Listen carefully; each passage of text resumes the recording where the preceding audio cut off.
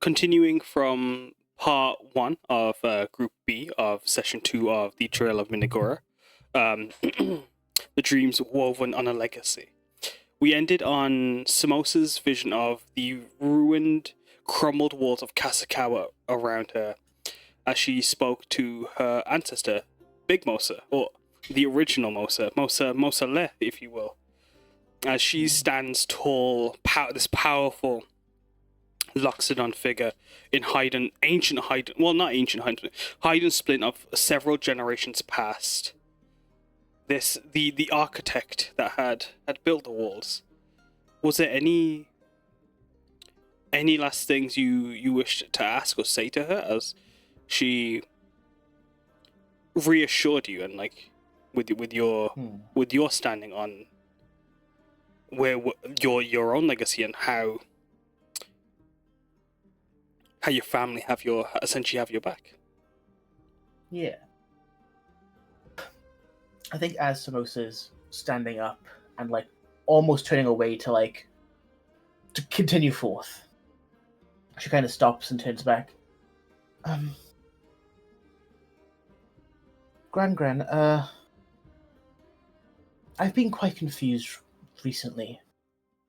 I thought all my life I've believed in Kasakawa and the good it was doing. But recently I've been finding out all sorts of terrible secrets that completely passed me by. I don't know how. But people have been suffering, and I'm not sure what to think anymore.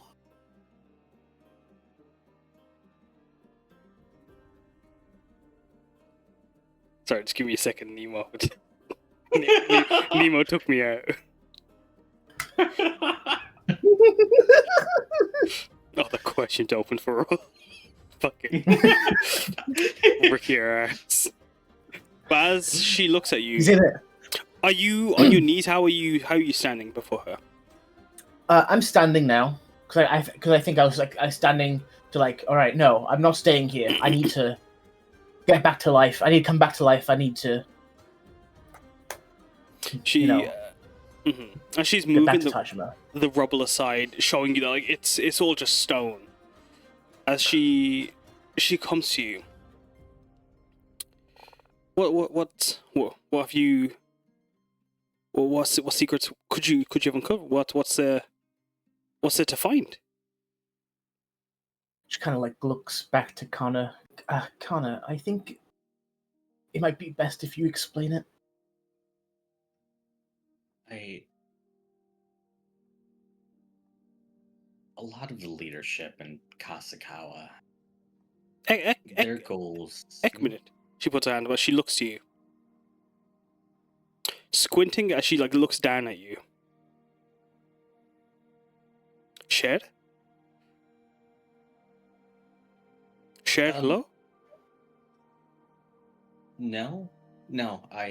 Did you know him? My father? No. Ah. You're his butcher.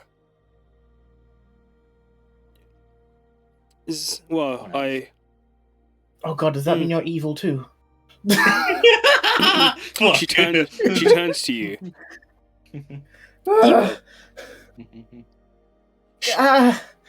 Wait, I don't know. Was your dad evil, Karna? You didn't seem very friendly to him at the beginning. That was... Sorry, I'm very confused. Speak, boy, speak. As she puts her hand up to stop Samosa. Or puts her trunk up. Giving a black and white definition like that, I never knew him growing up. He passed away when I was just a baby. Very sorry. And it's okay. I mean, when he died, I mean, I'm I often thought of the person he was described of in stories. I heard the same things that you did, Samosa. I heard of, just how many lives he had saved, his incredible strength. The fact that he'd pull the sun across the skies just to bathe Kasakawa in Hasu's light. And my brother and I, we struggled to live up to that legacy.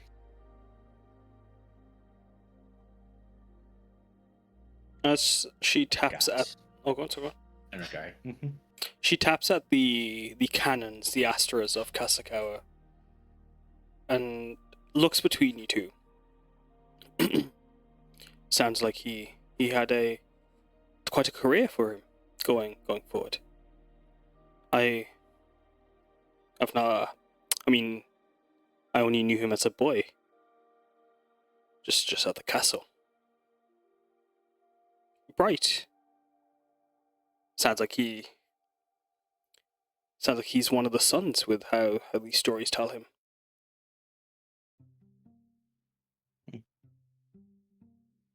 Seems that way. But after his death, my mother kept...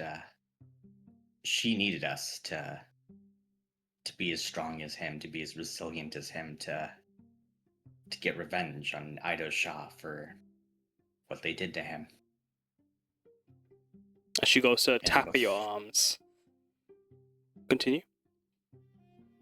Before long, it didn't really matter the means to achieve that end. Defining him as good or evil, in my more naive moments, I kind of hoped that he was. I mean, I didn't want another person to mourn.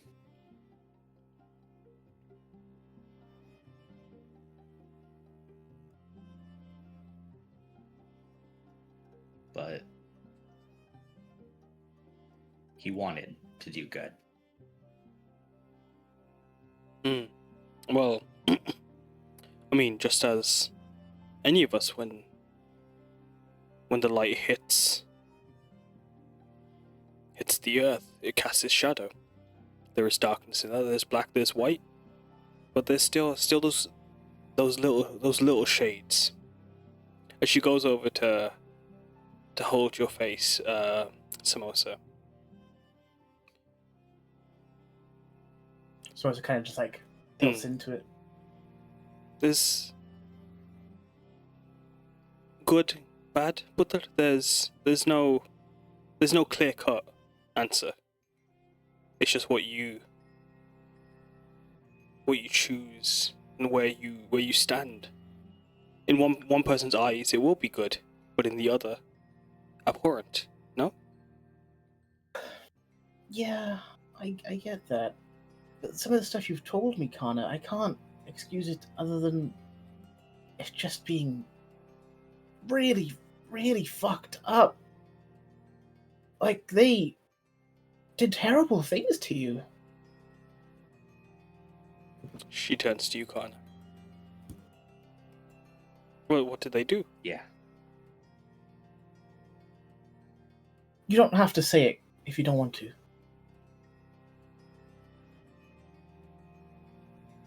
It wasn't even just me that I'm angry about. We were trained to be soldiers, and our strength needed to match shares. So they took yokai and they placed them inside of us.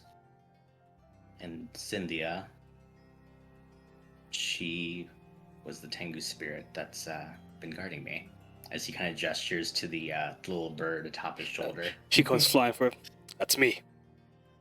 Strongest there is. Is she still in that Yeah, she's in that tiny. red dress, just GB5? Yeah, So good, she- good. She's like this tiny little bird in just little flashes of that red dress.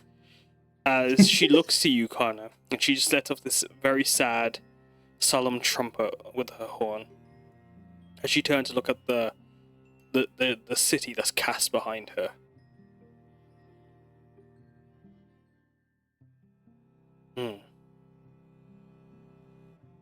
Well,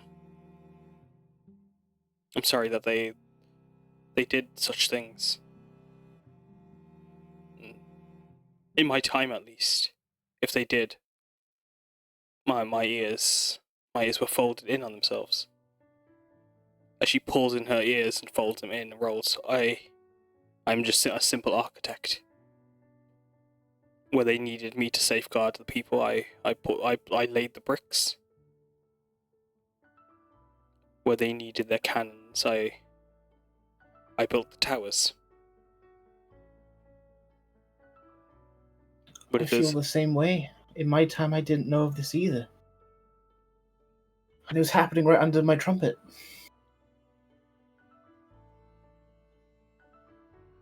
She looks at ignorance is a sin. You won't be judged for it here.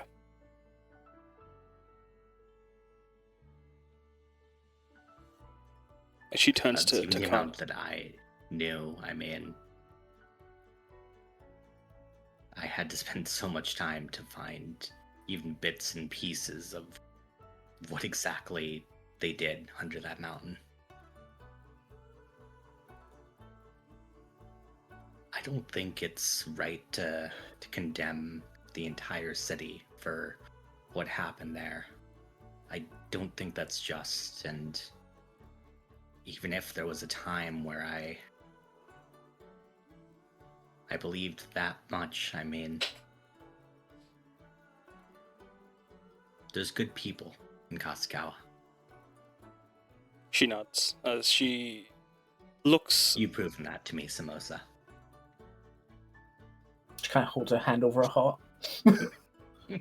Looking over the city as like the rays of sunlight shine on the horizon, she goes to hold both your hands, Samosa, as she looks to Karna.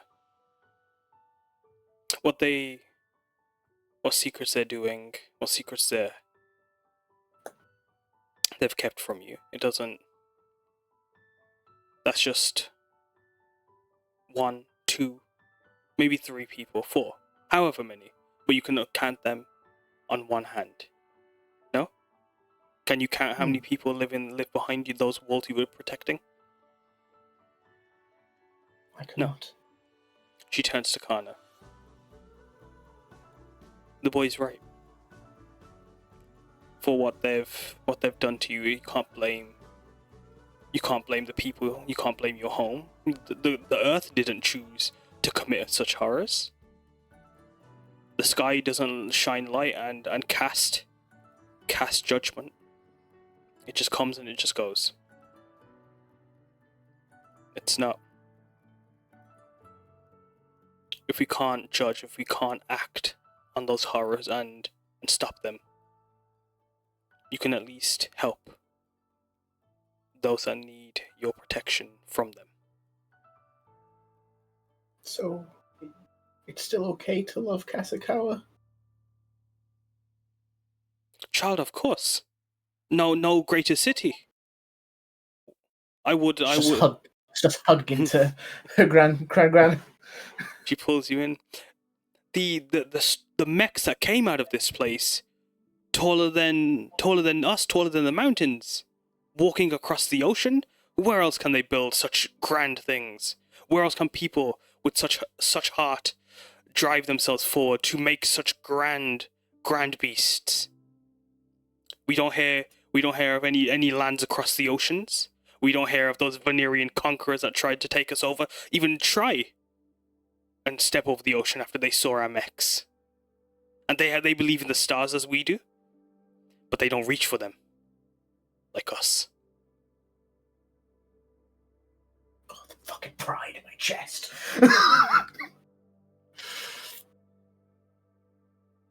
Thank you. I really need to hear that. She pulls you in.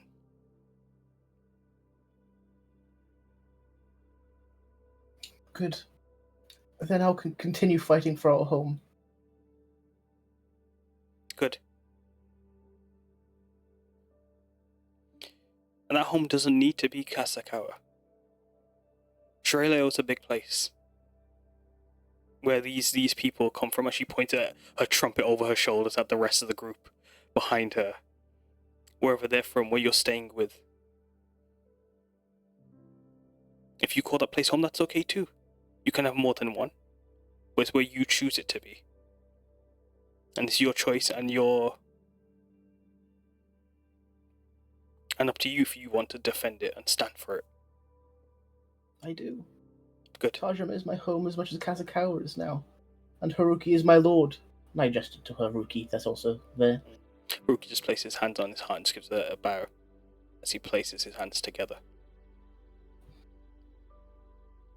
And she gives a bow back to him, and she turns to you. Well, then go defend it. Yes, ma'am. Go on, Jaldi. Aren't you go to leave? Thank you for everything you've done for us. What can I do behind the veil? I can just wait. More than you know. I know there's a home waiting for me here too. Always. And she lets down a few tears of her own. She gives you a nod. Pulls you in for a hug, one last hug, good few squeezes, and lets you off. And Samosa will leave. As Samosa's leaving... As they're leaving. Oh, go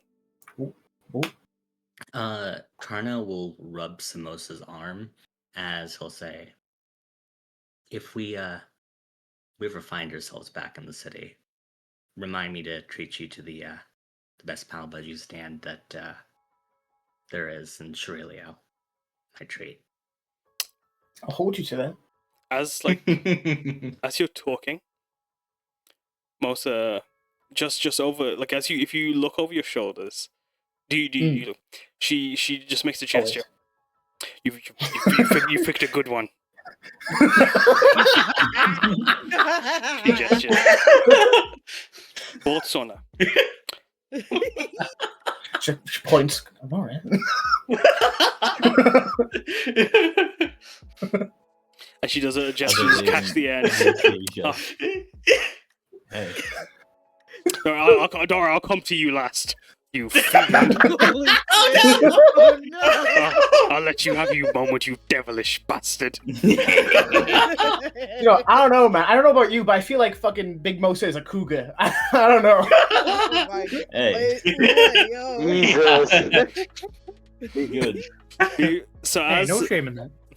as Mosa's going, I'm gonna ask Enza, do you have any feelings, any emotions, anything you ask Big Mosa or even bring up to Samosa? Or do you stay back, let them have their moment? She's not really gonna say anything. She doesn't know what to say. She doesn't really know a whole lot of what they're talking about. But at the sight of tears, she'll kind of step forward and, well, she can't exactly pat Samosa on the shoulder, so like on the back of the knee or something, just like a light little feather tap of, comfort. What about you, Aurora? So, you wouldn't happen to know anybody named Indira, would you? Indira? Give me a moment, please. Hey, yo. Oh, shit. This fucking elephant's the guru, man.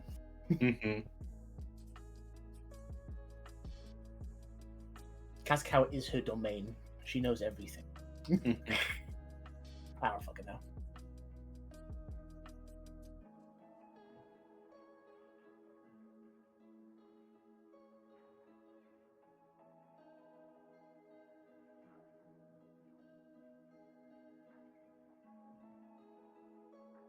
I don't even know who that is. Indira? No.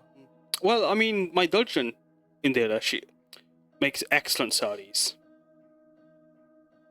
Ooh, okay. I mean, good to know information, but okay. As you bank Nice that to meet you. information from however many generations ago. But later. I gotta find this one. Although I think that might be outdated. I don't know. Maybe you can find a Hey. an ancestor. Vintage. Have you seen vintage saris? They're actually really nice. Hold on, little Mosa. I'm talking to Big Mosa. Relax. Hold on. Oh, Let me- I'm sorry. I don't know if I like Anyway, being it was called nice Little to meet you. Mosa. For now. Mosa. How about Mosa Low? Low Mosa. Little Mosa. Little Mosu. Little Mosa. Little Mosi. No, that was it. It was nice to meet you. Oh. Nice to meet you too. She bows. Yeah. She gives a bow. What about you, Grumpy? Do you say anything? Do any feelings? Any thoughts?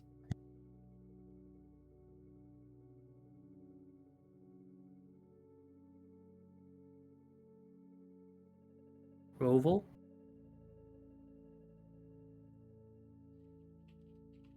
Are you possibly muted, Roval? That's a good point. I've just messaged them, but like while I wait for them to get back, Haruki will just give a bow as well and thank you for your service to Churel. They were magnificent walls. And she gives a nod. They can be rebuilt. And she looks over to Samosa. They will be again. As while we wait for Roval, I'm gonna move over to Karna. How do you feel? When he ran from Kasakawa, there was such a blinding hatred in his heart for this place. And the only things that he used to remember were just all of these nightmares and horrible memories of the people that tormented him. But ever since Samosa has come into his life, he's begun to re-examine a lot of those memories. He is slowly remembering those tiny little pockets of good and of his brother and with Aurora and with Bibi, of the people in there that still like are worth protecting. Yeah.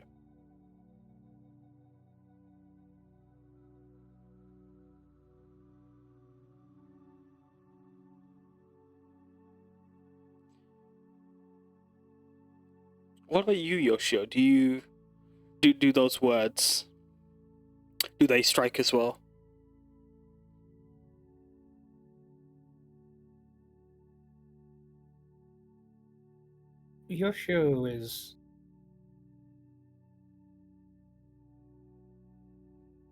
Yoshio's just absorbing all of this. And he knows that it's too late for what he had initially written for and planned. But he'll actually say something to Samosa. But he'll ask to speak with her and was it Mosalo? Mosale, like as in Mosale. so like Doran is playing Mosa or Mosa Lo in her in reference to like being like little Mosa, and his ancestor is Mosa Le, as in bigger Mosa. Right. I was trying to remember it Big was Mosa. Le or Lo was the older. But to talk to them to the side, away from the others, and specifically he would phrase it as, "May I actually talk to both of you to the side? Yes, both of you. I All right. have something important to share." And she steps aside. She'll probably squeeze Connor's hand and then walk off.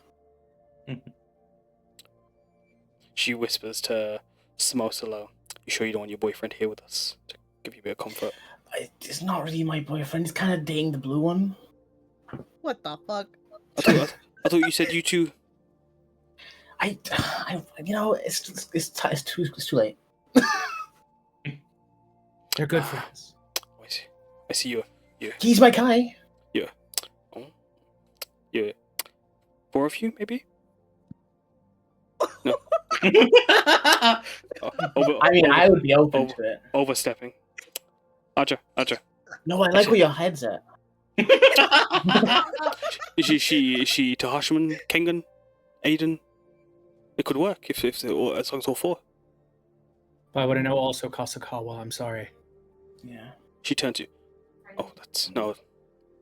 Alright, no, then no, they're spoken for. Can't have no hide. Can't have 2 hidings. And all 3 of us really would be. You'll have to wait, I think. There's someone there. I see. Sorry. Tell me later at the shrine. But, I didn't want to interrupt. I'm sorry. Don't you worry. You're just family gossip. As she looks to you, how can I help, young man? This question is actually more for Samosa here, but I also seek a blessing of an ancestor, as my family's tradition is. Every action we wish to do for my family, we speak to our ancestors in what way we can, even if there is no shaman present. And Samosa, I sir? don't want you telling the others what I'm about to say either. I'm sending my family to Tajima. And I don't think, even if I was given a chance to go back, I can. The ones left in Idosha, you mean? Yes. They are bringing nearly all the horses we have. Good 20, maybe 30. 5 has already been sent ahead of time. And if my family agrees to my letter, that's almost 100-some people. I only think 30 at most would be willing to leave our home. But You have a lot of family members, Yoshio. we literally live in a mountain called the Lucky Mountain. It has so much ore there. That's why we make so many goods for people. You think only my father did all the blacksmith? No, we had several people there. It was a small village. But I want to see if you're willing to bring them to Kasakawa. It's a far better place than Idosha is now. I gave up everything to send them those letters, to get them prepared to leave. You didn't know, and that's what this armor's for. I was ready to defect, to go even fight a war by myself if needed. But Tajima needed me first. I want them to be somewhere they can be safe, safer than they are now.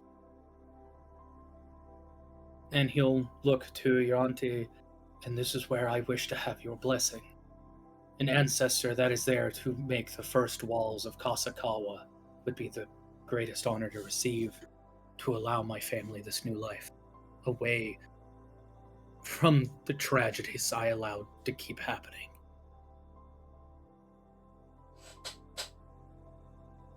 And she looks... Oh, do you want to say something, sorry, Samosa? So, are you still working for them? No, Samosa, not. I gave them up as soon as I joined the fight today. And I wasn't planning on working for them for a while. And you'll refer to his new half-plate. I was waiting for this to be finished before I had fully declared I'm no longer working for Haruka-sha. I will still fight for Idosha, but not for that. I want a better homeland. Be damned Haruka-sha and everything he's done to our people. When you say that, you see, like when you started speaking to her, you saw like always like a hesitance to even talk to you. Like she didn't want to. But when you say that, you see her, like open up a bit more, like a little breath of fresh air. Is like she's more willing to listen almost. Yeah. I mean, she looks at the destroyed wall currently with like Aiden soldiers that are like picking through the wreckage. I don't know if Kasakawa is the place. Not now, anyway. My family would help rebuild that wall. They will earn their keep, for that is how they view things. They will be whoever you need them to be if you give them respect, family, and a safe place. Idaho Shaw, in its current state, has lost that respect from us. If Kasakawa can treat them well, then we're now Kasakawans. We've never been, by what I know of my family history from my own gran, one nation has never truly been our home.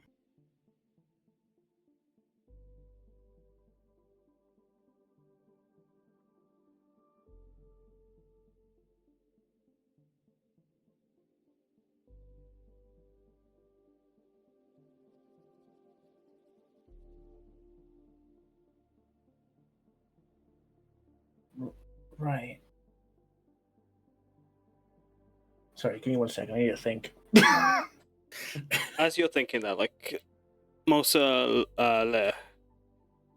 having moved some rubble aside, looks to you, watching you exchange your armor. Kasakawa's will always provide sanctuary to anyone that needs it. But such a journey across the mainland. Horses no less would maybe is there nowhere safer, easier for them? Even just crossing the river to Hanan even, or Panisar, maybe they're smiths, Shamibetsu, no? A lot has changed. Hanan would not be safe anymore. The closest safe place, without going through all of the land or cutting through the rivers, would sadly be Daraga or Tezumi. And this will be a free insight from Mosale of he does not want his family at Tezumi because he did something tied to Tezumi he's not proud of anymore. I'd rather not be where I had my largest downfall and where I was blinded the most. Well, wherever you think your family will work best. We'll sadly have to leave the horses behind, but that's a sacrifice I think they'd be willing to make to live somewhere and be happier. She nods. The walls need rebuilding. We'll be happy for extra hands. Even if we're changing coats. That should be... I do not imagine you'll be rejected. I could not imagine you being rejected. Thank you. You'll actually see Yoshio shuddering a bit and fighting back tears. You don't realize how much that means to me. I would do anything for my family. You have given me the greatest honor today. Mostly. She gives you a nod.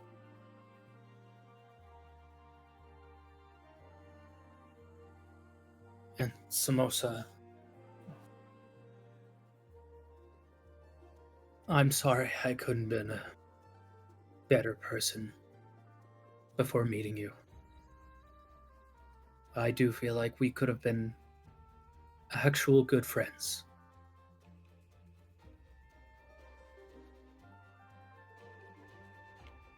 I guess we'll never know. There's only one last thing I want to ask of you, Samosa. Of course. We have nothing but time. Please take care of Keiriko for me. Knowing her and her magical gifts, she already knows I'm not coming back home. And Umiko will need help with that. I've never met them before, but I'll try and. Are they in Tajima? They're your sister, right? My youngest sister, she helped with the farming, and she's with Umiko almost all the time in her studies. They've been practicing magic together. Right. I mean, I will. I'll help protect everyone in Tajima, so your sister falls under that. Just this is a quick question. How are you getting your family to Kasakawa if You're not there. not going back? Not I feel like he's interjecting. Ricky Oh. just Ricky's one of wandering the- over. Don't mind if I do. no matter whatever. Also, Boat, train, etc. As like Ricky walks over, you see Haruki running over, grabbing a hold of Ricky and just pulling him. Dragging his ass back. He's like wrapped his arm around you. Alright, come on, Ricky, let's Let's go over your buddy. let's go look at these no wraps for a armor, second. just skin. You know, he's just wrapped around you. He's like, oh, he's a bit glossy. Pulls the towel off of it to just dry you. Oh. You got a wet patch on your back. Sorry, continue. But thank you, Samosa. But I was more meaning have another shoulder to cry on, to talk to. She doesn't have much friends anymore since she decided to travel with me. I think she needs as many as possible now. Well, as long as you don't mind if it's mostly metallic. Tink tink. And trust me, she'll love that the most. She usually never hugs me without my armor on.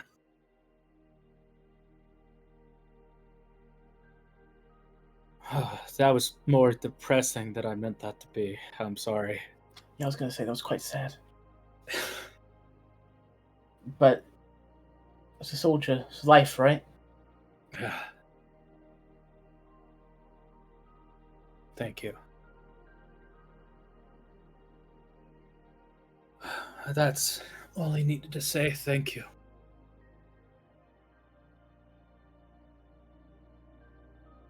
Are you not planning to come back? Why else would you ask me this?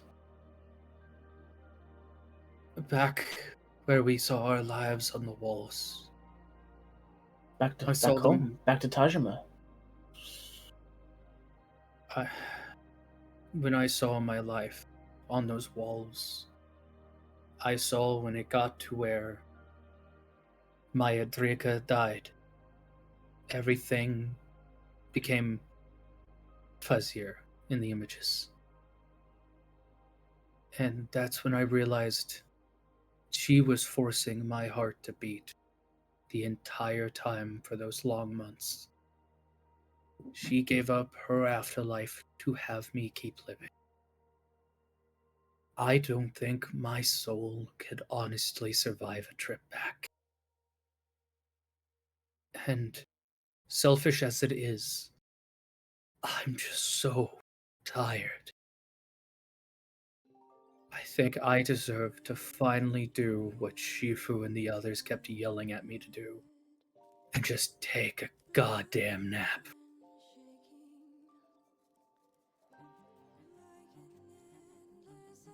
Sorry for my language.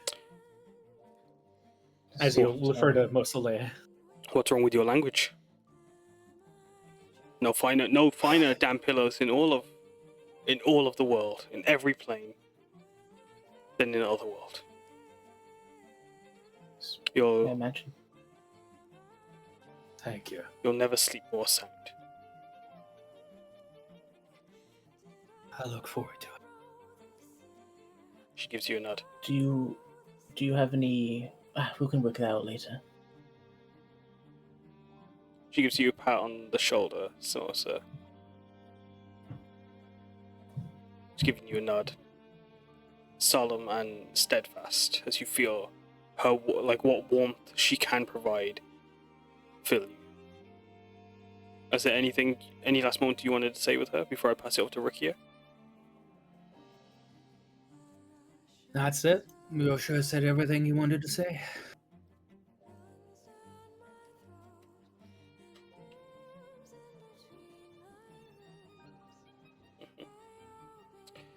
Then, as everyone is leaving, Haruki having given Rikuya let Rikuya go for a moment as he brings Samosa and Yoshio over, patting Yoshio on the shoulders.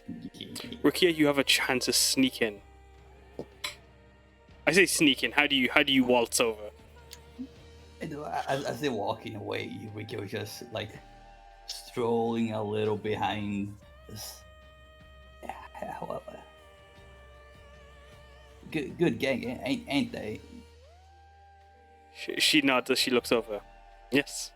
Are you not part of the gang? Are you not part of the ragtag Yeah, group? I'm just scoping out things in the afterlife before I decide if I come back with them or not. By the way, you single?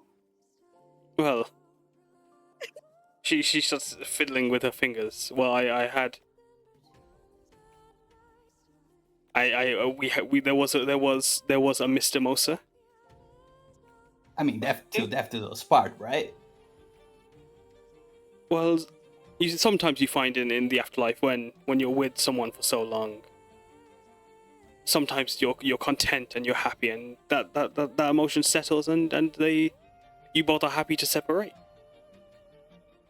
I mean, if you're happy, I ain't gonna mess with that. But I'll be around a little bit if you want to have a talk. So. Oh, you're welcome to stop by in my little spot in Kasakawa on the walls.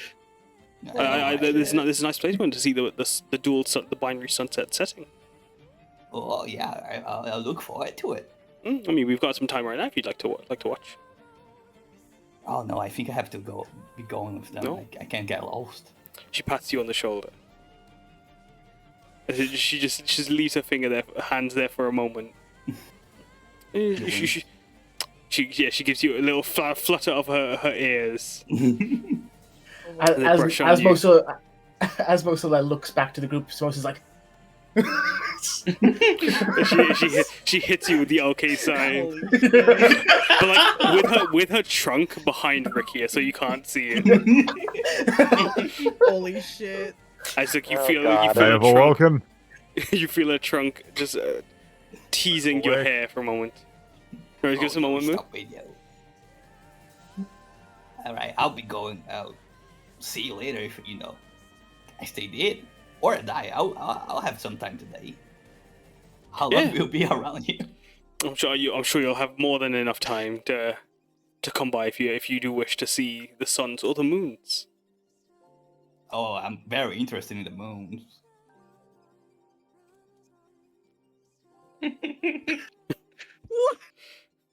As she lets you off. What? You fuck. Right. You take care. I'll go with the gang. I can't with you. Just give me a sec. I'm sure Oren isn't in the session. I just wanted to check though, just to make sure.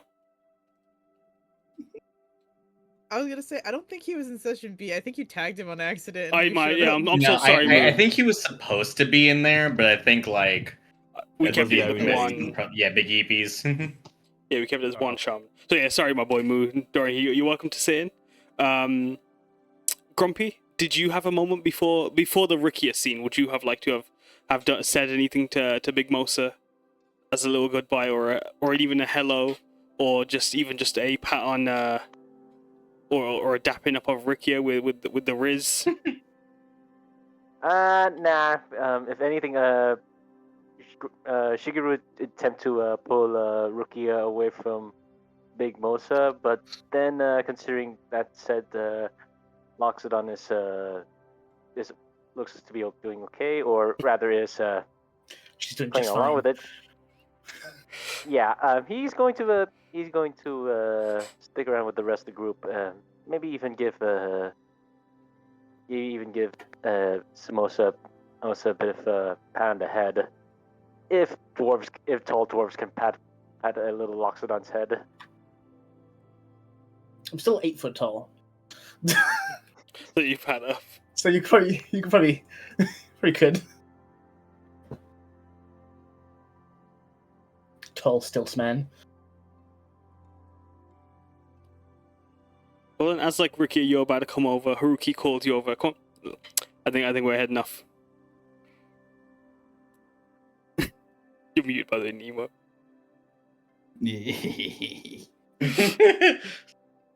Alright, let's go, boss. Let's go. You seem to be making a lot of friends. Yeah, no, that's just what I do. That's fair. Say, I It's important didn't. for a guard of Tajima to be friendly, right? No, I agree. No, I'm glad you're.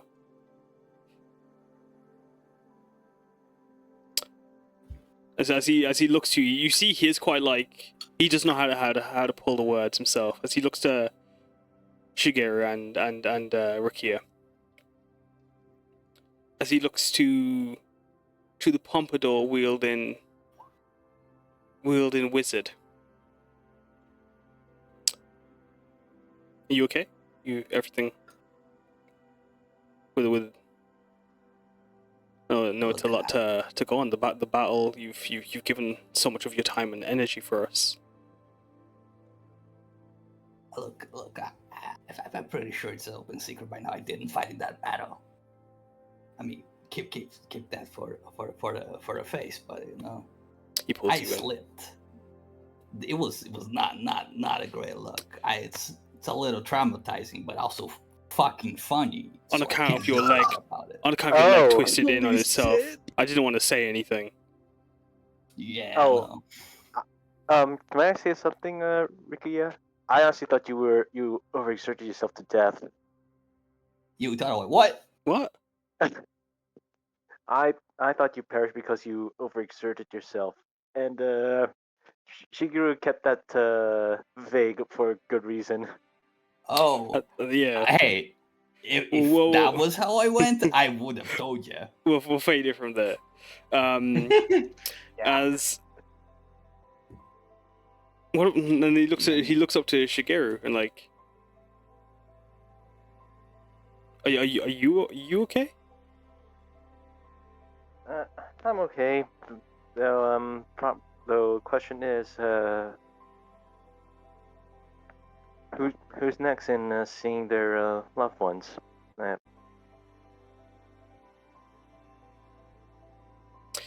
He shrugs his shoulders. I don't think we get to choose who goes next or first. Yeah. Aurora my pulls out picture a is such. spinning wheel. To see who goes As next. Archstad is holding it up with Aurora. Yeah. Speaking of seeing their loved ones, if somehow I don't make the trip back, could one of you take care of my little sis? Sure. What is her Yeah. name? Yeah. As you mentioned that, Haruki nods. What's her name for? Don't worry, I've find been it. trying to look for it because like Haruki was gonna say as well. 'Cause, like Haruki would know. Name her I right just saw now, the name her sheer right now. Panic on Nemo's face. I have to scroll Well- all the way up. I messaged Kaz out years No, ago. I got it. We'll look after Saya. She'll be safe. I'll do whatever I can to keep her protected in our sanctuary. Very kind, boss. And you know, if she decides to be, you know, a fighter or something, good for her. But please try to at least incentivize her to do like arts or smart stuff. I don't want to hit the dying bite. That stuff's fucking. It's glorious, but it's so gruesome. I don't want that for her. Holy shit. He nods. No, Aw. I'll be sure to encourage her to something creative. Like tell her encourage whatever she does. I encourage her, but I encourage her a little more if she does the other stuff. I'll say you. Ricky, I have a question for you. Actually, is your sister anything like you? I know she's a good kid. Damn it. Okay. She talks like this. It's me, guys. It's Saya. I don't want to. Ricky's vision happens as Saya's. Hey, Ricky, it's me. Fuck. What's up? I didn't mean. What are you doing here? Hey. No, she doesn't show up.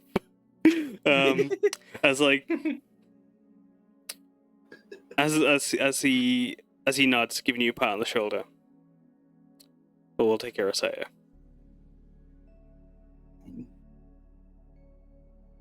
As you close your eyes, you get taken away to a street full of jasmine trees, ornate wooden carved buildings with grand. Well, I say grand with quite. It's a mix. It's like suburban is the way I would describe it. As Karna and Aurora, you would recognize yourselves as walking through the streets of Tezumi, having driven the rickshaws through the street, or Karna having almost fallen off a rickshaw during one trip. As you guys can see, spectral figures rolling around on these motorbike, like these axle Akiras, these huge hulking beasts racing through the streets as rickshaw drivers also dash and bob in between them as specters. As in the trees, you see these clumps of kodama, these little marshmallowy spirits, like a swarm of them, like, almost like bees, just watching. As you guys are moving through the streets, Rikuya, this is where you kicked back in your days. As the wheel had spun and the wheel had fallen, and fate, you were hoping you might not have got a chance. You're hoping maybe you wouldn't be here again. As you move through these streets, at the gates of the castle before you, these giant steps that lead up to Tezumi Castle, with its waterfalls and fountains all around you, pompadour wielding spirits surrounding you. As one steps forward. Hey, Rikuya, what's the matter? What? Weren't you a wizard? Yeah, I mean, I was. What you doing here? What you mean? What am I doing? Can't your pop come up to you and ask you what kind of mess you're falling into? Yeah. Hey, pops, I tried to be smart. It didn't work well for me. What do you mean you tried? You got kicked out of the school. They kicked you down the steps. Yeah, but I tried. Like the way you fell. Where's your dignity, boy? You crawled back all the way to the top, and they kicked you down again. Yeah, they kept kicking. It kept hurting every time. I just had to go back up there. I mean, can't take no for in those situations. Yeah, boy. 7 no's. Surely that was when you realized you couldn't go another 10 more times. I tried, boys. I just. Rikuya. At some point, you go with the flow. You just go where the life decides to lead you. You can't keep running up the waterfall, Rikuya. If the waterfall keeps kicking you down, as he pulls you in. Yes. Oh. How many times I gotta tell you? You ain't a dragon. You're just a little fish in a small pond.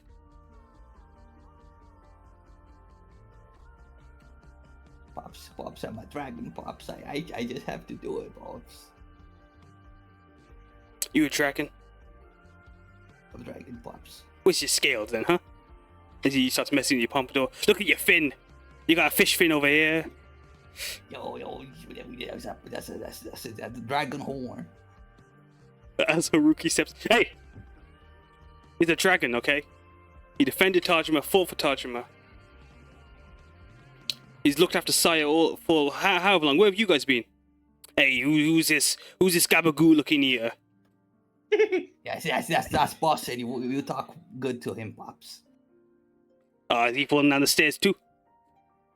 No, he never fall down any stairs. He on the top of the chain, on top of the ladder, on the top of the tower. Fluster's a bit red. Top of the tower, you say? Well, big man, Mr. Tower Boy, if you don't mind me calling you that, as he gets in Haruki's face. Why you making my Rikuya, little steps eater here? What are you saying he's a dragon for, huh? Look at him. It's because he is a dragon. He's a Tajima registered, goddammit! Rikuya's that turn to you. You talking to me? Yeah, I'm talking to you. He comes spectering over to you as Haruki kind of like, as like he between Ricky and you kind of like form a wall together, like before Ricky. You think my boy's a dragon just because your trunk looks like a dragon's neck, a dragon's tail, huh? You think if you stand behind him with your back facing him, you can be his tail, huh? Is that what you think this kind of business is? Hey, Pops, I've learned along these years you're not supposed to talk about people's appearances. It's not kind. No, you're right. Actually, sorry.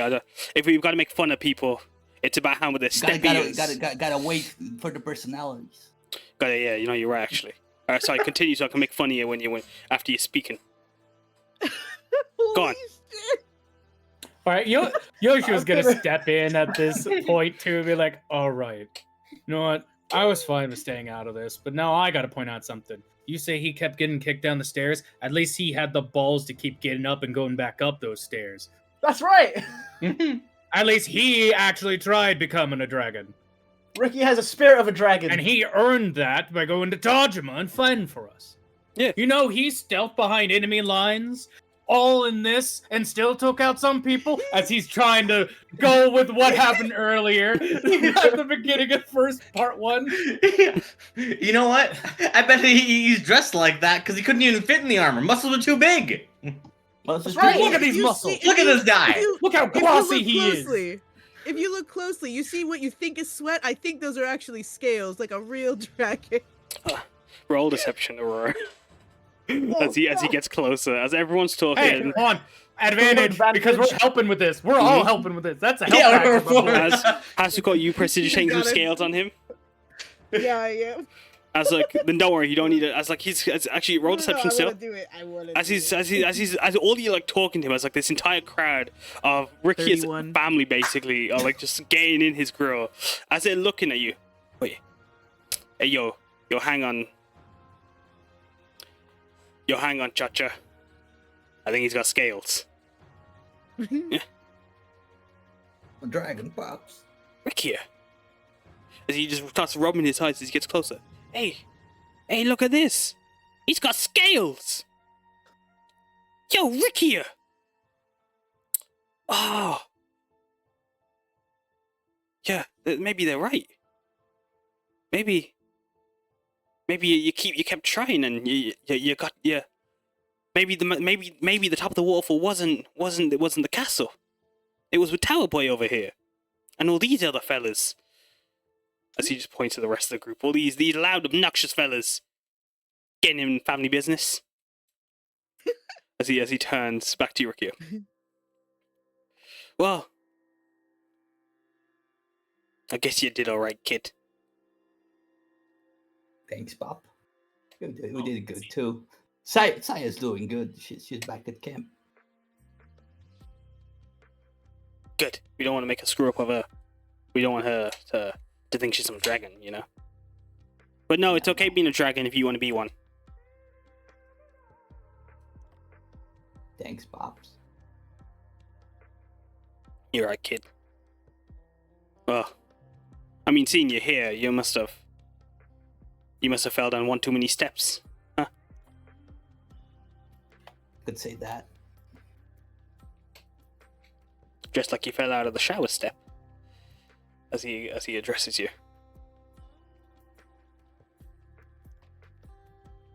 Well, it doesn't matter. You're here now. Well, you joining us now, or you got some business to take care of? Yeah, I gotta accompany these folk before I decide, but we'll see each other soon enough, Pops. He nods. Well, yeah.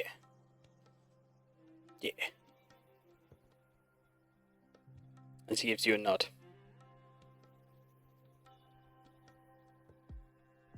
As you guys standing around Rikuya's family and his ghost, I'm gonna go down the list. How are you guys reacting? How are you guys feeling? Does anyone say anything? Does anyone do anything after they kind of give space? Enza. And just kind of watching all of this go down. I do want to point out that she's uncharacteristically quiet and just kind of existing in the back. But she's just got this "what the hell is happening" look on her face. She's remarkably confused. Understandably. Ricky's got some problems back home. What about you, Samosa? As you help be one of the first voices to help rally behind the Dragon of Tajima. Samosa got surprisingly annoyed, pissed off. Someone was just ragging on someone who died for Tajima. And honestly, she doesn't know where that came from. It's just, hey, that's not right. Fuck this. Fuck these guys. But she see them reconsoling a bit more now. It's mellow now. It's good. What about you, Karna? Karna's definitely getting worked up by the moment, and he's kind of realizing it's kind of fucked up to make fun of the way people died, and just kind of he's really thinking about that conversation with the Devas and looking at the giant hole in his chest, just man. That was a little weird. That was a little fucked up. And just he's not gonna let that happen to his boy here. Potential next dad. Exactly. Potential next dad. What the fuck? Oh god. What about you, Shigeru? He's gonna be stuck on this one because he has a feeling that if he try to speak up, he's gonna get I would say be the target for whatever heckling Rikuya's relatives are doing. Is Shigeru in the back of it all? Yeah. As Rikuya standing in the back, you do see some of them just staring up at you. As they start honking at their nose. As they look at you for a bit. In your clown getup. As they're trying to draw attention, pull you forward. Are you still keeping back? Do you step up? Do you defend your own honor? I guess depending on how. Can I actually roll that since I'm really not sure on where to go? I'll just roll charisma saving throw to see what the probability says. A dirty 20.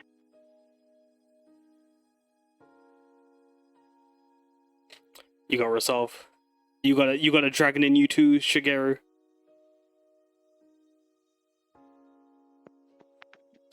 Yeah, he wouldn't be he wouldn't take whatever words they said to him to heart. Yeah. Yeah.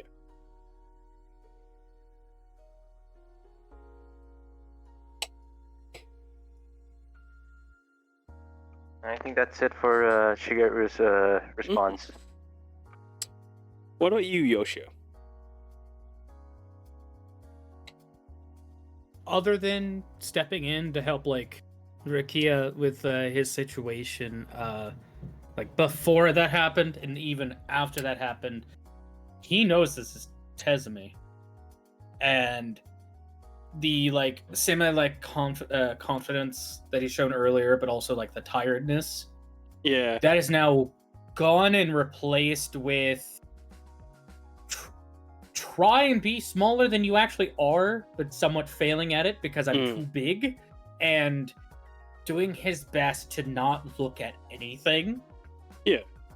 Because bad memories. As like you stand in these halls, like there's no sign of Hayden or Aiden loyalty. But like it's just knowing, right? It's just as you stand in the shadow of this Just the giant fact castle, of knowing. you see the castle looming over you up ahead, and how that is Aiden now. And he just quickly looks away from it. It's just this is the most people probably have seen Yoshio disturbed. And it's not just like nervousness, it's a number of emotions. Nervousness, fear, regret, jitteriness, but also like wanting to, like, just overall wanting to disappear from this place.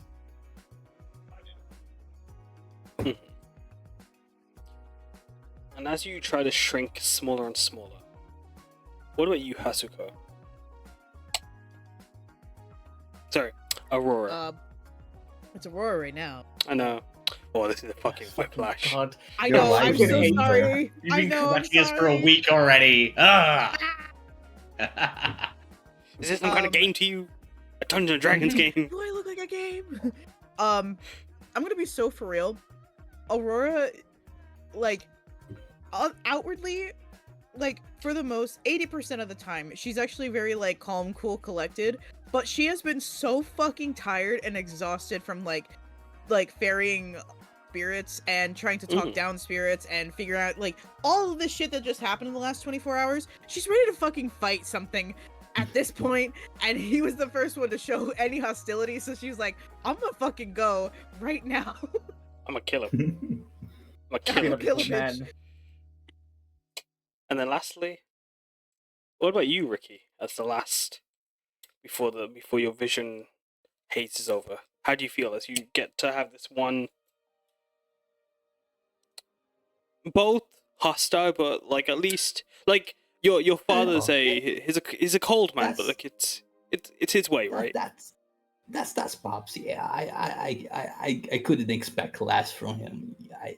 Ricky's happy. He just all right. Yeah. He have to meet him like at least once again. Yeah, because even if the other world for Ricky isn't being there in Tezumi with his family, it's wherever he wants, his special place, right? Yeah, Ricky just he's currently happy. Like he now understands that people died. Like most of them are coming back, so he didn't fail Tajima too bad. Just, you know, I'm rolling with the punches here. As Haruki wraps his arm around you once again. You're out there, dragon? Yeah, I'm alright, boss. Thank you. Gives you a pat on the chest. You got this, lad. Yeah, boss.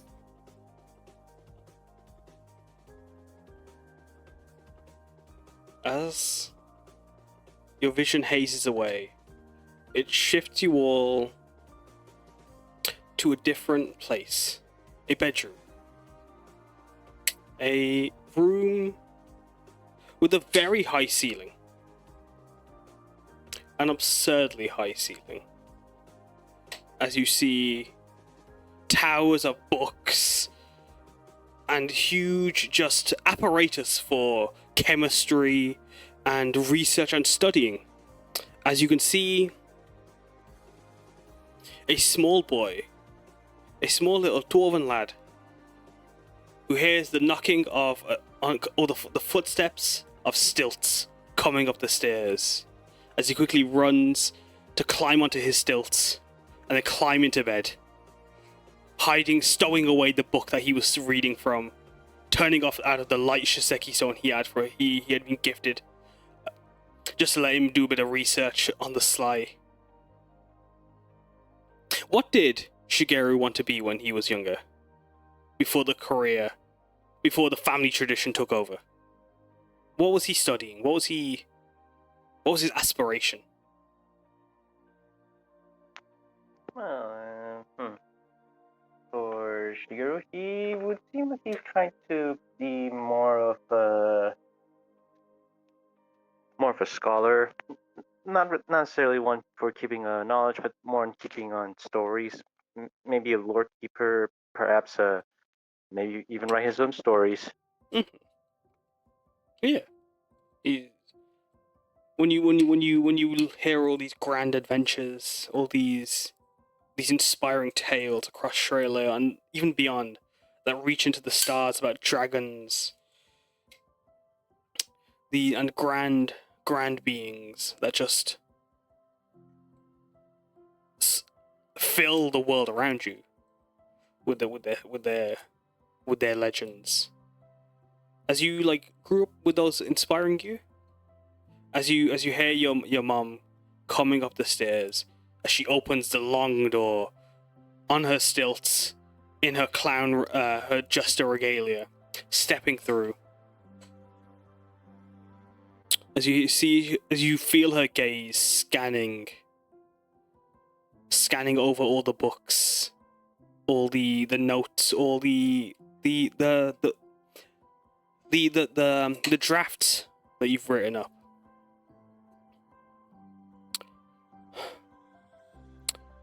It's just a phase. It's just a phase. He'll fit into his shoes. He'll be fine.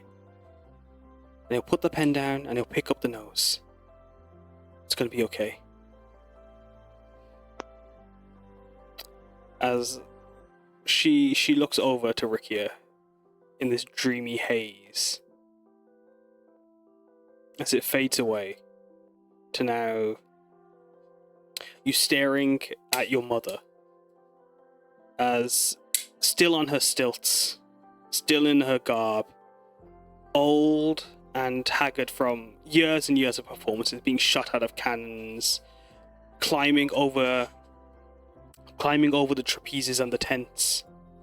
She stands staring back at you on her own stilts. Shiggy.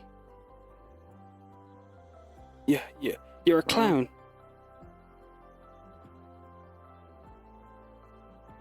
I am or was, but then the circus had ended for no one's fault. Had to become someone to protect others. She steps forward, as you hear little squeaks with each step. She places a hand with a large, oversized glove to place onto your cheek. The show's got to end sometimes. I know, but part of me was worried that you wouldn't really approve someone trying to be fighting, much as someone who tried to write stories. I've actually seen some of the things I've written ending up in our acts. She smiles at you warmly. I mean, even from here, I see you still have that pen in hand. We thought it was just a phase, but with each hunk, it's you're telling your story. Yeah, and like even as you follow our footsteps, you made it your own. Yeah. Well, someone has to ensure the he can remember acts fondly.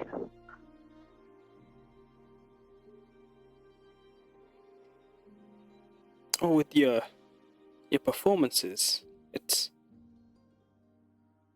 even from here. It's like watching the grandest comedy the world's ever seen. It's but you done that. It's and you had to put the pen down. You had to go and fight. But it's I know. no. It's my boy. It's we said it was a phase. We thought it was, you were gonna move on, and you're gonna pick up the nose, and you're gonna pick up the wig, and you're gonna be happy about it. And but seeing you like on the field with what weapon did Shigeru have? What was his weapon of choice? Well, aside from his blades, still insert any standard issue guard weaponry here. He's got extra long stilt glaives for legs. He does. He fights with his stilts. Yeah, you turned the tradition into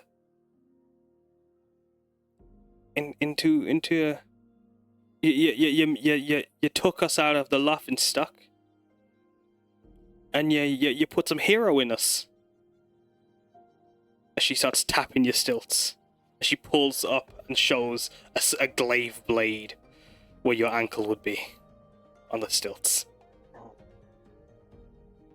That's like you're balancing on the little the blade pinpoint within the shoes. Look at you. Yeah. You've taken the joke so far. You've been able to tell him on the field while you're protecting your home.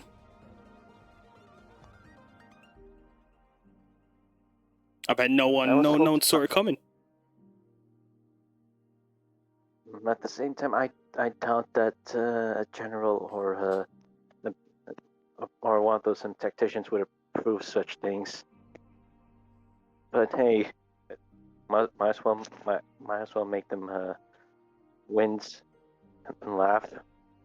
Yeah, I mean, muttered, you've got the perfect with a bit of punchline. Nervousness. You got the perfect punchline set up, my boy. As she just holds you with both her hands. But were you happy? That's the important part. I was, thankfully. She gives you a nod. Despite Go what? on. Yeah. No, go on. Despite regrets, despite having regrets, but yeah, we all have what we can do, and like I said, the show must eventually end. Mm-hmm. She nods as she holds you and pulls you into a hug.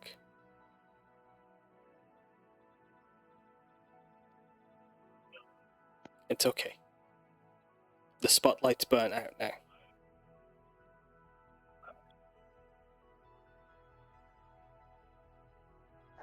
And it was this point that Shigeru made his decision that he will.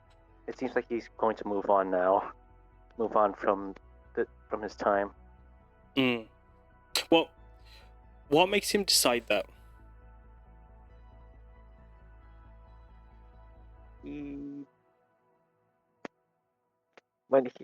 decided that he wanted to move on since he soon realizes that whilst everyone else has something as a reason to go back into Tajima, back to the material world, he's starting to realize that he doesn't have one. His trope is gone. He doesn't have someone back in the material world to he still needs to protect or care for. He's pretty much the last of his act. But even so, he still did impart some things to people, such as the blade still sent his axe. Maybe he even whatever writing he still has.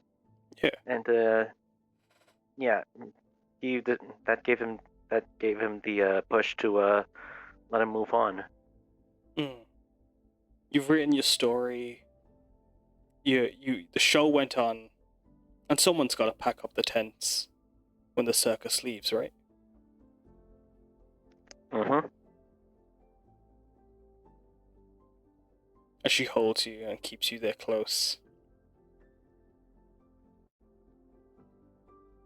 I'll see you in a bit. I've got a routine to show you.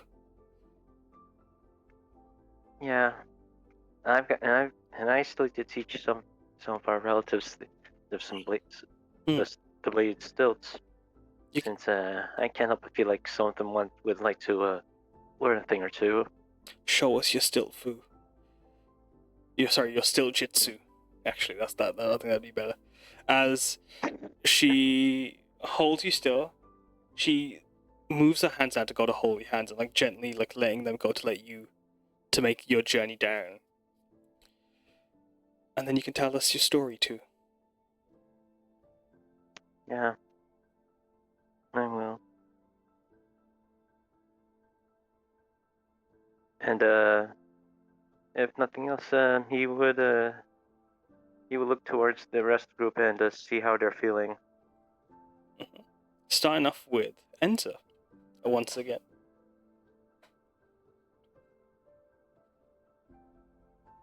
Once again, Enza's kind of behind everyone else.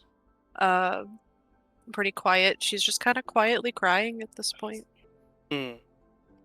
Is it your own loss?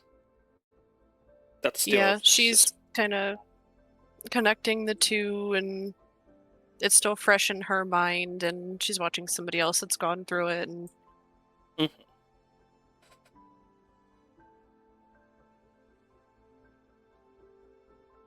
What about yeah, you? she's no, that was it. That was it. Sure. Yeah. Karna? It's solemn, this very weighty moment, but every story eventually does need its ending. And in any case, he's at least glad that Grumpy Shigeru has an ending with a smile on his face. Hmm.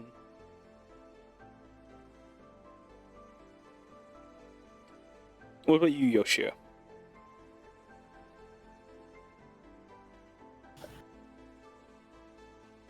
Yoshio's definitely feeling the pain of sadness from what he felt earlier with seeing how Enza's uh, reuniting with her mother had went. He's not at tears like he was before, but the pain is still there. And it's easily to read on his face that he's willing to offer Shigeru a hug if he like motions for it, but he's gonna be like, all right, this is gonna be awkward because you're like a foot taller than me now. He's like 10 foot tall. Oh god, you're 2 feet taller than me now.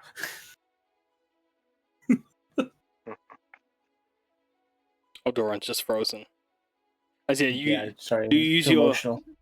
do you use your pole arm to jump up to give him your own hug? You know what? Yeah, he sticks to the ground, hops up, sits on the pommel bit a little awkwardly, and gives him the hug. Yeah, as Shigeru reciprocated before muttering, "Careful, you might give my relatives any ideas to ask you to ask about your about that stunt, so to speak." As you hear in the Oh, background. don't "Damn, worry. Don't damn." worry about that at all, my friend. I'll just tell them that I had an excellent teacher back home. As one of as your mother just whispering to herself as everyone else hears, "Damn, I should ask him about that stunt to show to the rest of them."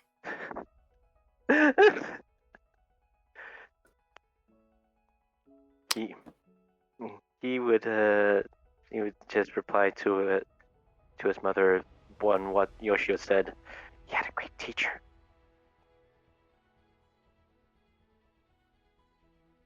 I don't know. Yeah.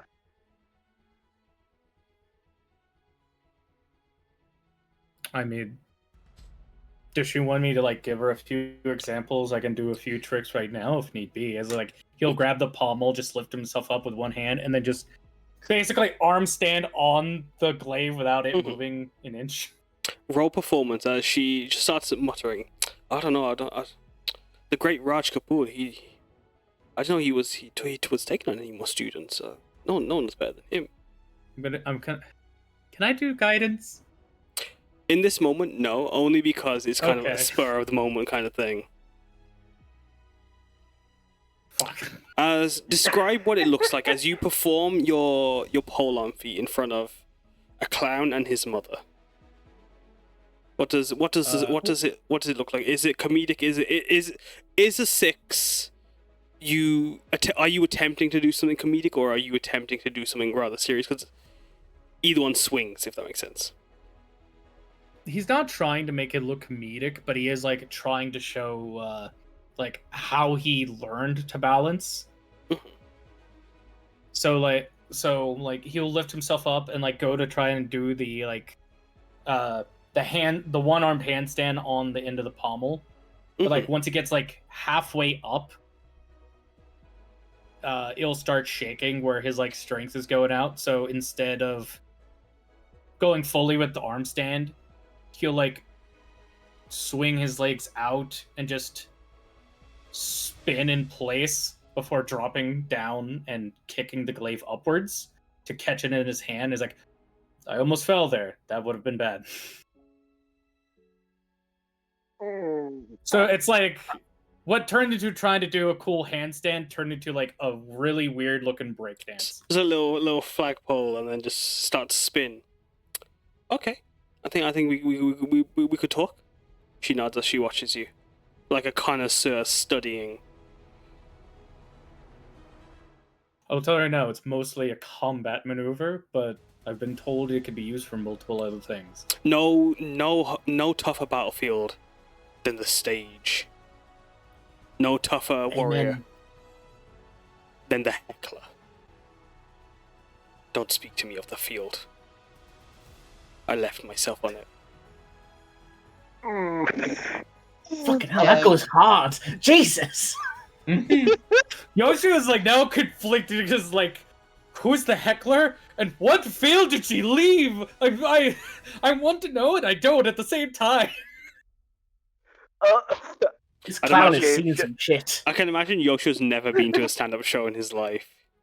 No, he is not. No, just the idea it's really The most like, humor he's gotten was dad jokes from his dad and probably dark humor from his uncles. But yeah, what about you, Rikuya? Or Ricky? Rick is still absorbing all that, but considering that's the mother there, he just finger guns, winks. She looks at him. She gives a wink back as she, reaching over Shigeru, she goes to pull a bouquet of feathers out of her sleeves.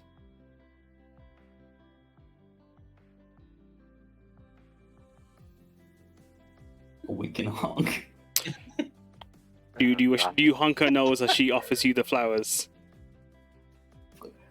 I'll ask first. Is it polite to honk? You're more than welcome. Go on, All right. give it a squeeze. He honks. As you honk, water squirts out of the flowers right onto you and drench you. Another time, lover boy. Another time. As she leans back from Rikuya. What about you, Hasuko? As I was just watching this, just you mortals have such strange customs. Elbows him. As a fellow performer and understanding the very real hardships and dedication that goes into performing, and everything that like comes along with it. I think she like is very sympathetic toward Shigeru and his family. She won't say anything. She'll just let them have this moment together. And she'll make sure Uchlar shuts his mouth before he says anything bad.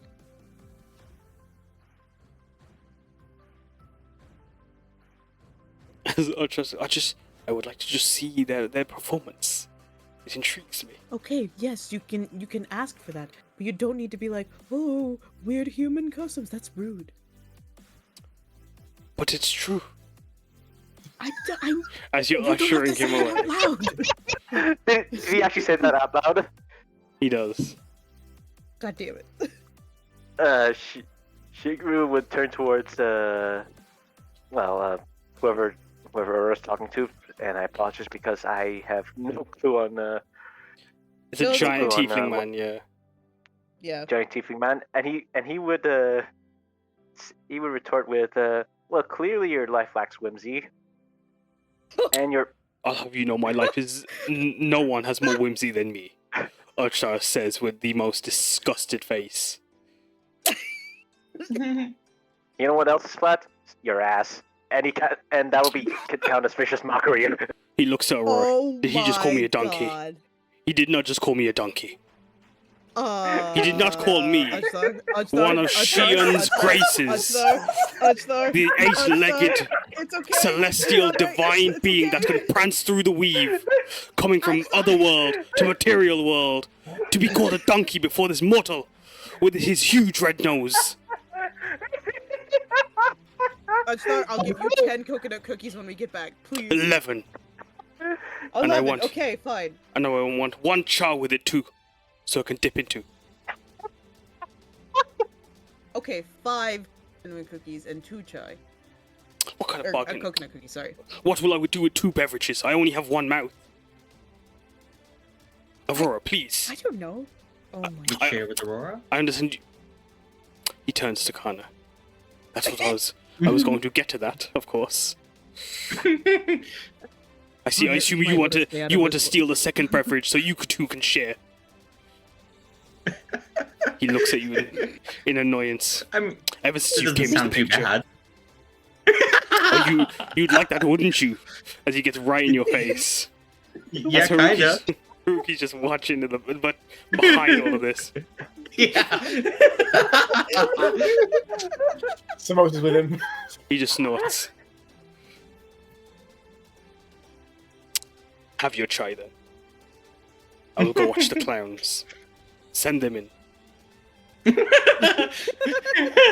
As he crosses his arms and stays with Shigeru's mom for a bit. As you all... What? Hey, yo. It's the his stilts. job. You can't just take his job. No one can resist the stilts. I can't say it. I can't... Fair enough. Damn. For Celestial, he really has thin skin. Aurora. You know what? For the sake of you coming back, you want to come back here, right? We're just gonna play the quiet game while Udstar's here, okay? He gives a thumbs up. Cool. Give a thumbs just up back. staring daggers at Shigeru. For someone who calls himself grumpy, he sure makes other people feel grumpy. Udstar, you're always grumpy, though. I am not. I am delightful.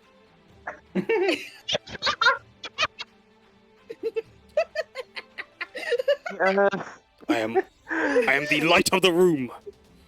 They call me cool, calm, collected, Udstar. I have 3 C's in my name because of that. As he shows you, as he pulled one of his Kirin legs and shows you like the C in his hoof. Udstar looks more Would like you say a you're as you. cool as a cucumber, Ashlar? Yes, I could do with one of those too as well. Speaking of Put coconut, it on my tab, Aurora. I'll get him I'll pay for the cucumber. what tab is there Just to find put my it on? body first. What is this? Sorry, Alright, was that you too dark of spin. humor there? I'm sorry. We're in a place that likes jokes. I thought I could pass one out there. But as Yeah, Uchstad you would, is, that's fine. Neat work. as you blink away, Uchstad just scratching away at like his mane and his beard that like has wrapped around his face. As he's just scratching away at like his shaggy hair, the grumpy, cross. We're gonna take you to a vision. As you stand in a city with its built on a rich legacy. Its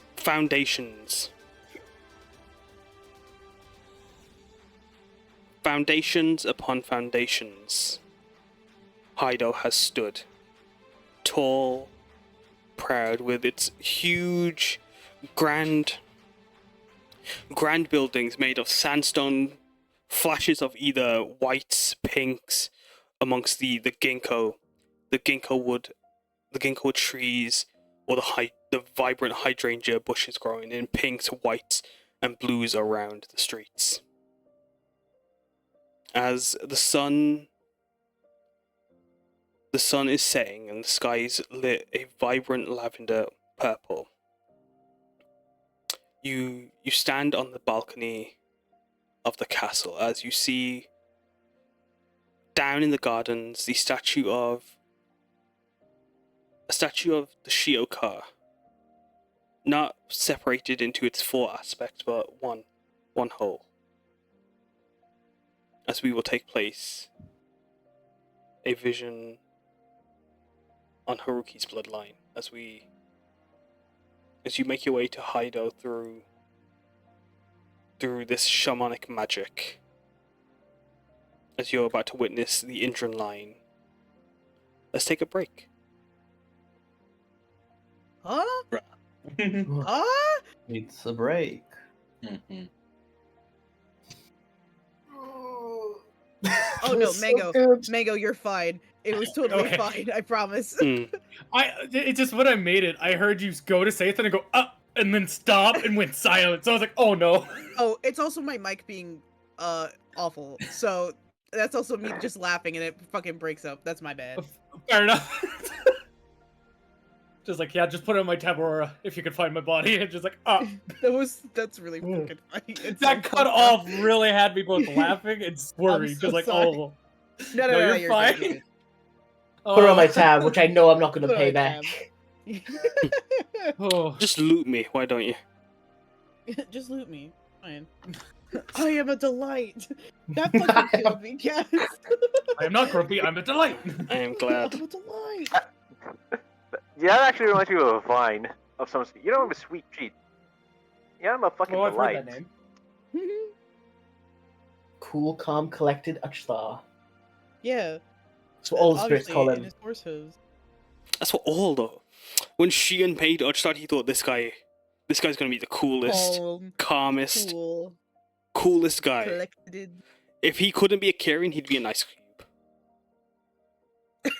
That's why he's blue! I thought he was going to be a my cucumber. God. Yeah, but like Oh, Because he's shit. as cool as a cucumber. that's next in it. That's next in line. There's ice cube, then there's cucumber, then there's Uchstad. If you put an ice cube and a cucumber together, you get Uchstar. Oh my God. That's And yet Cucumber he ice dresses like a cream named homeless after man. Ashlar. He's No, too Aurora, cool that's a for business fashion. opportunity. Make cucumber ice cream and name it Adjar Special. No, it's got to be coconut.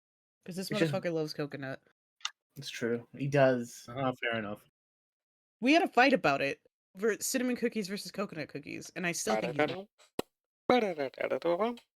Does cucumber go well with coconut? I was Yeah, about yeah. to say cucumber Yeah. coconut ice cream.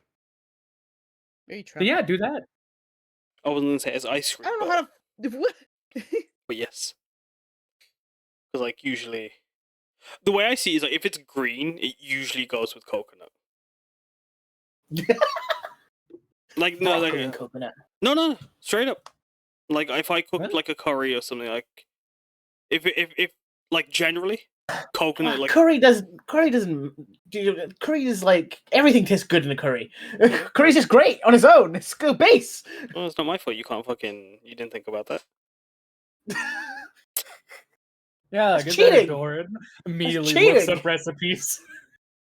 Nah, like but even then, like just like even like like broccoli steamed in coconut milk, that'd be delicious. That's true. That you know. I wish I could enjoy that, but I just can't stand coconut milk, and I don't know why. I would then recommend. I don't know actually. Skill issue. That was my next Just like suggestion. it. I mean, it is. Oh, yeah, hold on. Here's the weird thing. I can't stand coconut milk, but I love coconut water. Do you like? I can't explain it. Have you tried coconut cooking milk? Because cooking milk and like drinking milk are different. I have not. I didn't know they were different. I didn't either until I tried making hot chocolate with cooking coconut milk. And then I realized, Interesting. and then I I've never learned. heard of that. So if it's in a tin, because it's not just like with coconut milk, as in like drinking. That's been like, it's like how you would get like a nut oil essentially. Like it'd be the same process like where you'd squeeze and get the liquid and use that. But coconut milk for cooking is also like the shredded coconut and the water and all of that just kind of blended together. It's why like sometimes you have like the water and then a puck or coconut cream. But, Okay. yeah, no, it's like Sorry, go on. No, sorry, I was going completely off topic. Yeah, no, I learned that like when like I moved in with G because like, I never used coconut like when I cooked originally. I used to never use coconut when I cooked. But then like when like I learned G's favorite food like satay and like just like Thai food and like a lot of like it's why like I learned like in like Indian cooking as well, like in like it's a regional thing. Because like, I'm used to adding yogurt as like the cream, but then like in other places you use coconut, and it's just kind of like a situation like just as a regional thing. I never knew it could be used because my mum wouldn't use it because like we're from Northwest.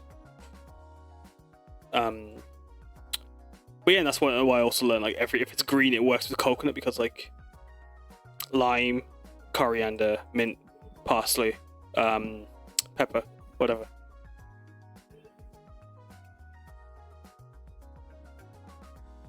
Okay. Yeah. I think generally everything kind of goes with each other. Just gotta find the right The right angle to do it. portions. no, like we used. imagine- Go on, Roval. I'll let you. I was gonna say apologies for me disappearing for a bit. I had to check on something. No, it's right. So you're saying, Doran? It's break. Yeah. It's not break anymore. What's my Alice? Sorry, go on, Doran. Imagine looking at your kid, reading and writing, being like, please be a phase. Shion, please be a phase. Yeah, I heard that, and it was like, this is a weird mother. And then I heard, pick up your nose, and like, oh, comedians. They're all clowns and The circus family. performers. The family tradition of being a clown. It Alice, just you there made with me her? think of Legends of Evantris with the no son of mine is gonna go play baseball, and it's the drag race queen announcer.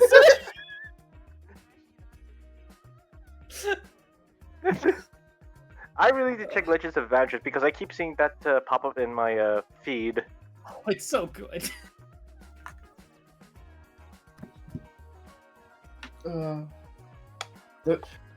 Tajima's gonna be a couple of shades sadder now that Grumpy's gonna be moving on.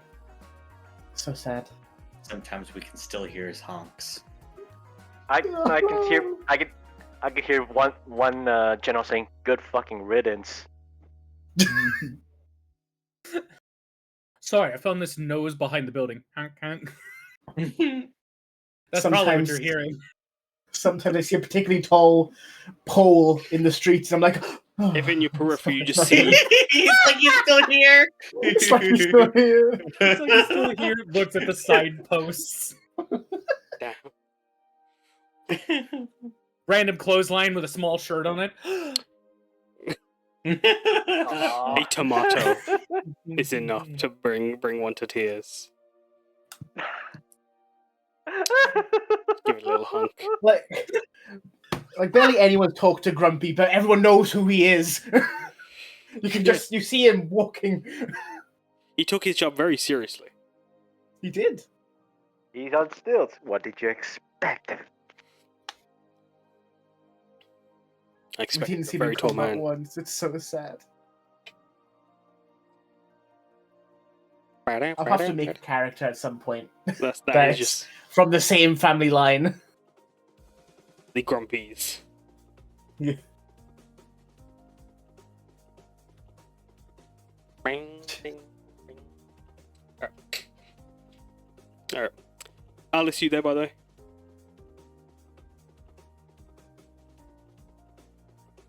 They are not. But not to worry. Yeah, not there. No worries. Yeah. And once Alice is back, we'll have a little Haruki scene. Mm-hmm. We're gonna get sad on main, because I've got another sad one for you. Ah.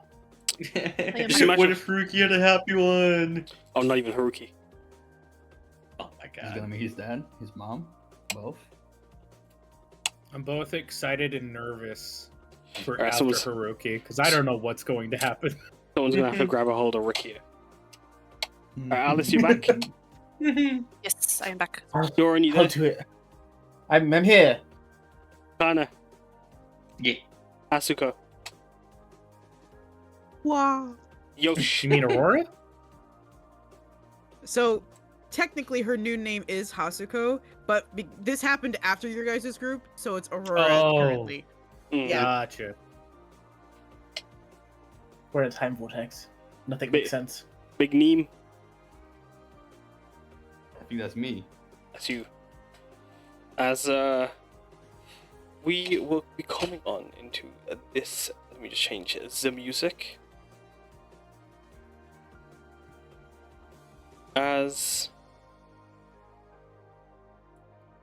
you all are in this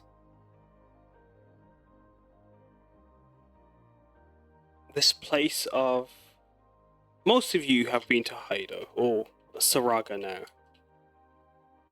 As you see, it's, I'm gonna share the Pinterest. Well, I should have shared the Tesmi one. I forgot to do that. As like you see the ginkgos, the hydrangeas, and you see Haruki with his hair having been tied up by Aurora. As he leans, as you all like are walking through a tiled corridor, patterned with grand glass tiles that shine and reflect the light of the outside.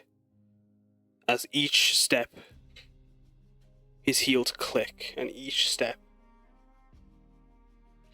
grows slower and slower as he can't cross the threshold. Oh, I didn't mean to do that. Sorry, that's the Pinterest board. I just stopped the music. But as like you guys are making your way through along the corridor, Haruki cannot cross that final. The final door. As you see, there are 4 silhouettes.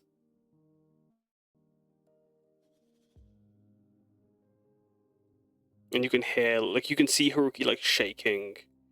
And like, you can hear him, like, his breathing heavy. Karna will definitely walk over and grab Haruki's hand. Just give it a quick squeeze. Assuming he'd allow that. Snipe. Got him. He does. He's got Sounds two like- hands, don't he? Yeah, Aurora goes to get the over other here. side. Run! Get over here. Samosa running for the other one. Fuck. Slaps Aurora out of the way. What the fuck? Nas, Hasuko and Karna take either side. His hands are soft and like his are unburdened by like any like weight or like into like, as like he's had him clenched up times, he's had him balled, he's had him tight. In this moment, you feel like them limp as like they can just they morph into your grasps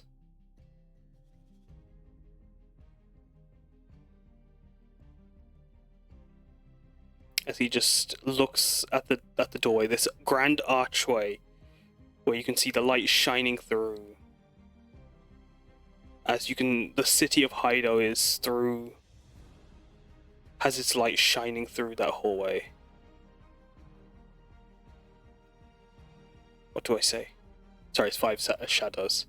Actually, no, sorry, 4. Yeah, 4. 4 shadows. What do I say? What do I do? What your heart tells you, Jim. Say whatever is in your heart, whatever you have been wanting to say to them for so. We will be behind you.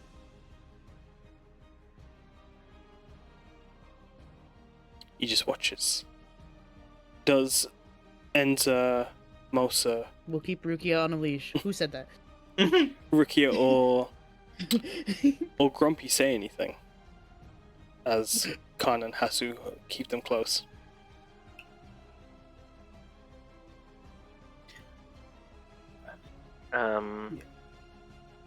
For Shigeru, he would try to be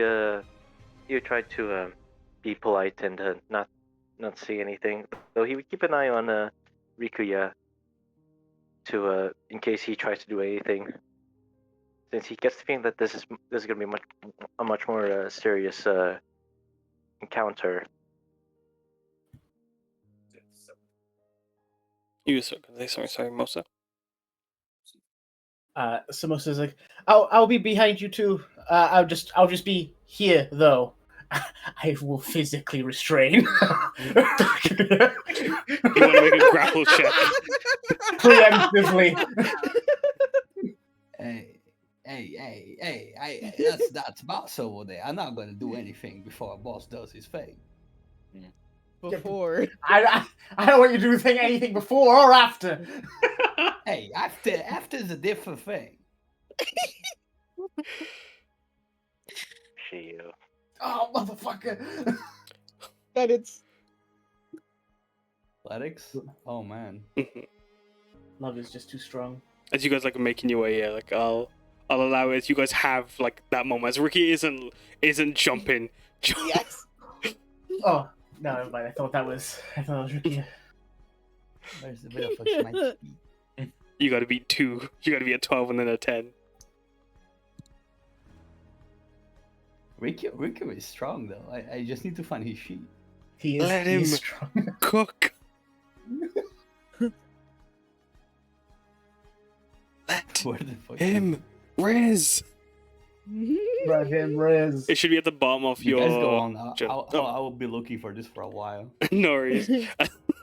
As Haruki looks over his shoulders and smiles as he just gives a nod, as like you can see his eyes glowing red behind the lavender of his own eyes. As Yoshio, do you have any thoughts, any feelings? Before Haruki goes in? Mm-hmm. As Haruki's just kind of like just bracing himself, gathering his courage. He'll put a hand on Haruki's back and just like pat him on the back gently. It may feel rough now, but you'll feel far better once you're done and over with. I had to talk with my own family before I ended up here. You will not regret a single moment of it. I promise you. Be with them. You might not get another chance. He nods. And I'll make sure no one comes in. You want to make me that grapple check? As Ricky Cracks fingers as he turns around. You gotta beat 20. Oh no, you're not 20, sorry. One more Ricky as Samosa tries holding you back, you're able to wheeze your way through. Holy shit. Grumpy going under Grumpy's legs. I'm sorry, my lord. The Riz is too strong. Ricky, can you beat a 24? Oh man. That'd be That's funny, let's go. insane. No, that's a 9. Immediate full Nelson just Yes. dragging him away. You're so close. You're so close to the edge, and then into a full Nelson. As Ricky, you All right, Dragon Man, let's go have some fun elsewhere. did you say Misty Step? I said Misty Step. Oh my Don't you worry. fucking god. Well, hold on to that then in a moment. Why did I You give gotta him be this? kidding me. Oh, counterspell. As Spell. they're keeping Haruki calm, he nods and he goes to take a step forward as the armor shifts to that of his more common lordly attire of his kurta over top with it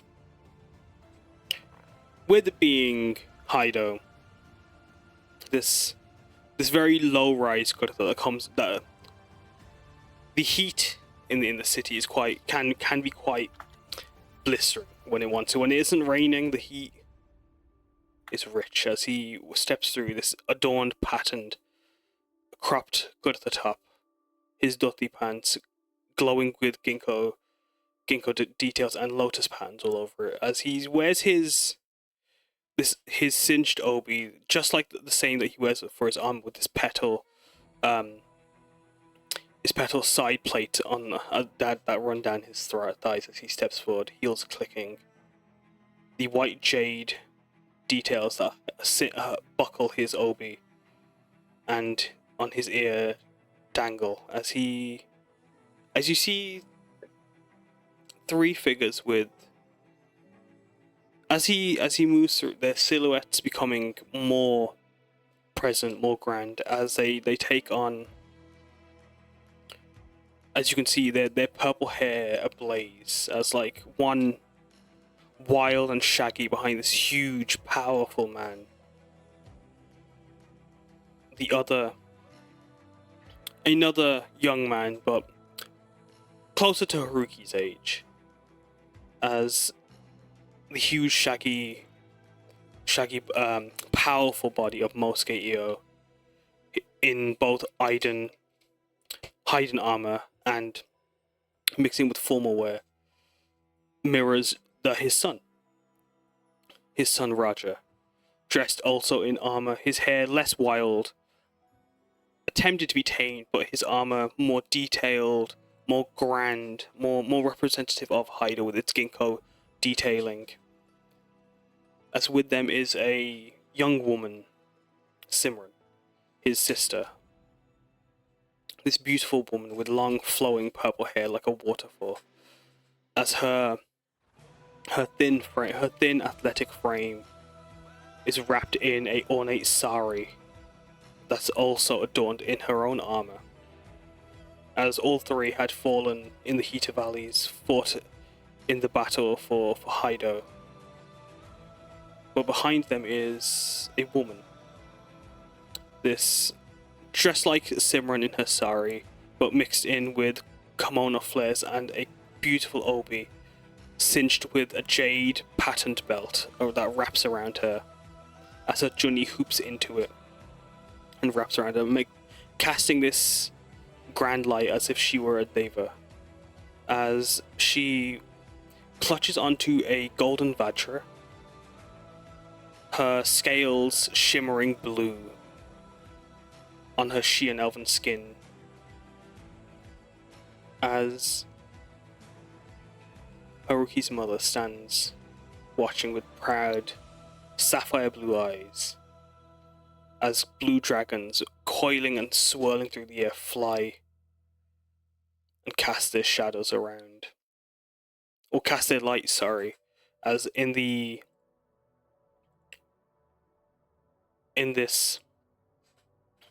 courtyard, their flashes illuminate the city beneath them. As Haruki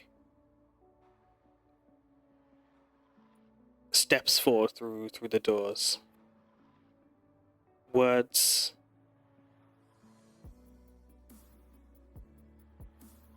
can't find him. but they don't need to. When Mosuke steps forward, little rabbit, why are you scared? As you can hear Mosuke's voice cracking and breaking. As Haruki rushes in, towered by his father, pulled in. As Haruki melts into Mosuke's arms.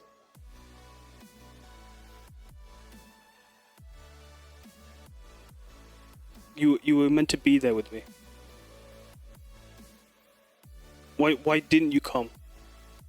Why did you stay?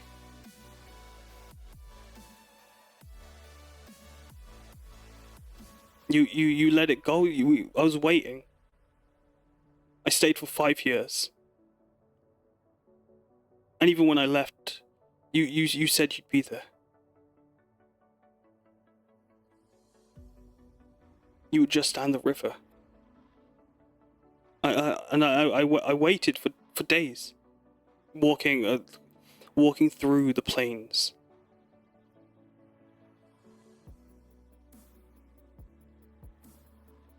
Ashada being the only thing that I had left from home. Waiting, hoping that we maybe cross paths on the river. But you never came. Why did you? Why did you leave me?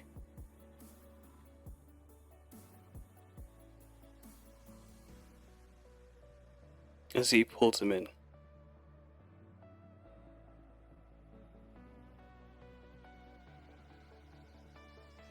I'm sorry, son.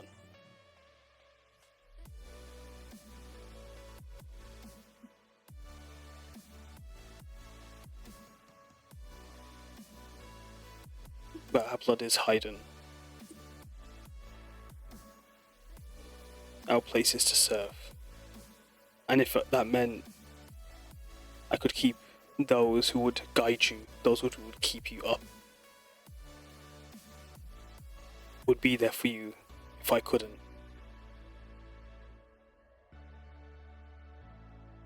Then it'd be okay. As he goes to hold his face,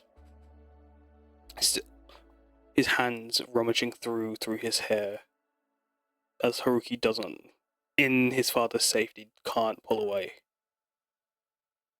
As his mother, his sister, and his brother stand just watching, tears in their own eyes, as Haruki's white mendi start to burn along his skin, as like the emotions, not anger, but just everything, come through.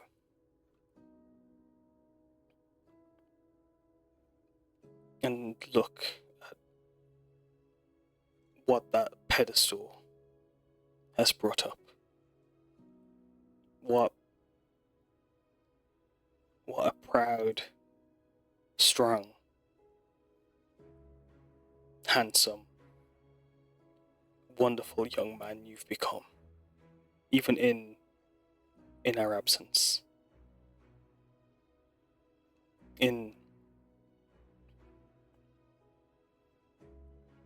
As you step away from home, look how far you've come. And look how tall your shadow casts. As Mosuke looks at you with these powerful, careful purple eyes that are full of love, full of tears. As Karna, you've heard stories of the man that almost brought the immovable to his knees. Hazuko, you've heard of these stories of this man who's taught Haruki, guided Haruki in every way he could. Yoshio, you've, from just your time as a member of the Aiden soldiers, these stories they would tell of Mosuke, this powerful wizard, the flaming fist of Haida. But as he holds Haruki, he is just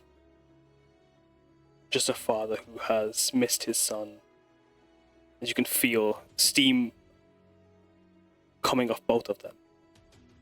As Haruki just letting go, unable to find.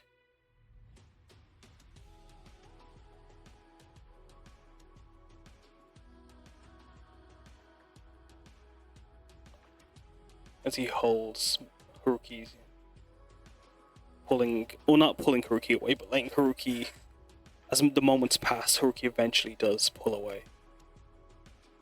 As he looks up to his dad.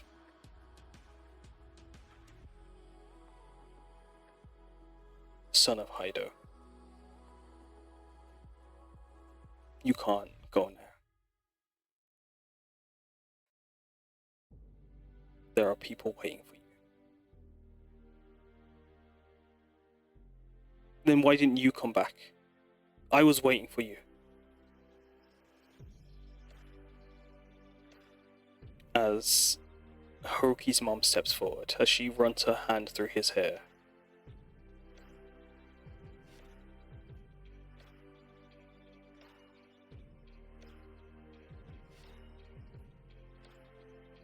Because he's given you everything he can give.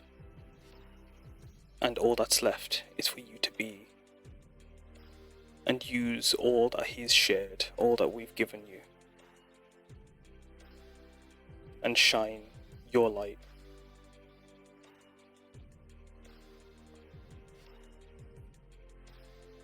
Haru, my son.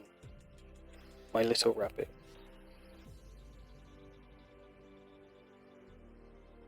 Blood of the car. Sorry, blood of Shio, sorry. Blood of the four. You've made us so proud as we've watched on.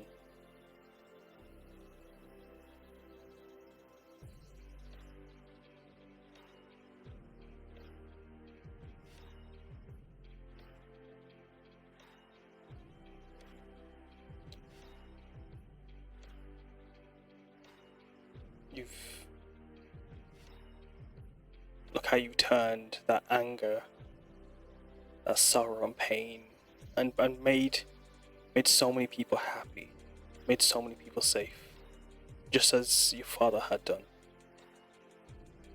But not on his merit, on your own. For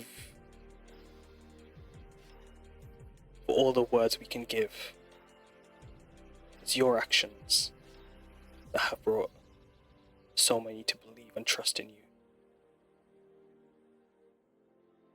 And believe us, we want to see you and be with you too.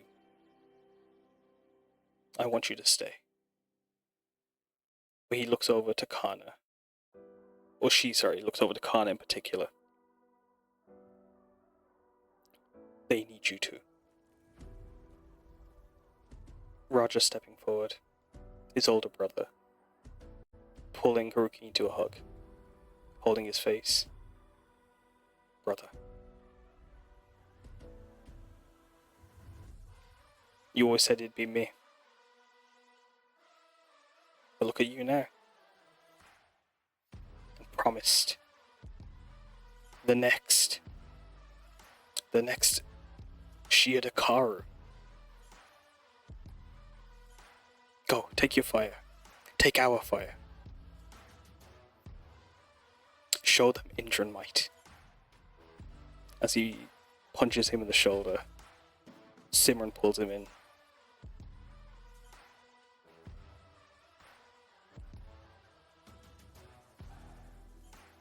And mirroring her mother, as they adorn in jewelry, it wraps around him. Look at you, huh?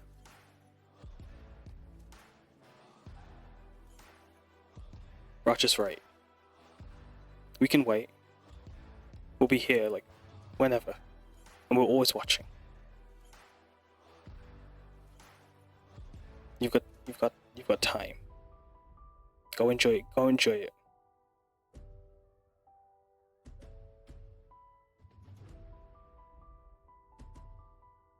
She pulls him in. And we always get your offerings. Thank you for all the laddus. She smiles. as she aligns his hair and places it in as like his hairband cinches and lowers down his hair. Sibrin adjusts and fixes, but then lets him go as they all hold onto his hands.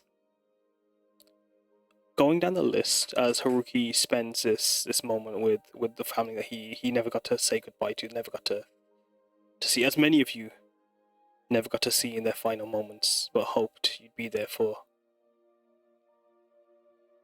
Shigeru,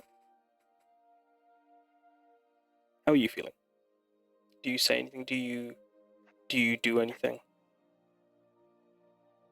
Well, aside from failing to keeping Rikuya at bay, only for Yoshio to handle that. He'd be respectful towards Haruki's moment with his family members, since he knows what it feels like to be like the last of last of a family, I guess. And also, in sort of a reference, since he's heard the tales of Haruki's family, especially from Mosuke Io's final days, I guess. The reports are written in Tajima. Yeah, Definitely. yeah.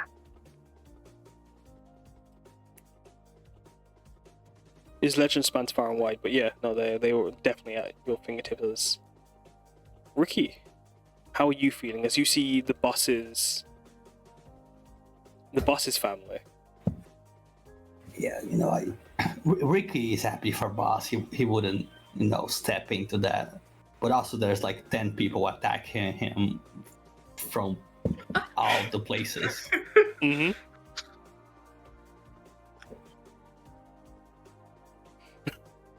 Poor Ricky. Just fighting for his life. He's struggling. He's trying to just be there for the boss, right? Just he ain't being here for the boss, and these people just try to take my towel away. Goodness. What about you, Enza?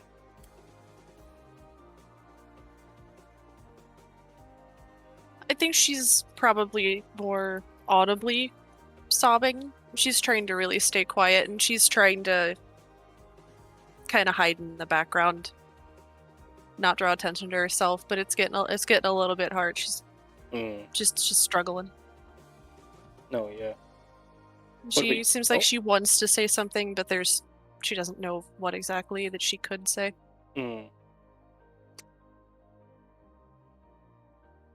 What about you, Can I Samosa? tuck Enza in the fluff of my hair?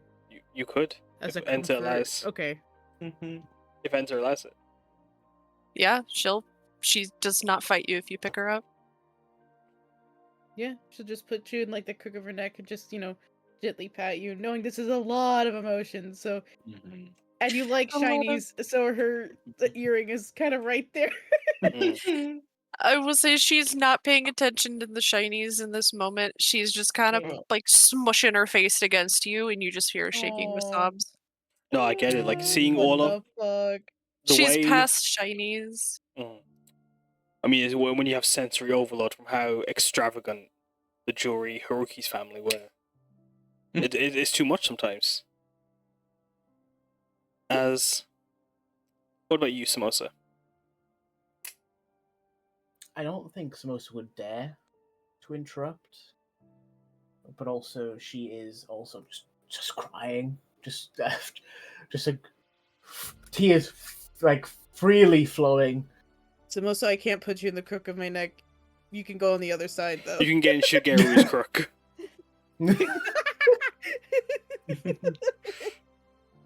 No, he kind of smells. Goodness. No, but yeah. What about you, Hasuko?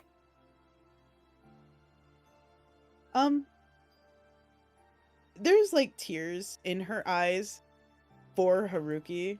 Like, so glad that he was able to see his family again and understand what all happened to him and to his family.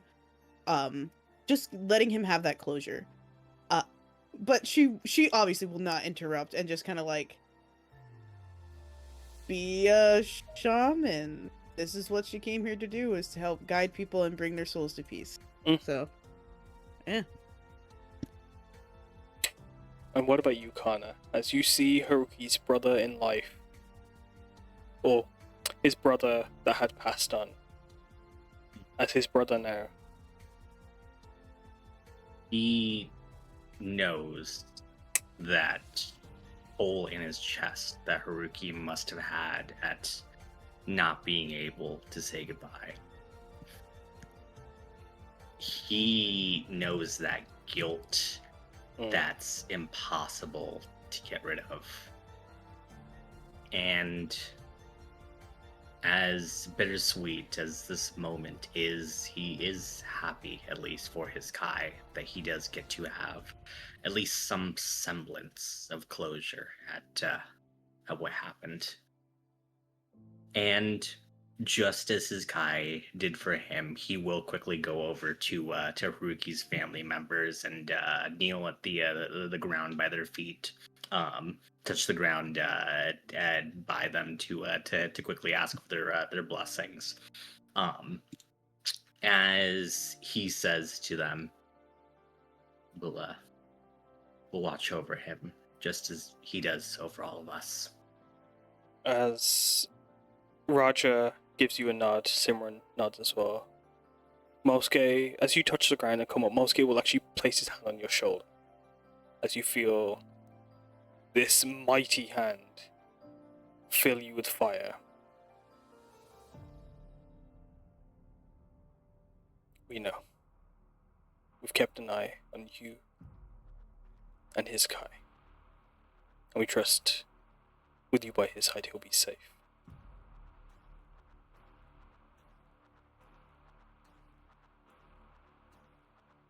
And as you... One of the first times that I've ever felt safe was at his side.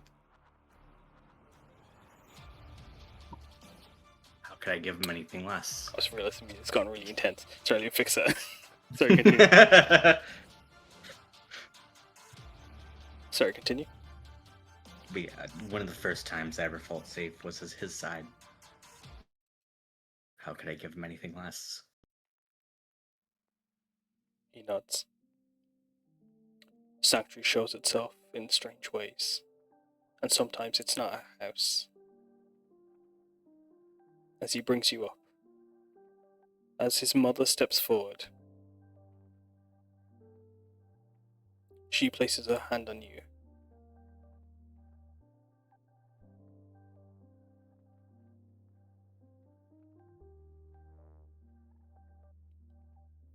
She gives you a nod. Thank you. Thank you for keeping him safe and giving him everything you can. And I hope for our words, that you understand how much it means to us that you allow and help him and be there for him where you can. All of you. As she looks over her shoulder to Aurora, Yoshio, Samosa, Enza, Grumpy, and Ricky. You've let him learn. You've taught him so much. You've not let, just because he's a friend, just because he's your Shiodamaru, you don't let that stand in the way. If he needs to learn his lesson, you've let him. Thank you.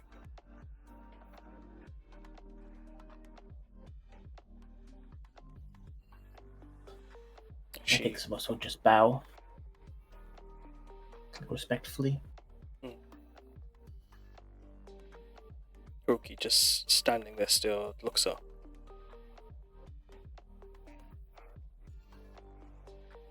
Are you sure you can wait till the end of time, if we must?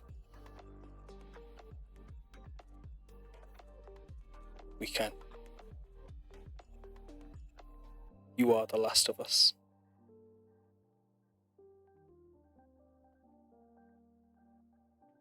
And with your fire, spread it, share it.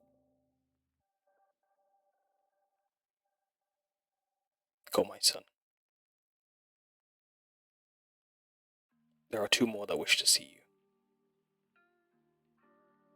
As they pull him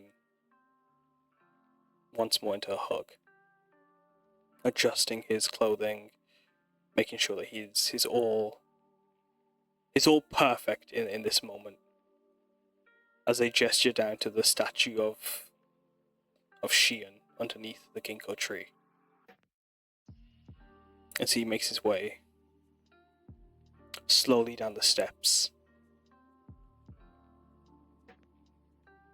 If you wish to follow him, you could, as his parents would, hands on their hearts, present them to you, allowing you to move past them. Any sign of bowing or respect, they'd just raise their hand up to stop, allowing you to just get their boon. But continue. Could I Okay. slide next to his sister and his mom? Roger's in between them, but Roger gets shuffled aside for a moment. Hold on. So you watch over him, right? Have you seen what's been happening with him with Takio? As Simran, as his mother, just like smiles. Simran's like, "Oh, I know, right? I know, it's Who'd about have thought? time. The way he looked at you and the other girl, and then this boy that he's always been pining for." Exactly. Listen, half of that was thanks to me. Takio, finally, he went in. I'm proud of both of them. Good. Maybe it'll help ignite that fire in him as well. Go on. Yeah. I just, thought I'd get some tea. No, make sure they get married soon. And if you can, just actually, I will be I'm locking down Tajima when this happens. call us down. I'm sure you and your teacher, that girl that his friends with as well. So that's Sakura girl. It's Kai. Yeah. Yeah. That's my teacher, you know. That's your teacher? Yeah, no time. Yeah. Maybe you can call us down and we'll be there. Yes, absolutely. Anyway, have a good time. I've just, thought I'd get the download with you. Haruki's mom just smiling and just gives you a nod and pats you on the head and then like coils the air around you and lets you off. Aww. Go on. I go. Oh, also, should I be asking you guys for your blessing for Haruki's hand? Or no, he didn't say that. He didn't say that. I swear to fuck. I was gonna do that. Roger's turned to Simran. Like, Get sniped. I thought you said it was one boy. Reach for the hand first. I thought you said that thing that they were doing in the bath was they were just having a splash party or something. Roger says to Simran. Nothing. Let's go. As Haruki makes his way down the steps, along the courtyard, along this beautiful, gorgeous garden. When moving through, even just this dream of this visage of Haida, the city of Haido. This was the old capital, and like as you move through its splendor, you can tell with how grand, how ornate, how like all the detailing regarding the Shioka, the four-pointed stars, and even just the dragon frescoes and paintings along the walls as they fly around the sky. As Aurora would know that those are the blood of the Indrans. They are his. As Haruki shares that same blood that Ramaya, the Uftar of Shio-Io, shared. As you watch him moving down the steps along the courtyard, you see, as he makes his way to the statue, there's a light coming from behind it, as watching the city is this grand Shion elf, this Deva, casting his celestial light, turns to Haruki.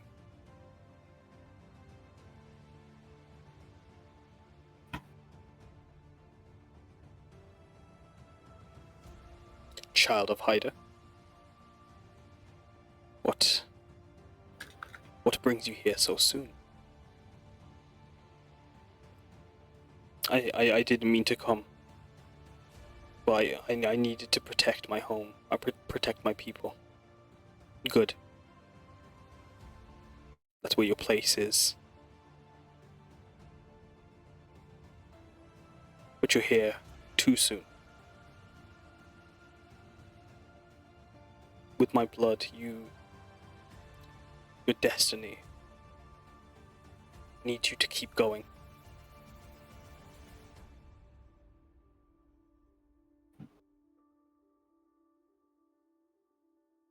We intervened to give you my fire. That fire still must burn. Edo Shah's conquest grows, and soon it will push further, till there is only one of us left, before Shah is all.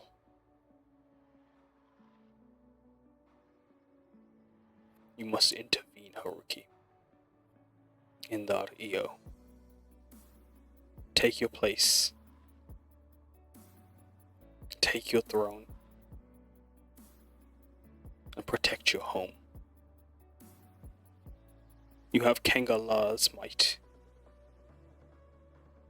Give them their fire. Give them a light so they can find that sea again. Go.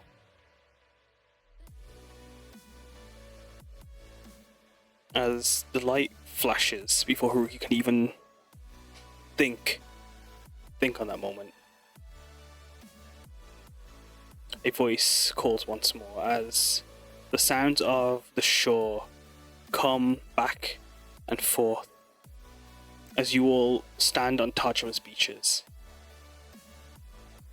As Haruki stands at the base of his thinking rock, decorated with chalk drawings of lotuses, painted with powders that were used once for Rangoli, have now been used by the children to draw pictures of Tajima's heroes, Tajima's stories, and lotuses and Tajima's lord.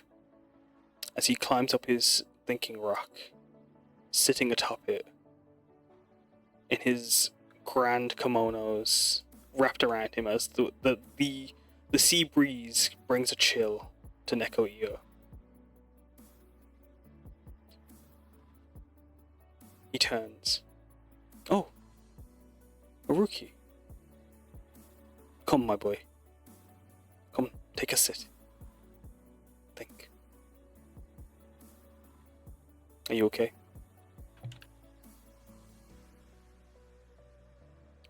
Haruki's brow scowls as for a moment he looks and watches. What are you doing here? No, you.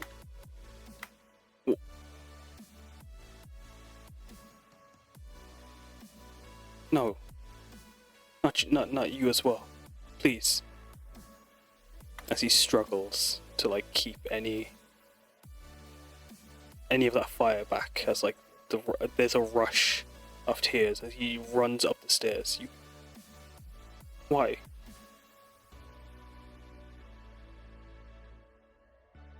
Nekuyu turns and pulls him into a hug. Because it's my time, my boy. But it's not yours yet. But then why did you leave without even saying goodbye?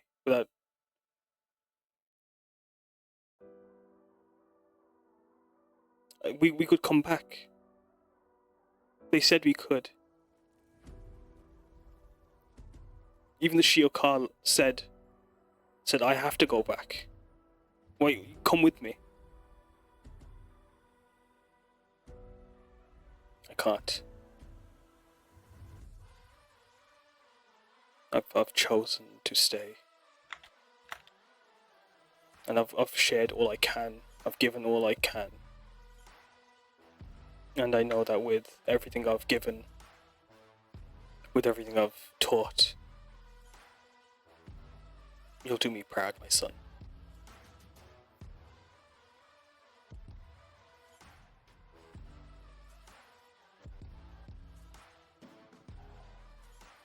Tajima's new lord needs to be a new fire, a new hope, a new dream. It needs a new hero, not someone who, not an old tiger, scorned by flames and pushed to the edges of their home.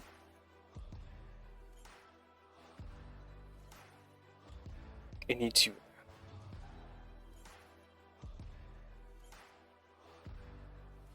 But I need you.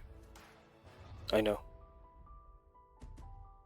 But that's not going to stop you from being the best man you could be. Because you have so many people, both living, both beyond, and even those above heaven, watching, being there for you. And with their hopes, their fires light in you. Take him, my boy.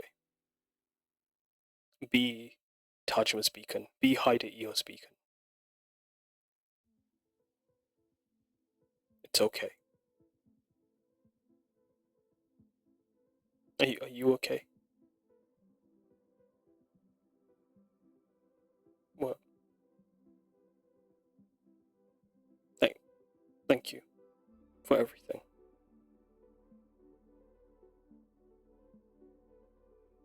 No need to thank me. I'm just here to serve. As he places a hand on Haruki's head, Haruki pressing his hands together.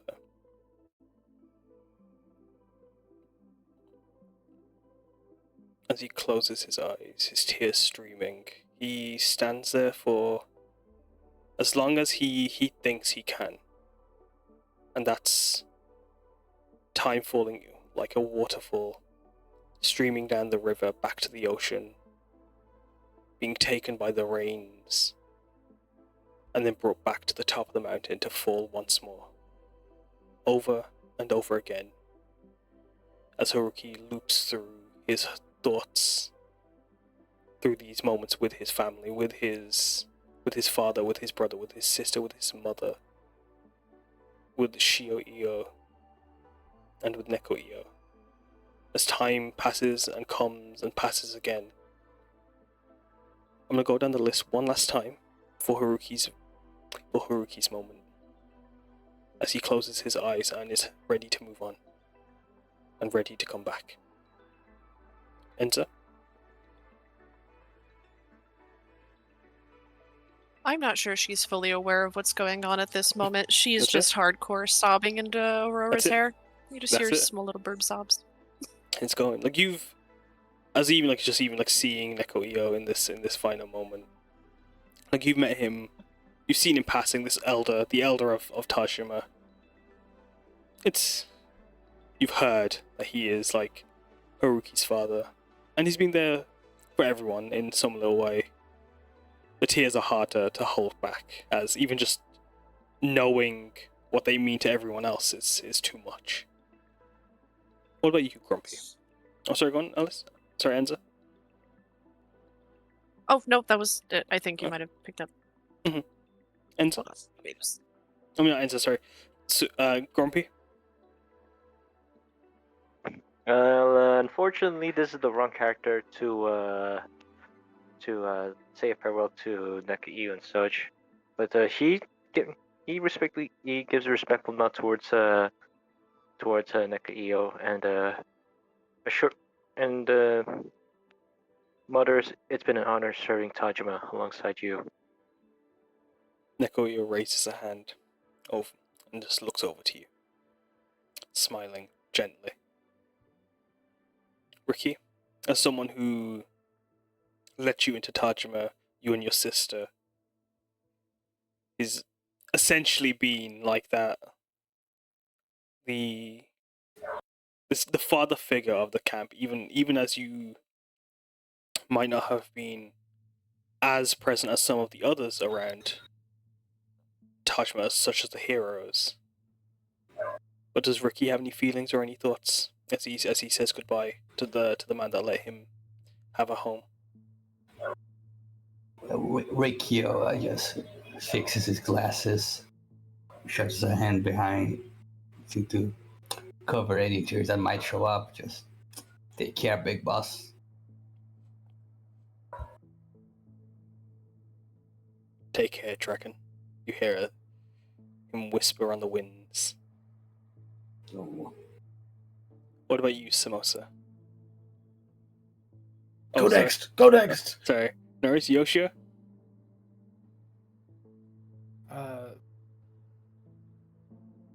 I'm gonna go by the steps. When it was Haruki with his family originally, Mhm. people would have actually heard Yoshio sobbing to himself silently, like a bunch of sniffles and like trying not to cry out loud. And just shifting to the next person, and the next person, he's just been collecting himself slowly. Getting to Neko Ayo, Yoshio just more looks guilt-ridden. Because he does feel like he could have done more for Neko Ayo or Io, and he could have proven himself as a better person before their passing. For he truly did believe Tajima was his rightful home. And it's a little hard for him to make eye contact with Nekoyo. But when he does, he just mouths the words "I'm sorry" before speaking out in Burzy, because Nekoyo has proven he knows Burzy.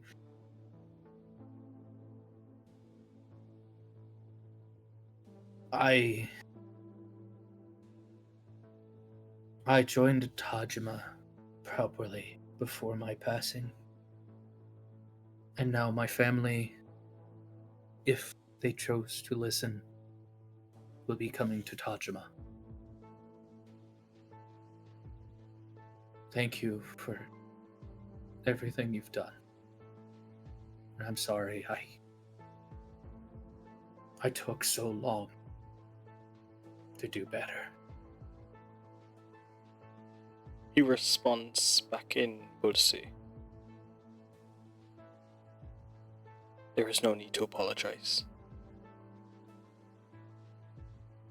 And I hope they feel safe in Haruki Sanctuary.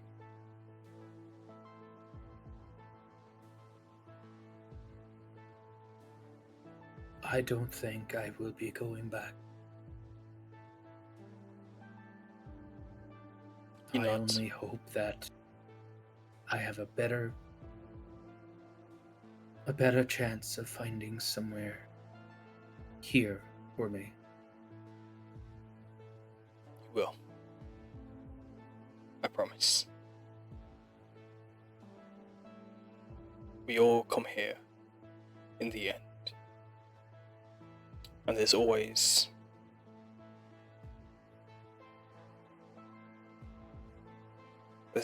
a place for us here. By Shion's grace.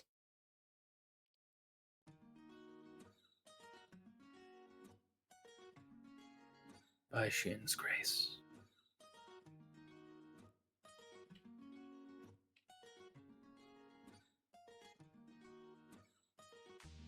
You ready, Mosa? Yeah, sorry, I was going through it. No, you okay? Yeah. I think Samosa would bow and just say, thank you for allowing me to serve you and to serve Haruki. It's been an honor. And I hope you find the rest you've been looking for. He smiles as he looks at Haruki. You've been a delightful light in Tajima. Samosa Lo.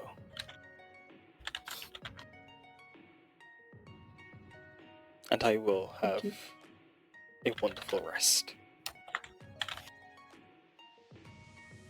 you. Karna?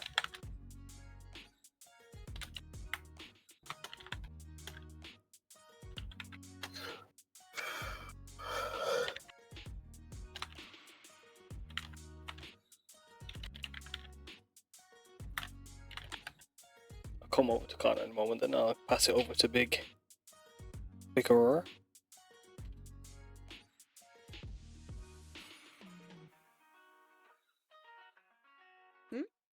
Yeah, sorry, I did not hear you say Karna. Oh no, it's okay. Yeah, sorry, the typing was loud in my ears. Oh Oh, god. sorry, I got it muted. No, you're good. You're good. Yeah. There's a selfish couple of moments where like Karna is just as confused as Haruki is as to why Neko can't come back. But he realizes in this moment, having a death such as this where he gets to say goodbye to the people he loves and he gets to have those peaceful final moments before he goes. I don't know if anyone could ever ask for better. And he'll just solemnly, with tears in his eyes, look over to Neko.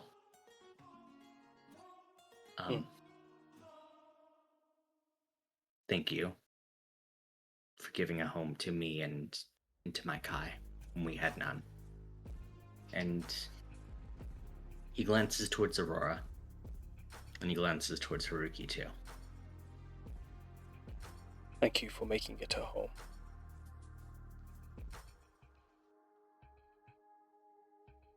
Neko raises his arm, or his hand, sorry.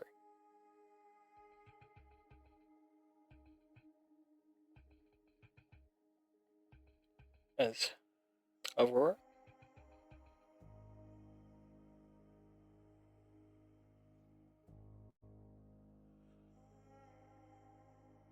Hello? Yep. Sorry, my mic is being fucking No, it's okay. weird as hell. I think she just watches on, because she already knew that Neko decided to pass on, and that was his decision, and there's nothing she would do to take away that choice from him. But still, that feeling of she was glad that at least Haruki got to say goodbye, and maybe not come to terms with it immediately, like right now, but eventually down the line when everything is said and done, he will. Mm-hmm.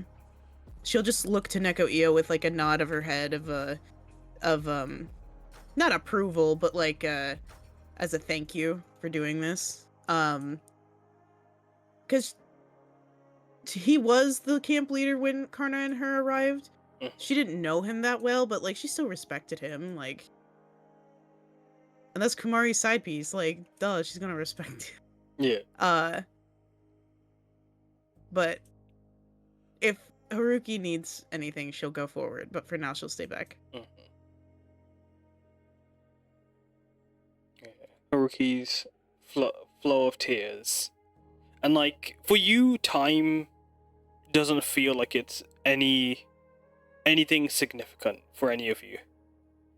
But like in this moment, like if anyone needed it, they would be able. The universe gives it to them, and Haruki takes lifetimes in this place as he waits and accepts. And just give me a moment.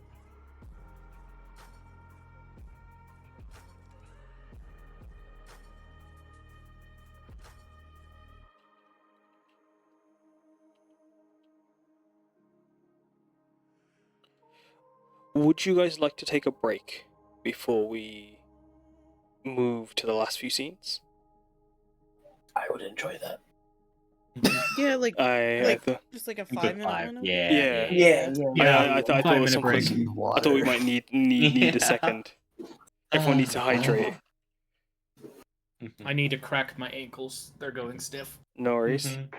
Oh, that's the. I Sorry. mean to refill my tea. No, you refill that. As there is. Why do you need to refill it? So much is already being given to you. No, Thank I feel like you. I have an actual kettle of tea. Oh no, I know. I was just making a joke. Alright, I'm gonna go walk around my room a bit. Who'd have thought having How this are you character? doing, Kaz? I'm good. Of having this Okay. character that's been just a presence for Mm-hmm. 3 years. Oh god. Finally say goodbye. Like, I've been not waiting for the moment, but just thinking like, when would that come? Mm-hmm. And like I think this is like. Go on, sorry. No, it's one of those. It feels like such a proper moment in like Exactly. Yeah. Haruki having his. This really feels like one of those like a series of sessions where it's going to be a before and after for the West Marches. Yeah. No. Exactly.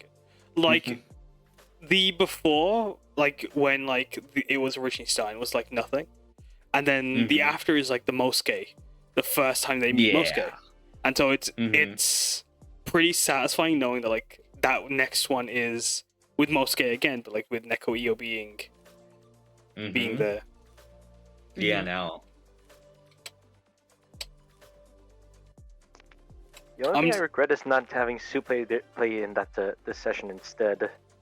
It's okay. No, I think it's tricky because like it's like I asked everyone, and it's like some characters like for their narrative it doesn't make sense for them to die, if that makes sense. Like in this kind of scene, in this kind of moment. Yeah.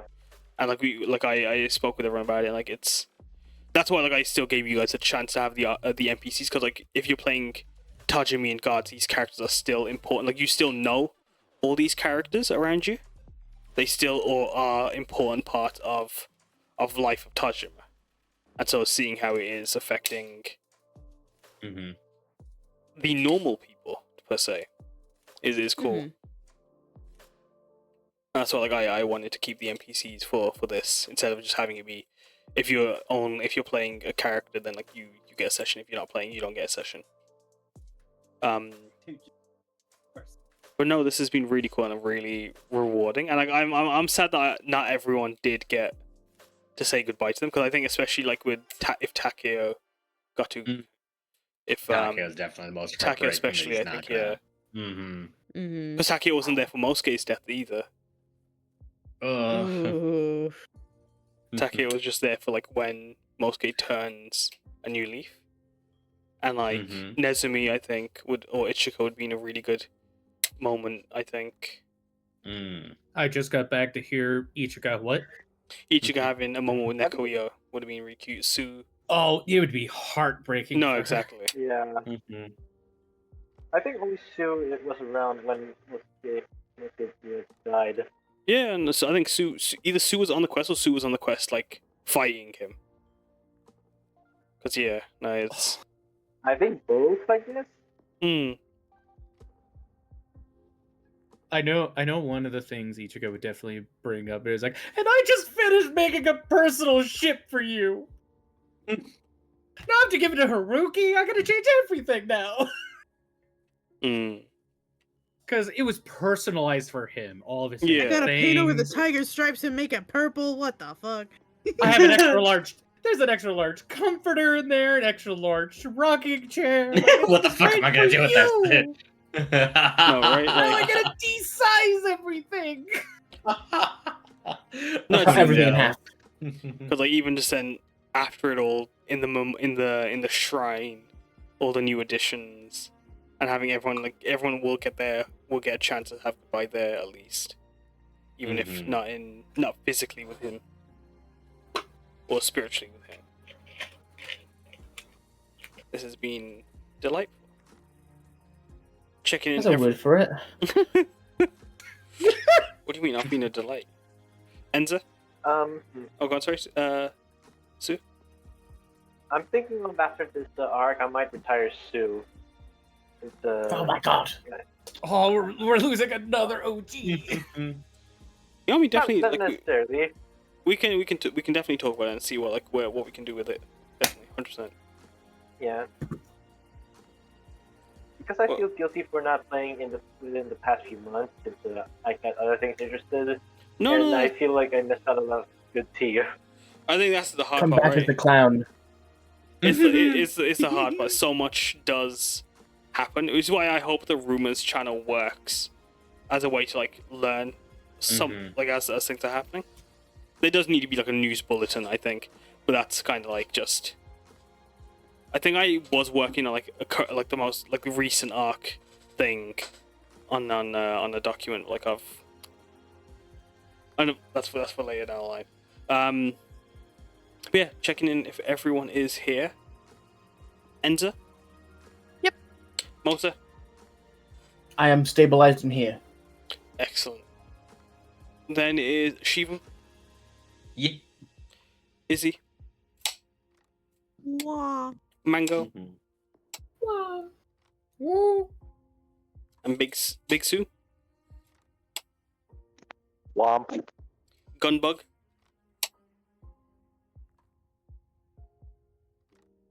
Is muted. You may be blasting that piss then. I love that phrase, by the way. I love that it's accepted here. Got a blast of piss. Everybody pisses. I gotta go blast that piss. Oh, this chair can't fucking bastard wheel back. Go piss, girl. Piss girl.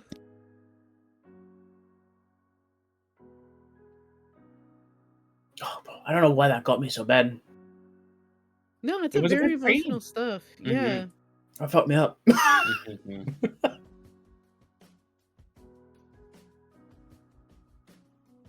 Oh, I'm Bro, pretty sure you almost could say. everybody says fucked me up in some way, shape, or form. Yeah. Next is Yoshio. Oh god. I'm not ready for Yoshios. I'm Holy not fuck. Been the for it single either, 'cause person he on the asked me wheel. about his dad, and I'm like, oh. Enza's Can we pull already out the done with wheel? this shit. Well, here's the thing. It's like, Damn. She's like, bro, let me go Get me out home. of I need a this." nap. I need a nap. it's worse to deal though, with. because like I could be hit with a triple whammy of it's his dad, mom, and girl, fiance all in one go, and like Alice, we still got the fucking Churels to deal with. It ain't over. Yeah, you don't get to nap. Sorry. Sorry. No, she's gonna go into the stages of grief. She's gonna go into anger right beforehand. Let's go. She's gonna start ripping things apart, probably. Let's go, I don't know. dude. I want to see Enza rip apart a fucking Churel. That's on my 2025 fucking bingo list right there. Please. The only thing is, Just she's not pigeon built ripping for into shreds. offense. She Oh, will that's be for this. She's gonna be. So what I'm It's hearing gotta is be Enza mine. becomes Isabel saying "rip and tear." Yes. Rip and tear. That is going to be her. Mango, you And said then my she's mom gonna scared host- the fuck out of me because that's my government name, and I'm like, well, excuse me? How do you What? know that? Well, now I know it. Thanks. Fuck. You put scared out me. yourself, why don't you? No, it scared me because like, what are you? I've never said that in my life. What are you talking about? Oh, Doomslayer and I see it now. yeah. I see what's happening. Oh yeah, he just posted it. Thank you, Shivam. I think Nemo's back. Oh, he's not back. Never mind. Yeah, no. Hanging out. Yeah. Somewhere else.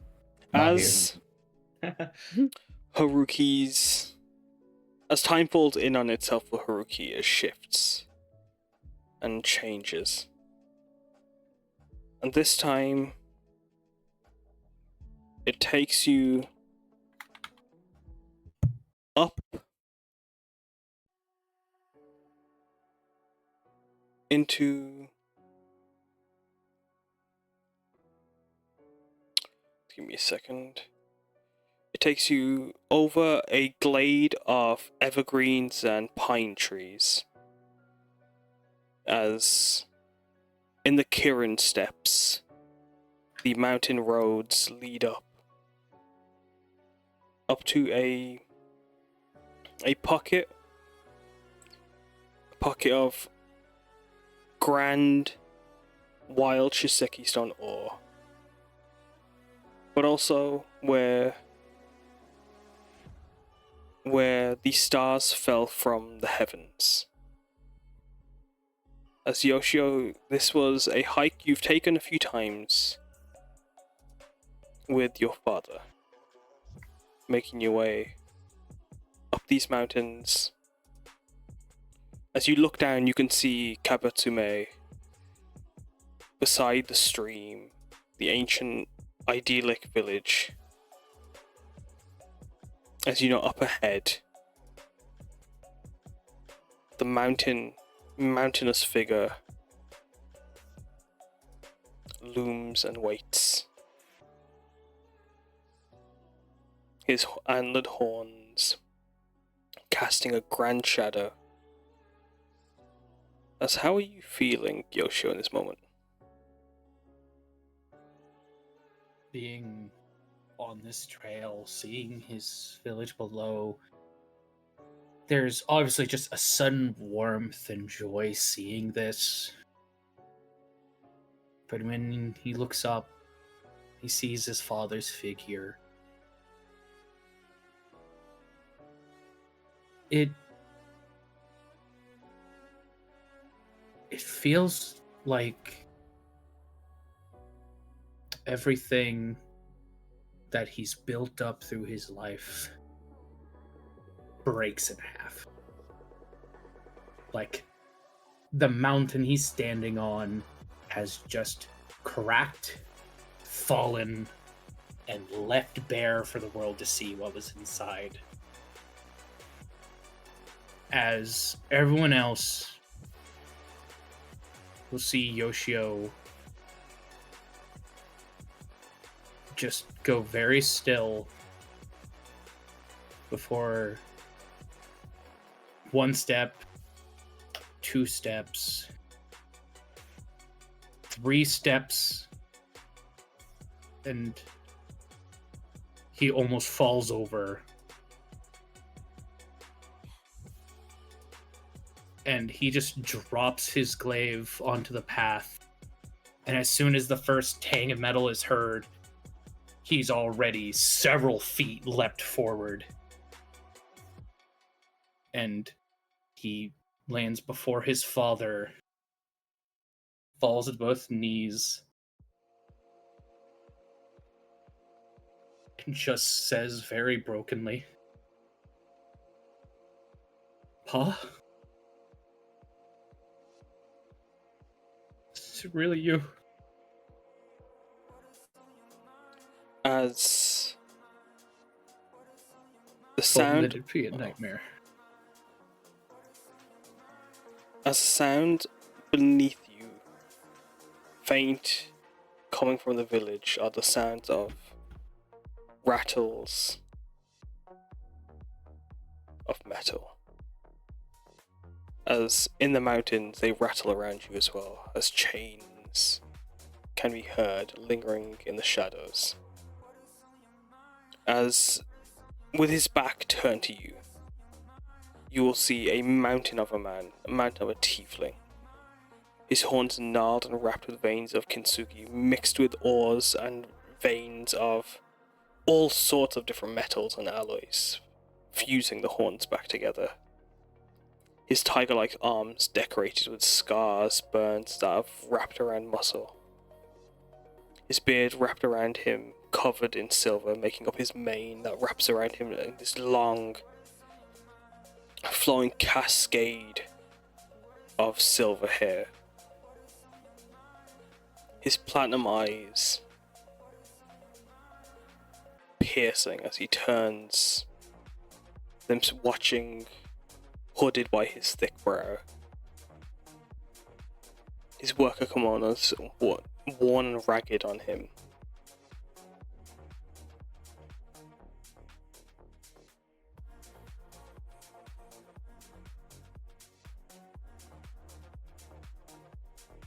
As he asks, "But Dada, why didn't you come back?" As you hear his voice like the steel, cold, ringing.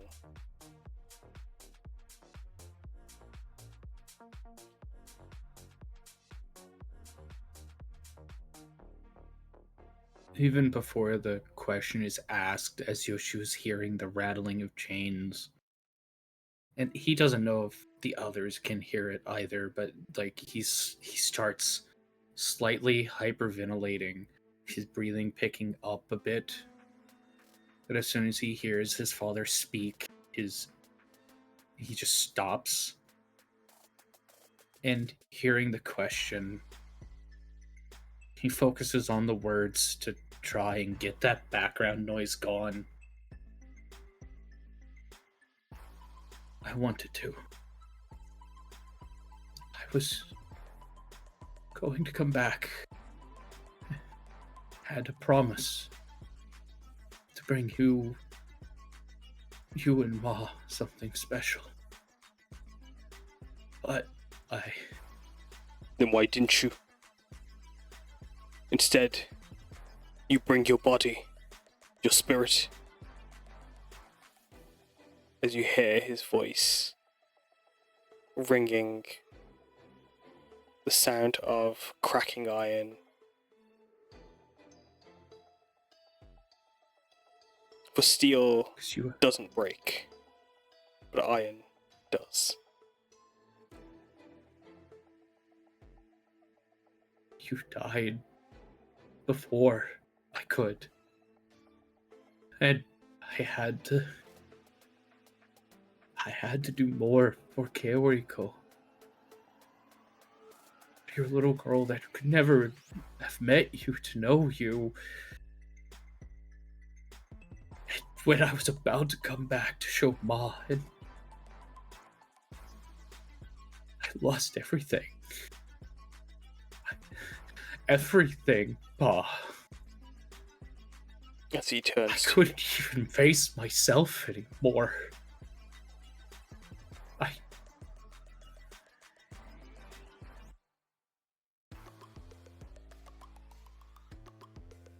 And can you face me now?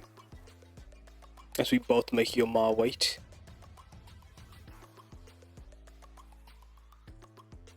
What? Can you face me now?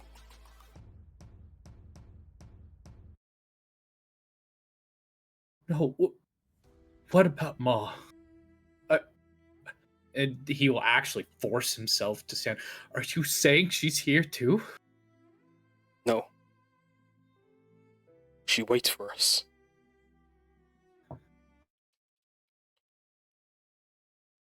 And you couldn't. You couldn't even. As he struggles himself.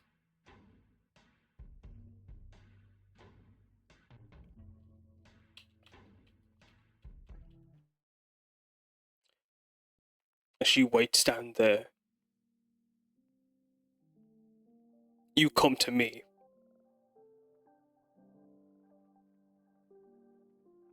And she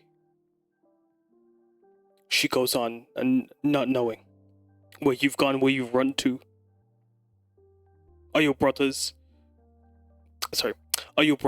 your sisters home at least? Have you sent them home? Have you sent them with the news? His hands striking the air as he constantly points down at the village below. I've sent her letters. I've kept her informed of every change. And she sent me the brew every time so I could keep remembering her. Letters. And Words. as for my siblings, you know they would not leave me. You send ink when you could have sent yourself. You have feet, no? As tears are welling in his eyes, but he's trying to hold them back. What else could I do, Father? You left us before we were all ready. You think it was my choice? And if I had went back, there's only so much I could have done at that moment. I fought for us. For You everyone's ran protection. from us.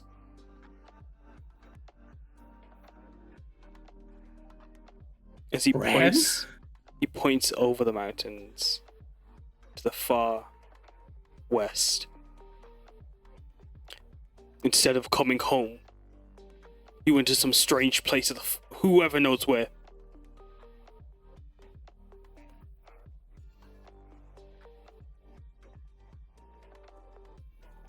I found love, Pa.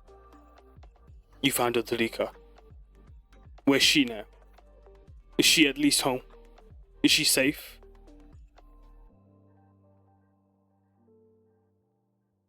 I don't know.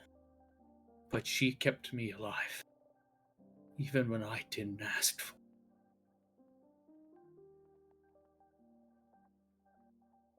And I'd give her the same treatment back.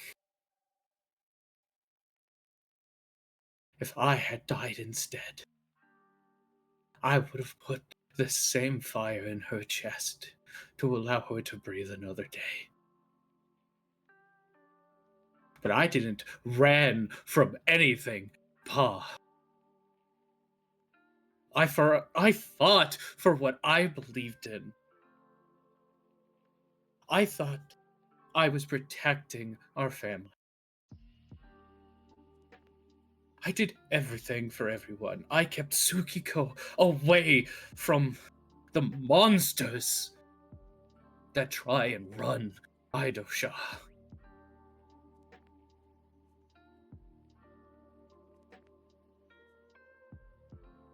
As The only thing I did wrong was I didn't turn my back on those monsters sooner. But I gave our family a chance to get out of there. It's up to them now if they listen. I shouldn't be leading them. I've learned they need to start leading themselves. as that rattling grows, you begin to see wrapped in chains their green glow bathing your father. As he just looks at you, sadness in his eyes, deep like the ravines that he's ravaged for ore. A life of making weapons. Why did it hurt me to know that I raised one too? Unlike the others, your Didi, your Bapu, Vardhanana, wrapped in her emperor's chains. As his tear falls, tell me, son. The others didn't follow you, did they? They won't be stuck like us. As you feel chains crawling and wrapping around you. Keiko, Osamu, and Tsukiko are away from it all and safe. Please don't tell me this is a nightmare. Please tell me these chains aren't real that I'm hearing. Please tell me the glow I see isn't real. His form And he'll becoming... try to go grab his father. He's like, please. You feel them shake as his form becomes spectral. As you see below the glow of the chains. As you hold onto them. I'm gonna ask, does anyone react to seeing the chains? I'm gonna start off with... We all see them. Yeah, you guys will all see this happening. Okay. I'm gonna start off with... And I'm gonna start off with actually Karna.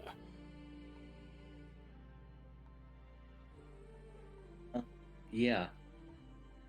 This whole conversation, it really just kind of stabs him in the chest as he speaks to his father.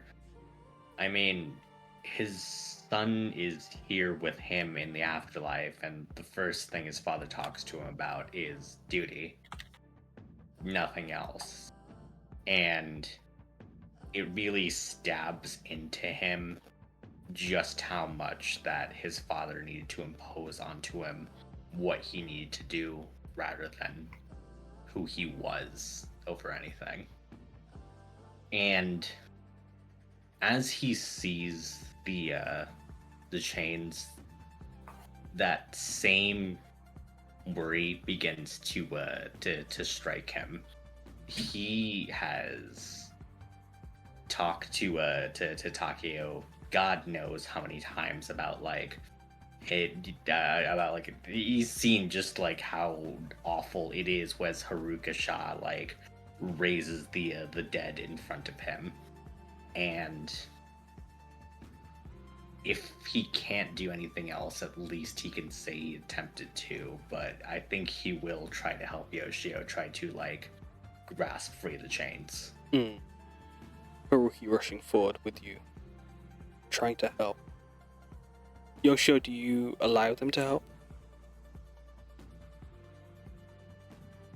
Yoshio's in tunnel vision. He's like holding on to his father. He's breathing heavy, and if he sees those chains, like it's now just fear struck of him just like, no, God, no, shit, stop this, please. Don't let this happen to Pa. I can't lose any more people. Not in the afterlife. As you're pleading, Karna's might, Haruki's fire. Hasuko, do you step forward? Do you do anything?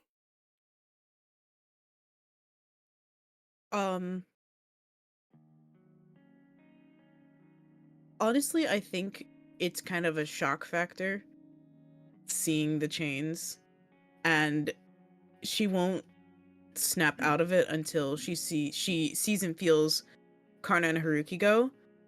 But as soon as they go, she's like right there in step with them,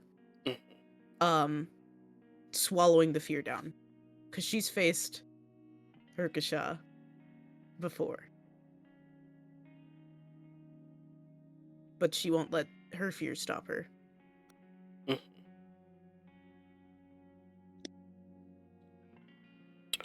Does Enza fly off of Aurora's shoulder, come to try to help?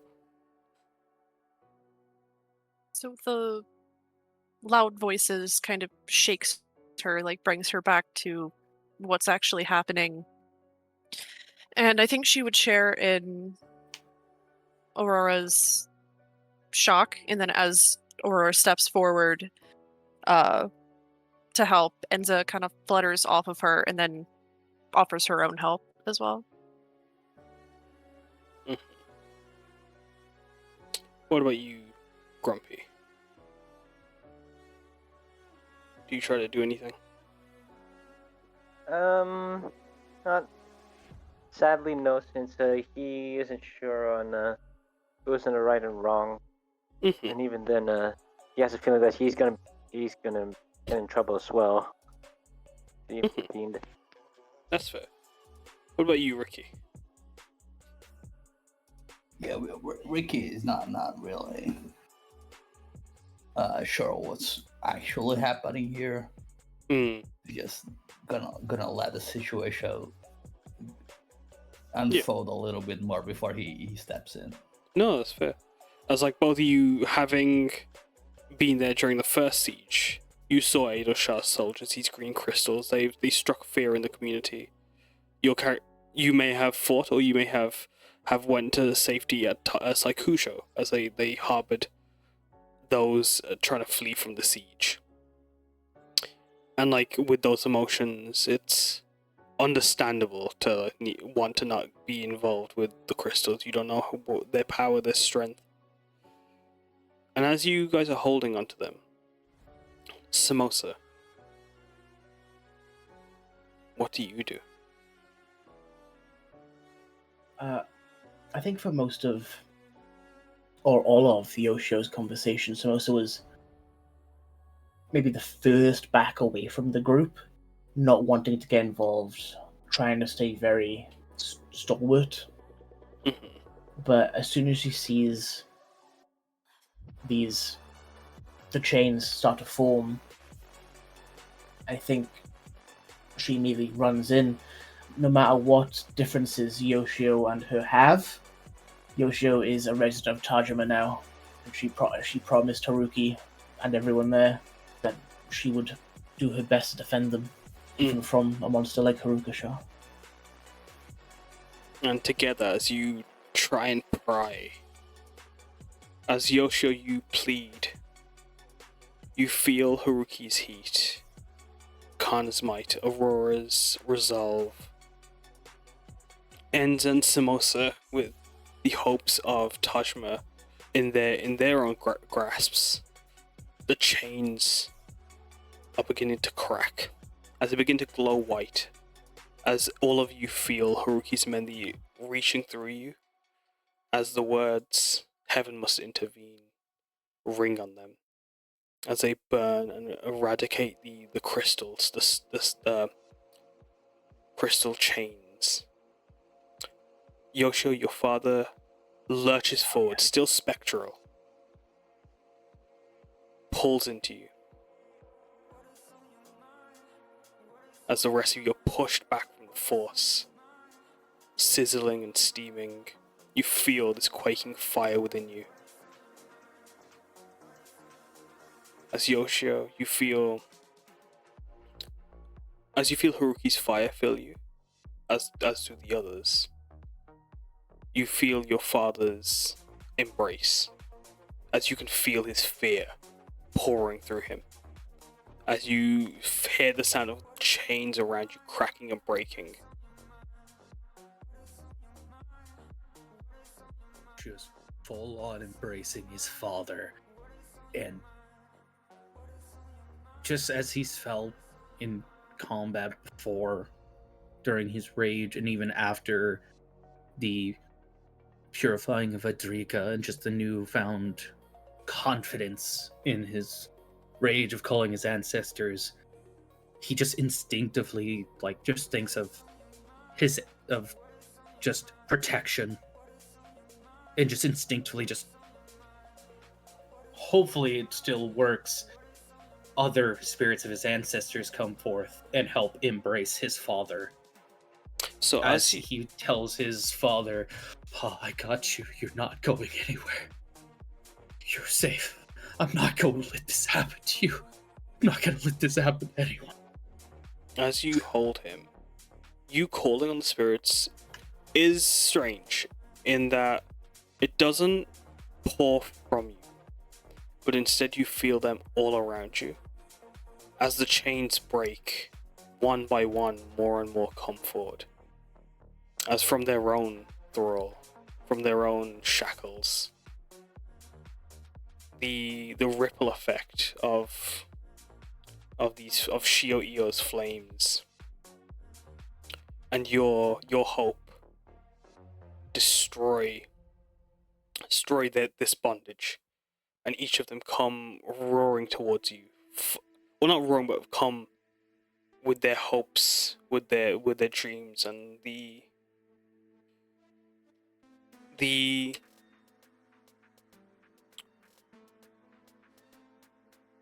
boundless familial love that comes with the traditions, and just a deep rooted the roles that your families have taken in each other's lives, and how you've all been there for each other. They come roaring towards you and pull you in together, as you feel your father's spirit becoming not corporeal, but from this hollow, struggling shade. You feel them. You can feel them reuniting with you. You can feel them returning from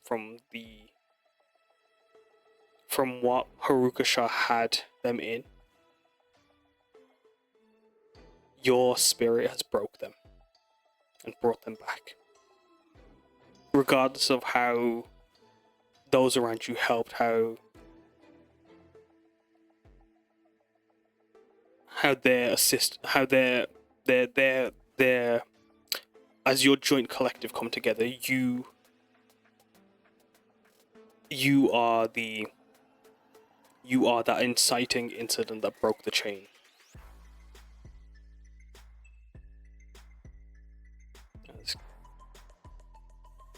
How do you feel, Yoshio, as you feel your father crying into your shoulders as a cold man, a cold, tough love, very much distant, focused on his work and his role as the provider, breaking down before you?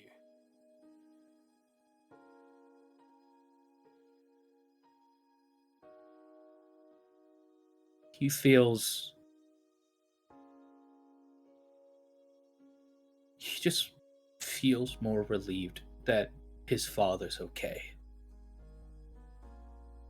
And he lets his father weep and just keeps a hold of him and says, "It's okay, Pa. Like you taught me, everything's going to be okay. As long as we stick together.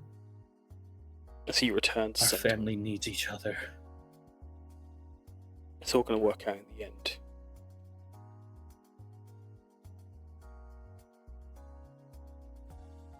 But we can't shoulder everything anymore. He nods. It's time we let them make decisions.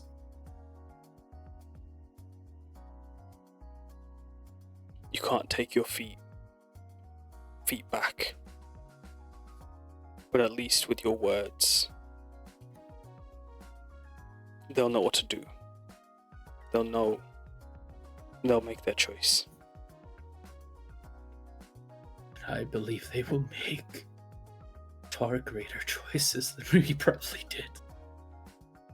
He smiles and nods, laughing with you. Just so glad he didn't take you. He did. But you got me. You set me free.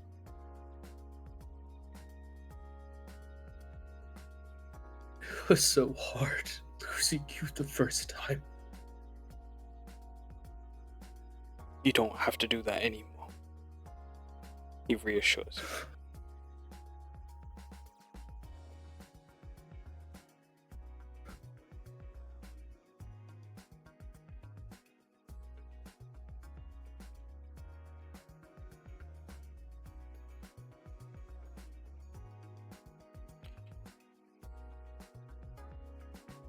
As going down the list, how? Oh, go on, sorry.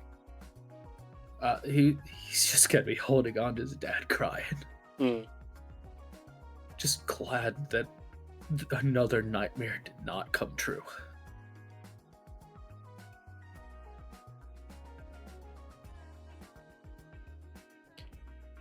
Enza, do you have any feelings, any reaction, any emotions as you watch Yoshio?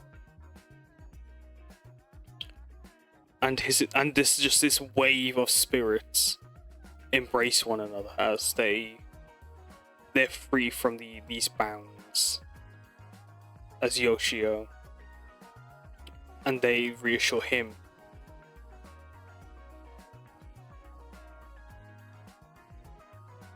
He's sort of in awe with all of it. She's no longer sobbing, but she's kind of just drenched in, like, her feathers are soaked and the front of her robe is soaked. She's just cried herself silly at this point. And I think at this point she just has no more tears left. She's just sort of watching as she's just so overwhelmed in this moment that she's just kind of gone numb. Yeah.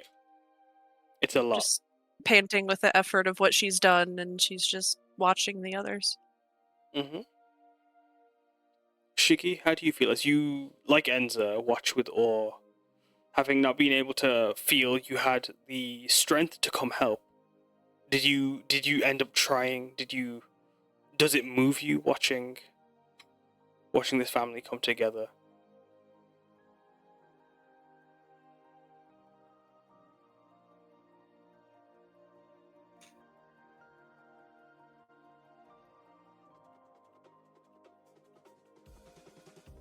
Roval?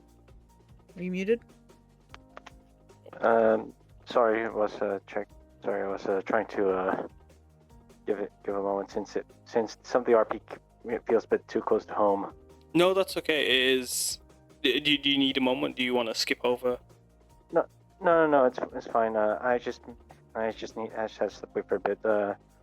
Mhm. What was happening? With the it's more so just like how are your characters feeling in the moment as Yoshio's family have this release.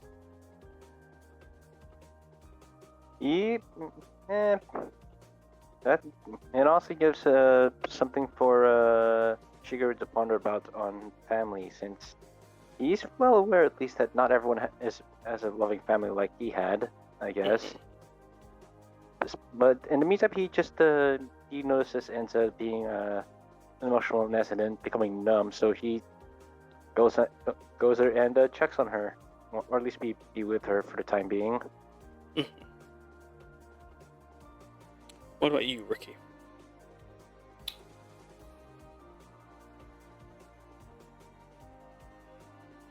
Oh, Nemo just muted, so I'll give him a second. Oh yeah, my bad. Riku is standing back for this one. Just give them space. family a nod. Mhm. Yeah, gives them space. Having been blown back, Haruki stands up and just making sure everyone's okay, checking on them, giving, like the others, gives Yoshio his space, but like when there would be a time, just giving Yoshio a pat on the back, just giving him a nod. What about yourself, Samosa? I think Samosa is almost like she's elated almost, like seeing. Sorry about this, Yoshio. I know this is all for him, but like seeing the chains of Haruka be broken, like it reignited a hope for the world in her. Like she thought the impossible has happened in front of her eyes, and she is so incredibly beyond right now.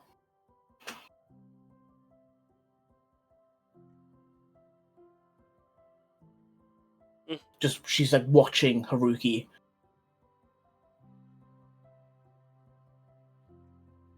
With amazement.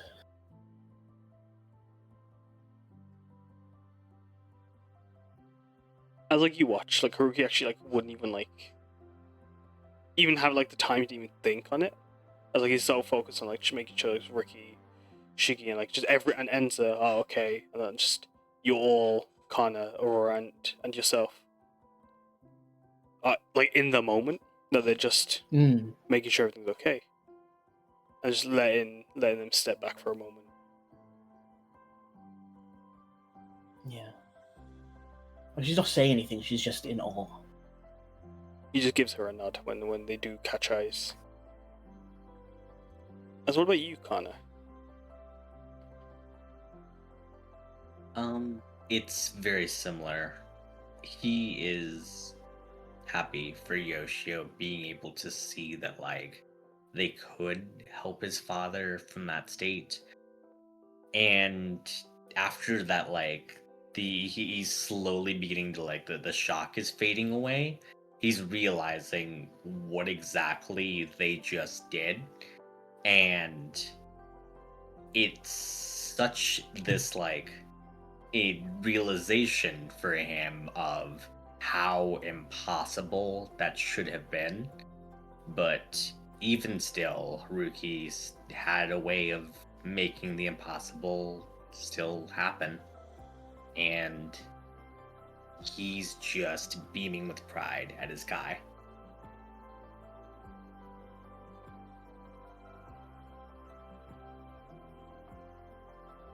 Mirroring with Samosa, as you would catch eyes, he'd just smile back and just give you a nod.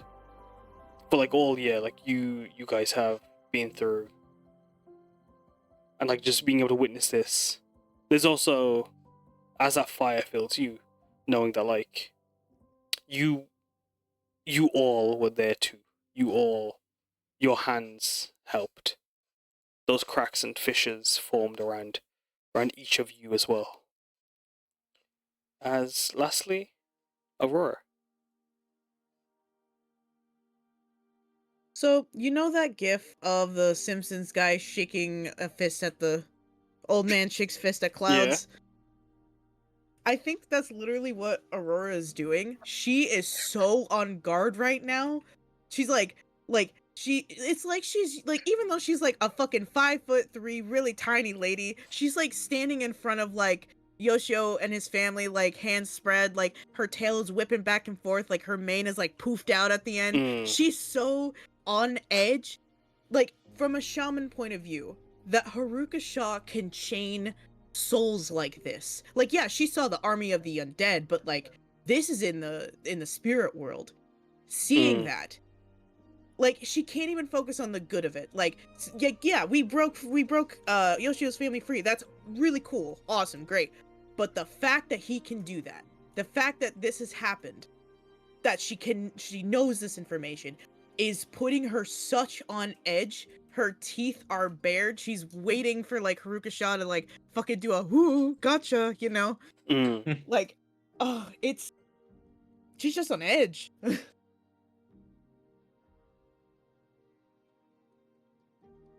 Of course. And she wants to like give Yoshio that time and respect with his family. So that's why she's like ready to go in case something more happens. Yeah. Well, as you're there with Yoshio's family and Yoshio, is there any last moment that Yoshio wants? Because he has, as Haruki had with his own parents, and even Neko-Io and Shio-Io, with however much time he wanted, time immortal, flowing in and out, never ending, never knowing. No one would really know how much time Yoshio needed to take in this moment. Would Yoshio need more than that? Would Yoshio need lifetimes to feel this wave, to appreciate this feeling before he moved on?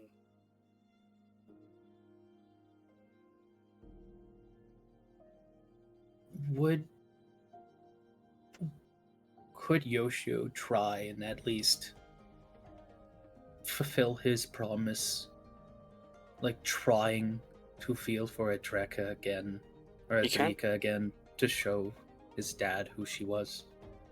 He can.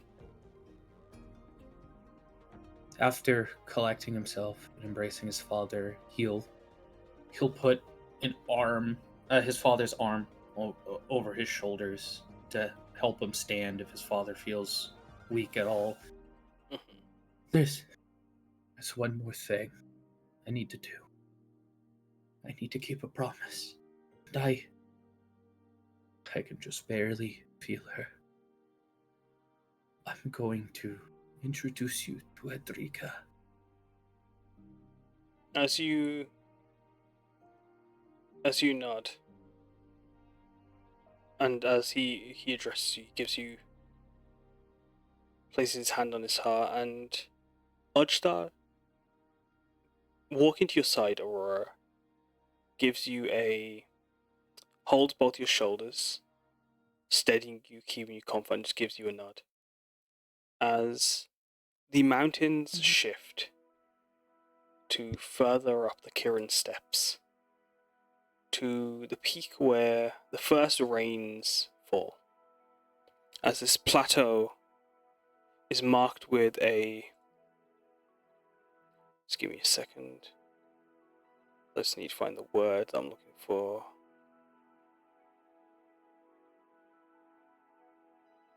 As it's marked with a Shialingam, a domed pillar made of a solid black Shiseki stone.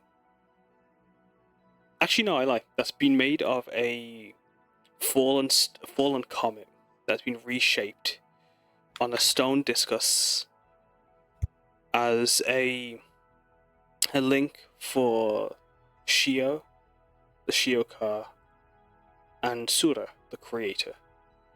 And this is where where within Kabatsume, those that wished to unite their spirits would come here, come to the top, where at the highest point of the world, for the heavens to see, for a piece of the heaven to witness, to shine its light on them. You see a woman, a elven woman.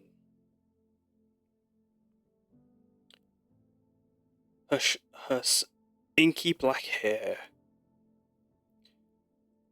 wisping in the breeze, short like that of a pixie cut. Her ears point outwards. Her eyes shining behind an emerald green Junni veil as it wraps around her, cascading her as if she was a deva in this moment. As in the same flash of emerald, that same perfect green, Atrika Bhattacharya wears this grand, ornate emerald lenga. As her green chulia jingle beside her, these small bangles, these bangles that wrap along her entire forearm amongst all her silver jewelry and her gold. As she stands on the other side of the Shilingam, she reaches forward for you, as your father, tears in his eyes, watches, standing behind you, as he gestures for you to step forward.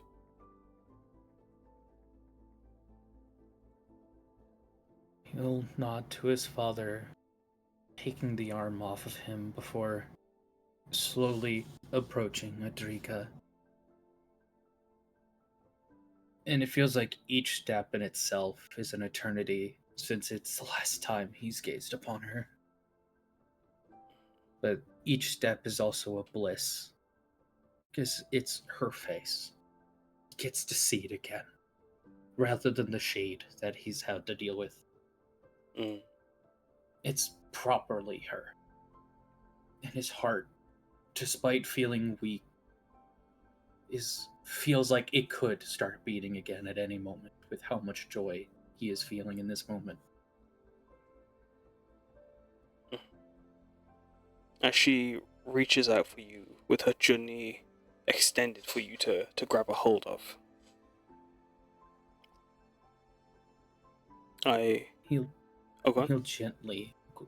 He'll gently grab a hold of it. Her crackle a soft just jostling of stones on a beach. I'm sorry, Yoshio, for being so cruel, being so selfish, and for failing you. You've done no such thing. She puts her hand forward to stop you from speaking. You fought to save those you cared for, you love. You've been there for your Kai, your brother, your sisters. And I felt like I just clinging and taking you away from your nature, from your Hokera. You are a eclipse protecting those from the darkness, those you love beyond every horror that you know of, that you don't know of. You've been there And even when you don't know the answers, you've tried.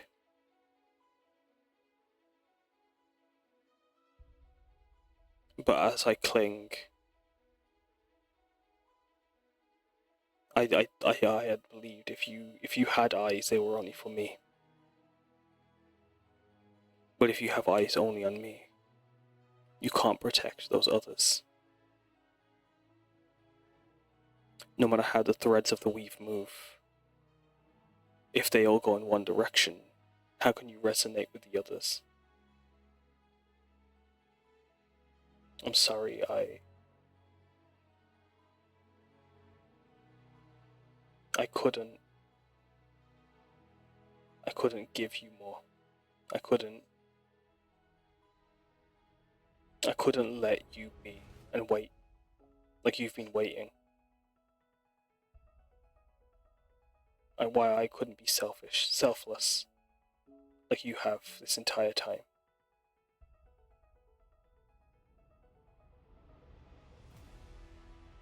Do you forgive me?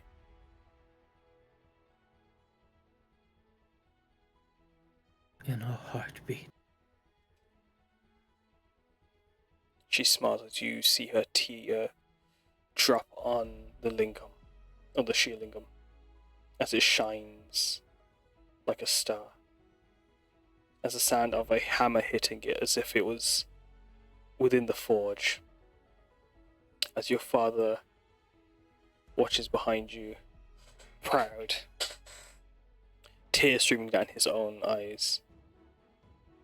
As in these moments, as Rika begs for your forgiveness,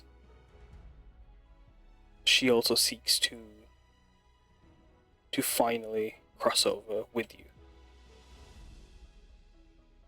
and unite and be one.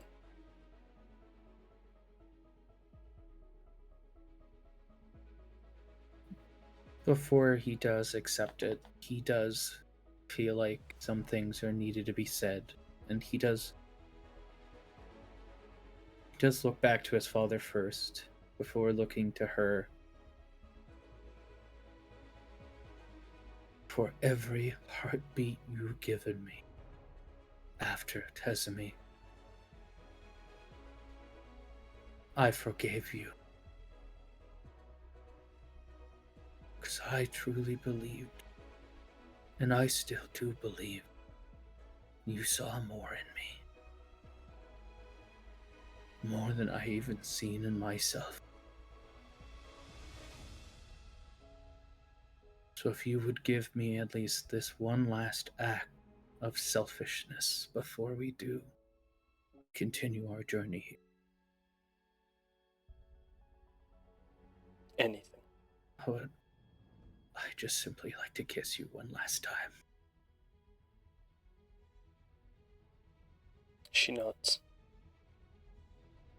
As she steps around the sheer lingam, she reaches in.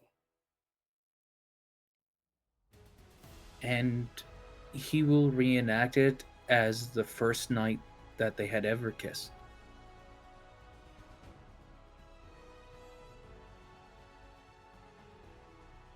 And he holds her there lovingly before finally accepting to cross over and staying here.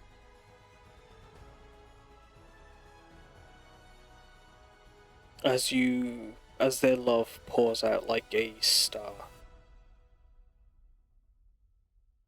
Haruki, giving a nod to Yoshio's father, gives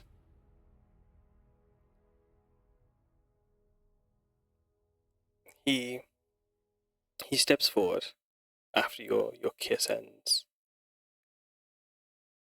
placing a hand on your back.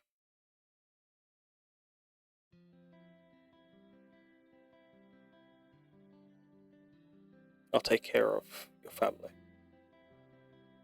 They'll be under my sanctuary for as long as I can give it to them, as long as they want it. They won't need to want or ask for anything. Taj will protect them, as you've protected them. Thank you, Haruki.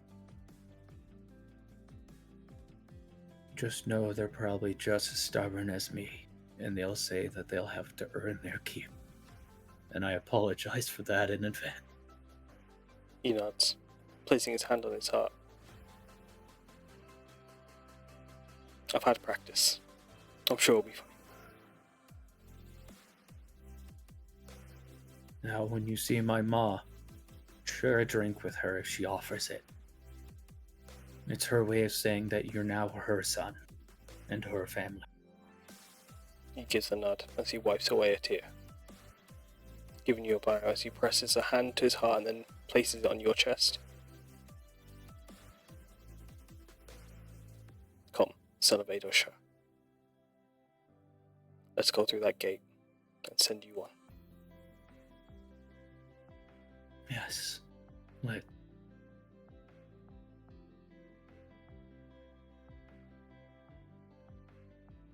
As Azalika holds onto you, you feel her grasp on your hand, as if she wants to, as if that selfishness is still there. She wants to keep you, but she knows if she doesn't let you go, then you won't be able to be with her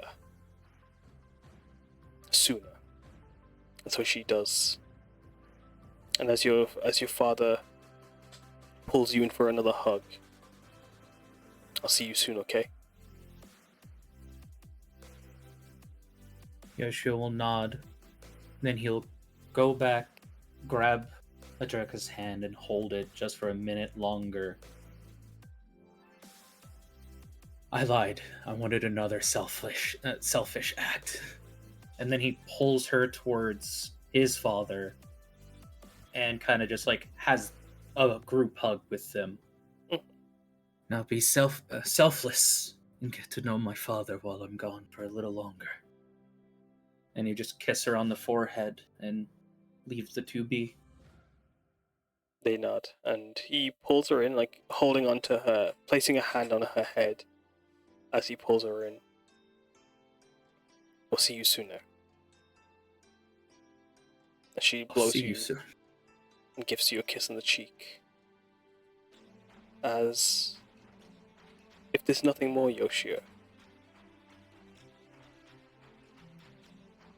we will return to the boat. He'll walk to the edge to where he sees Kabetsumai, and to him it feels like centuries, millennia go by as he just reflects on his life. But he does eventually go back to the boat, ready to continue. Of course. Finally satisfied with the feeling. Of course. It takes however long Yoshio needs, but he'll get there eventually. As in, one more blink of the eye, you're back on the boat.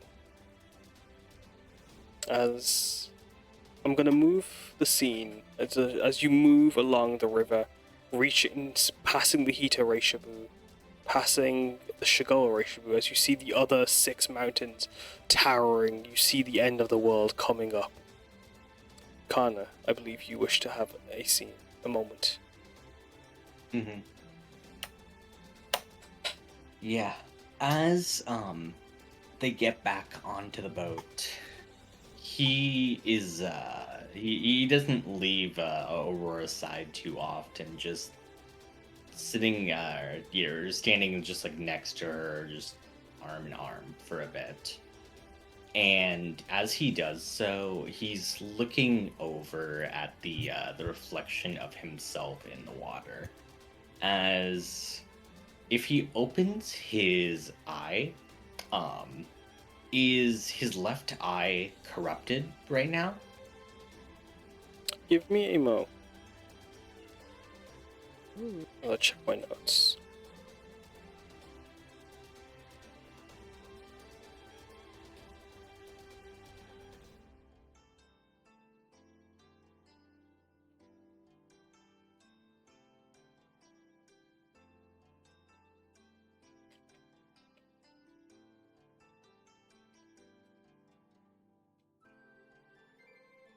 Also, Mango, too, you mentioned you wanted to have some conversation with Karna at some point. Did you want to do that in RP? Because you have a couple of scenes to get through, or It's gonna be RP thread because he only has a couple left in him. yeah, okay, RP. I will say during this moment, as he's doing the mow and Karna had walked away, Yoshio will just like go over and hug Aurora suddenly, like bear hug, and just tell her thank you several times in her ear. Let go. Getting squeezed. I'm like, what the fuck? And when he does let you go, he just like takes your hand and holds it, and for a second, he, like it just looks like a child holding on to a big sister's hand after they did something great for them. And like all that tiredness, like every emotion is now washed off of Yoshio except for pure bliss at this moment. And like he truly believes you are responsible for this bliss. You have given him everything he needs. I just work here. No kidding. Well, you're doing a damn good job. Where's your manager? I am the manager. What the fuck do you mean? Let me give him a good review. Yeah. She just pats his shoulder like, okay. This is a Wendy's. Fuck, they got me. You're welcome. Anyway, continue. I'm sorry. Yeah. That was it. He leaves you alone after that.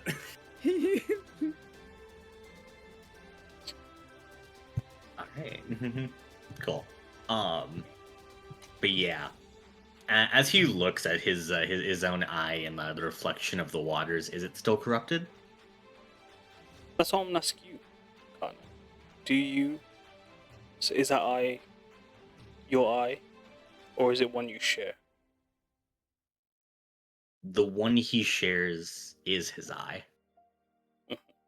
After everything they have been through, that is a part of him. That's and his eye. What? No, that's it, and that's his eye then. And as he looks at his own reflection, he really focuses on Zinthia for a while. As he squeezes Aurora's hand, Medicitata, Yes. do you You trust okay? me? Yes, of course I do. What's wrong? Then all I want you to know is no matter what comes out of this conversation, I'm not going to break my promises to you.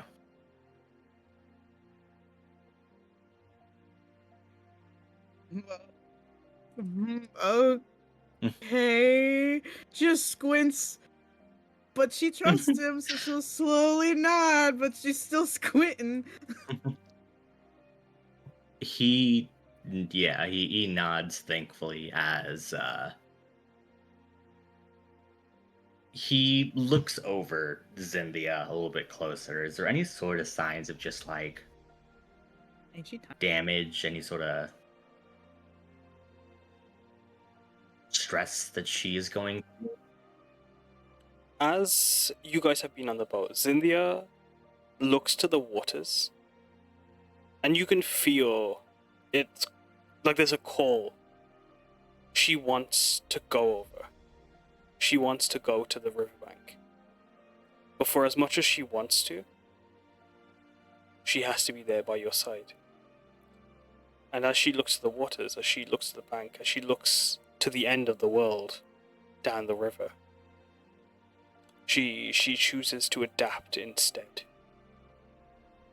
And as she's looking, you see her kind of like just like pull in on herself, and you can see this little tiny bird straining as if like they're trying to hold their breath as like they puff out, becoming that four-armed, muscular, powerful form that they've had with their giant three wings that you've seen several times before as they stand before you, but instead of dressed in a dress, now they're dressed like you as they stand in front of you with their long white hair, their yokai eyes watching you. None quivering to look at the rivers, all focused on you. My guy. My Kai.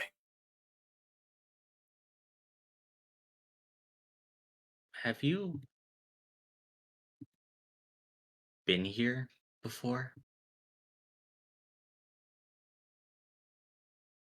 Once. But I left the boat. I won't make that mistake again.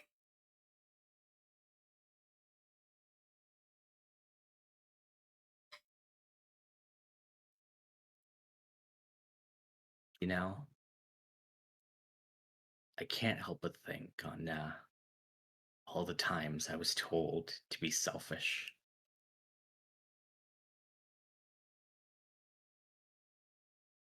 But you, Cynthia, you are just as much of a part of me as I am of you.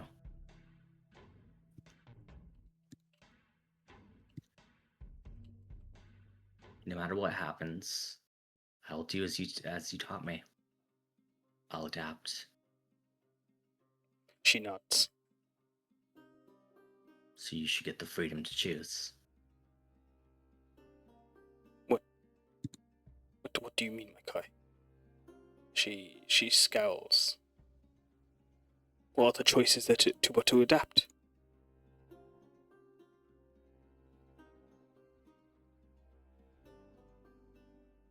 Well, this is adapting in a way. I don't want to hurt you by bringing you back to the material with me. Hurt me? My Kai. I am physically impervious to all forms of damage. You know this. She I know, smiles. but Wait, you're also trapped within me. I have adapted to be with you. To be one. And you once told me that you adapted because you weren't given that choice. I'm giving you the choice, Cynthia.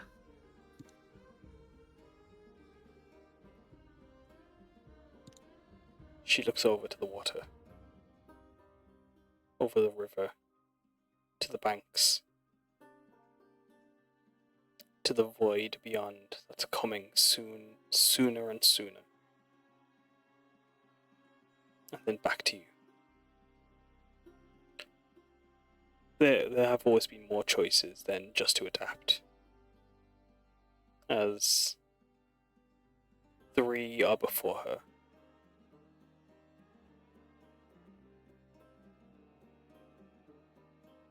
She just watches.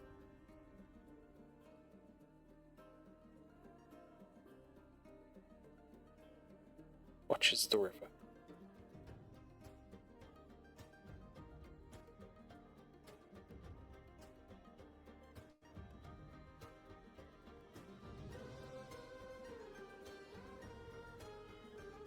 I don't know what. No matter what happens. Oh, sorry, go ahead. No, I don't know how to adapt.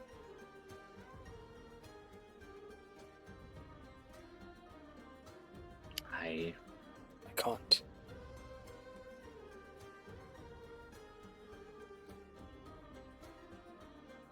I know. Being given choices like this are difficult, but You didn't prepare me for this one. You could have told me sooner. As her voice wavers. I'm sorry. This isn't how you adapt, Karna. Adapting means you prepare.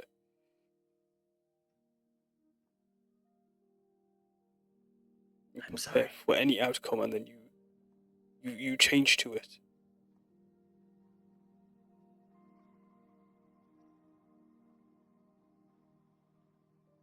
scared. As she looks to the river. No matter where you go, my heart is always going to be with you too. Just as you are my heartbeat. Carry your memories as you carry mine. And she places her hand on her, or she places all 4 hands on her heart. As she places one on your chest, one on your back, 2 on your shoulders. And my heart will be with you. Always. A piece of me will always be there.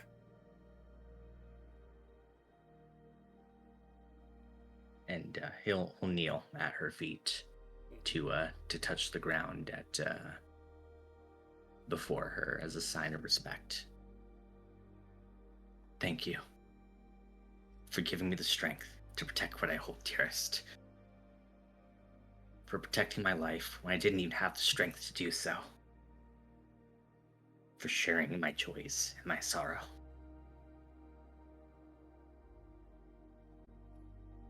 I'll carve my name into a legend, and every victory I gain, I'll proclaim it loud enough that no matter where you are, you'll be able to hear it. And it'll be dedicated to you in your name.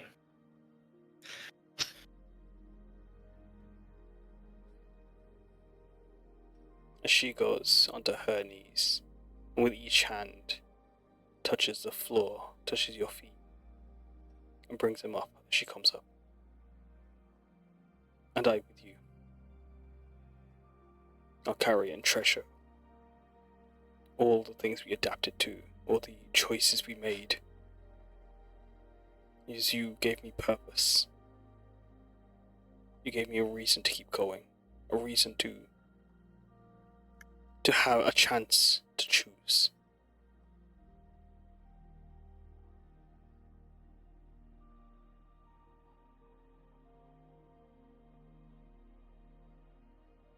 Do I need to choose now?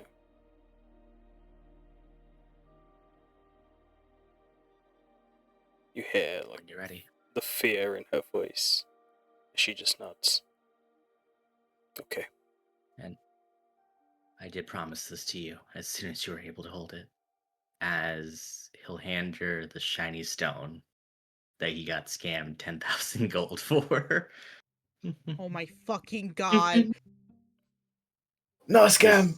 Not a scam! Brilliant. He holds onto it. Oh, sorry, she holds onto it. As you watch her, like, condense it with her, like, might into this tiny light. And she just holds it close to her chest. And she looks over to Enza and then covets it closer to herself.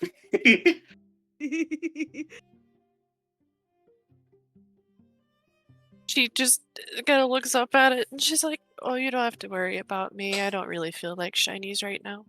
Oh. She's trying to. Aww. And She can to see. sort of emphasize that, she kind of waddles back over to the railing that she was on before, and she kind of perches on it and looks down at the water. But she's not looking at the shiny; she's just watching the water. And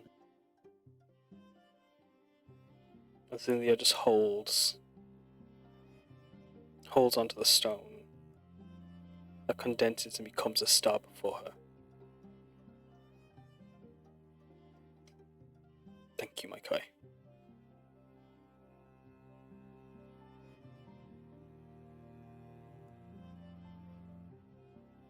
Until you decide, I'll always still be here. She nods as she tries to reach and hold your hand as her other 3 hold your arms. He will. Just holding her for a while. To her, it's a lifetime.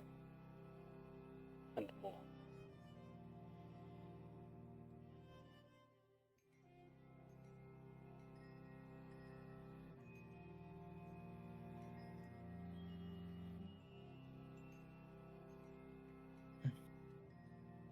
And before,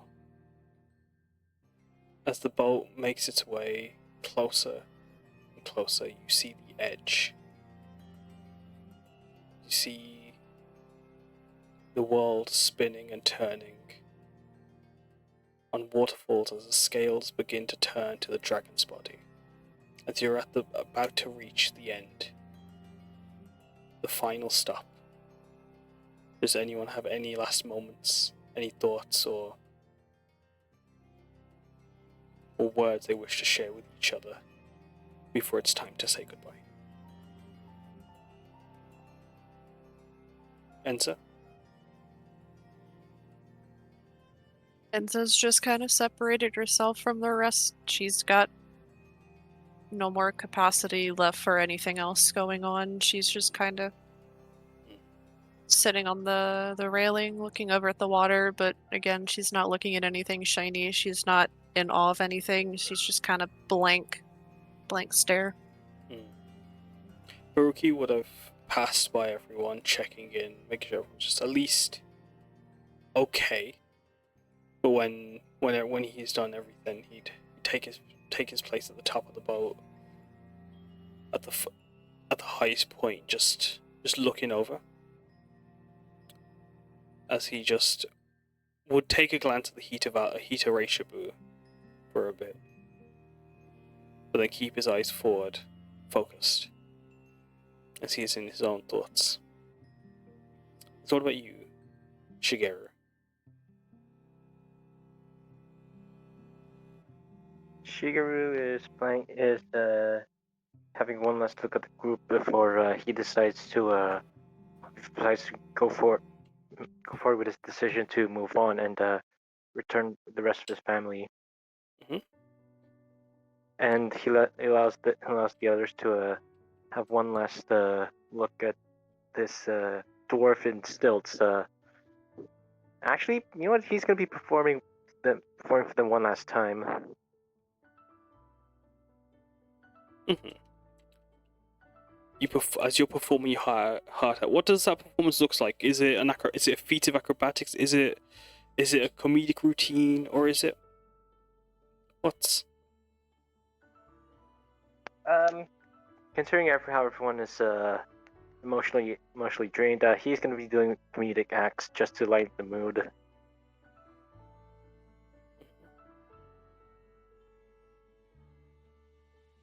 What about you, Ricky?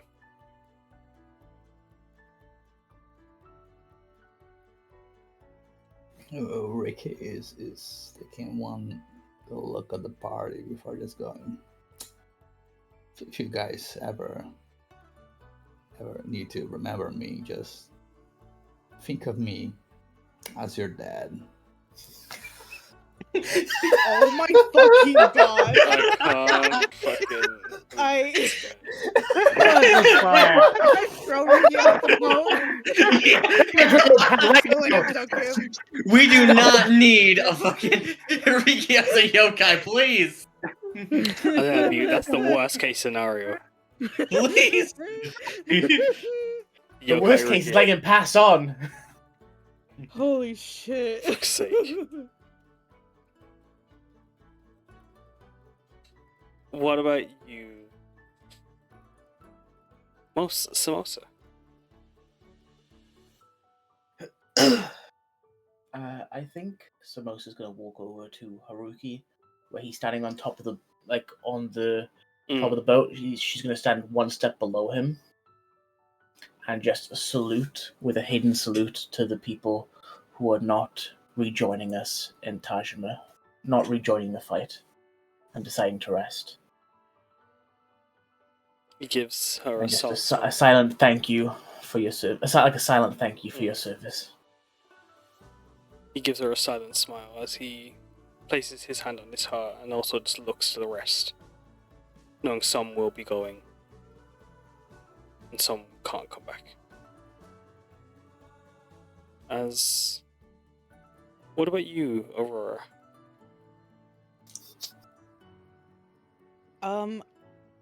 I think kind of like Haruki, because she's taking her shaman job seriously and just checking on all of the spirits that are on this ship. Like, everybody here, but like also like the minor orbs that are around, just making sure everybody's chilling and whatnot. She will present her heart to each and every one of you. She will grab Haruki's hand and kind of squeeze it before putting the back of his hand to her forehead as a show of respect. He smiles as he turns his hand in and just places it on her head, and then just pulls her into a hug. She'll hug him back. You feel him and his tears on your shoulders.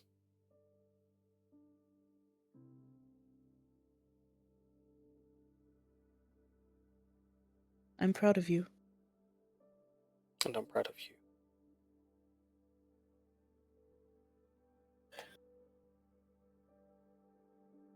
She'll go to Samosa next. And give her a hug. Samosa hugs you back. Full force. It almost hurts a little bit. Kills you. Kills you, Fuck, breaks your I'm spine. already in Haroma. It's fine. Yeah, but you're not dead, though. You're just, like, Well, passing by. Yeah, right. just Just visit. fix it. break my spine, just how I broke Karna's. Who said that? Damn. Sorry, continue. She'll just, like, say, thank you for performing your admirable service. To everyone. You're welcome. And I'm sorry for almost killing all of you. Eh. No, not it's really bad. I mean, I think I came out of it pretty good. You did what? When did you do What? Who that? said that? It wasn't an almost for me. Well, listen. Well, I'm neither sorry. of us. I see. It definitely wasn't an almost for Enza. Okay. Wasn't- This is the end of the spiteful saga. Just ignoring the poor burp trauma. I'm not done. I was going to everyone. Hold on. I'm Shit. sorry. I give Enza my fucking fireball Shiseki stone here. If you want to, hit me. I don't deserve this anymore. No, she'll go over to Enza and kind of like lean against the boat beside her and stuff. Are you going to be okay? I don't know. It's a lot. Never really It felt is. this before. I mean, this is all bad enough. Not to be mean to you, but No. I understand. losing Ma is kind of worse than dying. I don't know how to. I don't know. I'm really sorry, Enza. But I'm glad you at least got to say goodbye to her. If that makes it any better or worse, but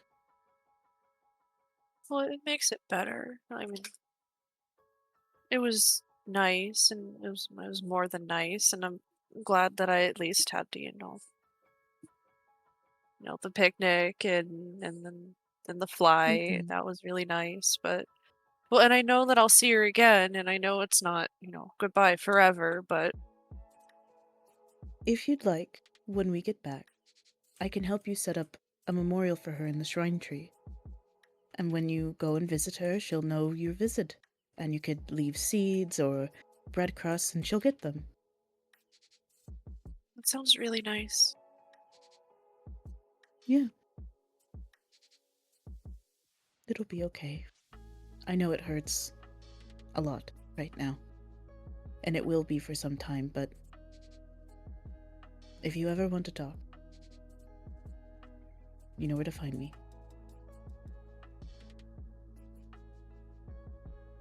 I really appreciate it. You're really nice.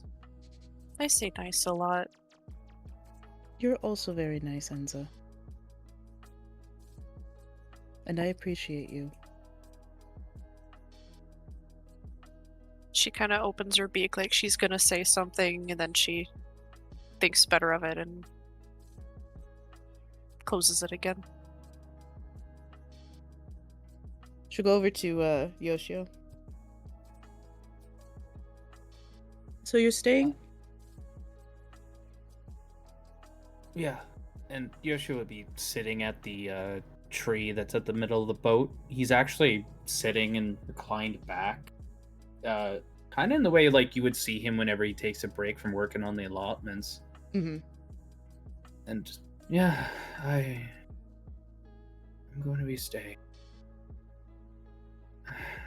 You know, this tree is way more relaxing than people think it is. Oh yeah, me and Oron and Sakura nap under it all the time. I mean, meditate. Meditate. Same thing. You're reaching a state of relaxation. Mm-hmm.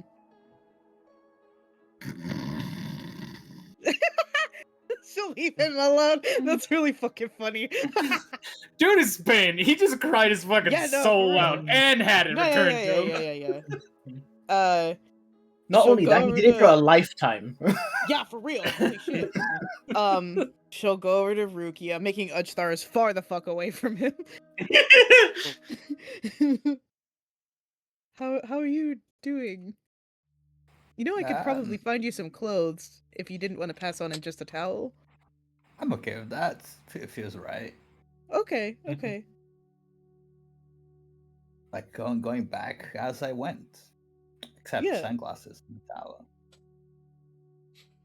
Okay. If you're happy with that, then I'm happy with that. Yeah, no, thank you. You have family here? I'm not going to answer that. Bye. Oh, I should go over to Grumpy. Or Shigi, sorry. Looks up at the fucking stilts. How is Shigi doing as they're about to reach the end of the world and say goodbye? Well, Shigi is a bit pondering on what has happened to him so far, and then when he notices Aurora / Hasako, if I'm getting that correctly. Yeah. Yeah, he would say to her, doing a bit of a rain check on everyone. Yeah. Shaman Yeah. business, you know. Are you okay? Yeah. I'm gonna be okay. I'm gonna be okay. Question is, and Shigeru would tap towards his stilts. Who do I pass this on to? You know what? I bet Jack might actually really like these. I won't lie. I think he'd get a kick out of them. Ah, you mean the halfling from Beyond Churel? Yeah. You know, once this whole trope is over, yeah, you know what? And then he would ponder for a bit and ask him, you okay with me dropping off the pants? The long pants, I mean. Do you have underwear on? I have. If it helps with this Shig, Underwear. like what you've like on the boat is like your spirit, and you've just taken everything with you, but your body still has your stuff with you too. So the real stuff, the physical stuff is still. You can keep the spirit stilts. I can find the real stilts later. Sorry, I forgot. I thought. No, it's okay. Spirit world's weird. Yeah. You're yeah. good. Well, yeah, fine. Assuming it doesn't get nicked, just get stolen by whatever is falling around these days. Yeah, you have my permission to hand over these stilts to Jack. If the Churels took the stilts, I will fist fight them. Don't worry, I'll get them back. I don't necessarily mean the Churels, but anyone who would want to steal shit. But yeah, all right. No, Fair I enough. got you. I'll make sure they get to the right people. She gives him a thumbs up. And Shigeru gives a thumbs up to herself. So yeah, it's been an honor being in this one hell of a emotional trip. Yeah, that trip to Harama does that. But glad you came to peace. Or going to. Yeah. Yeah. Cool. Yeah. Well, Well, may she guide you in whatever happens, and may people like Sue and Sakura keep an eye on you. Yeah. And then she'll go over to Karna and Zindia. Zindia still holds onto his hand.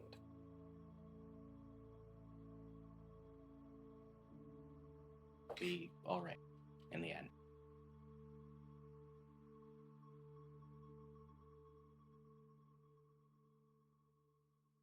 Also, hi Zindia. I don't think we've ever spoken before. Hello, Aurora. I've seen you around. Mm-hmm. She just like looks away from you nonchalantly.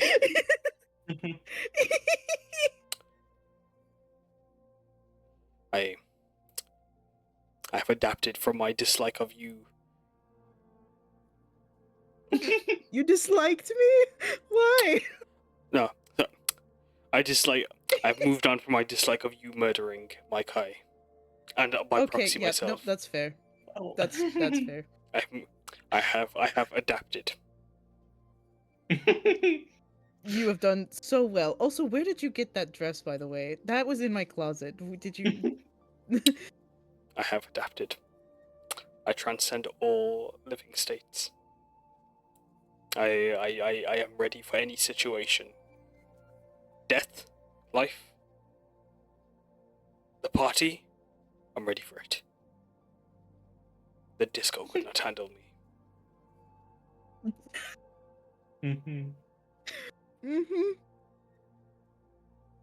Okay.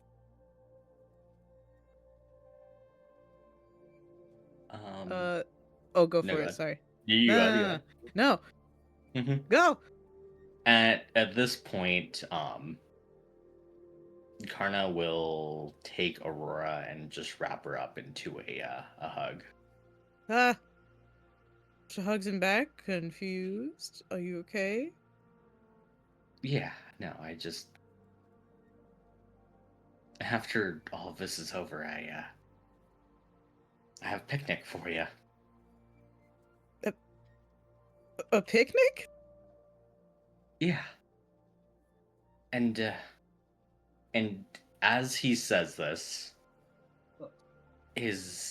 what? Nothing. It's Alex playing Minecraft. In the back. As he says this, his hokora burns a hole in his pocket. The hokora of the regretful. Thinking about everything they did, everything they wanted to do. And as he looks at her, you can see as the gears just begin to turn into his mind. No matter what happens, he doesn't want to have any sort of regrets. As he looks at her and says, actually, fuck that. Do you want to have a picnic right now? What? Right? Do you want to have a picnic right now? Right in Hiroma? Yeah. Right now. Uh-huh. I look at Uchstar, real fucking confused. Am I allowed to do that? Uchar just looks at you. Well, we're about to fall over the edge, but I'm sure that won't be much time. Enough time to have a cucumber sandwich and a few biscuits. Okay. Sure. We could have a picnic right now. As he just takes her to the other side of the boat, he will just like he scrambles around in his pack just for like any little bits of like food and rations or just something like I that. have cookies. I stole them. Oh, perfect. The cinnamon cookies? Yeah, of course they're The worst kind. Karna, come on. What do you think me to like coconut? I'm glad you got those. I made you a bunch for the picnic I had planned. I mean, You did? Nazi teased me a bunch while I was making them, but it's fine. It's not Aw. like she didn't, she wasn't right about a couple of things. But here, cookies. As like he just kind of shoves a cookie into her hands and like pours out a glass of chai for them to share. Thank you. he cheers like the cookie against her. As he takes a big bite. She'll also take a bite. Just kind of lost of what's gotten into this man. Yeah, he'll wait for no. Go ahead. Mhm. No. Yeah, Go. he'll wait for her to finish her cookie, and then we'll say, and then next I was gonna ask you if you wanted to dance. To dance? Mm-hmm. Okay. Sure. She'll hold out her hands to him. Mm-hmm. Covered in And scars. God. He winces as he looks at them, but he looks at you with such hope in his eyes still as he begins to twirl around with you. Yeah. What the fuck? Dancing. This is so cute. What the fuck? Because She'll just dance with him. this is a reminder of how you taught me how to laugh and enjoy life, not just survive. Well, of course. You also taught me that, Karna. I don't think I've laughed so much in my life until you came. Until we went to Tajima. Until we made friends and made a family. That night, dancing on the stage, the fireworks just went off, and we were just caught out in this perfect little moment. I think about that night often. You see, like, her whole facial expression just soften, and she smiles. I do too. And as he sees the edge growing slowly and slowly closer, stargazing was the last thing I wanted to do with you. He looks up at the sky, yeah. Yeah, it's kind of wibbly wobbly at the moment. The Yeah, well, if we stars. stare, like, every once in a while, there's some stars that show up, and then it turns as night, and then day again. As you say that, the stars stay Oh! for one last night, for one final moment. You have an evening to stargaze for as long as you like. Karna, how'd you do that? I don't know. I thought you did. But I did. You're welcome. Bye. I was there. Haruki looks to the camera for a Thank minute. you. That's me. If nobody Thanks, got me, Riki has got me. Holy shit! Thanks, But- Dad. Thanks, Dad. Shut up. I hate this. Stupid. Oh, God. But yeah, stargazing. When you look up at the night sky, which star do you want me to pull out for you?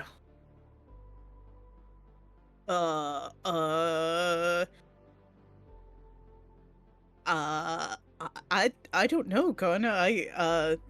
And she looks up. Are they normal constellations? I'm assuming. Give me a second. Oh shit! Alright. Pick the North Star. Fuck everybody's compasses. No. Yeah, Then no. I will.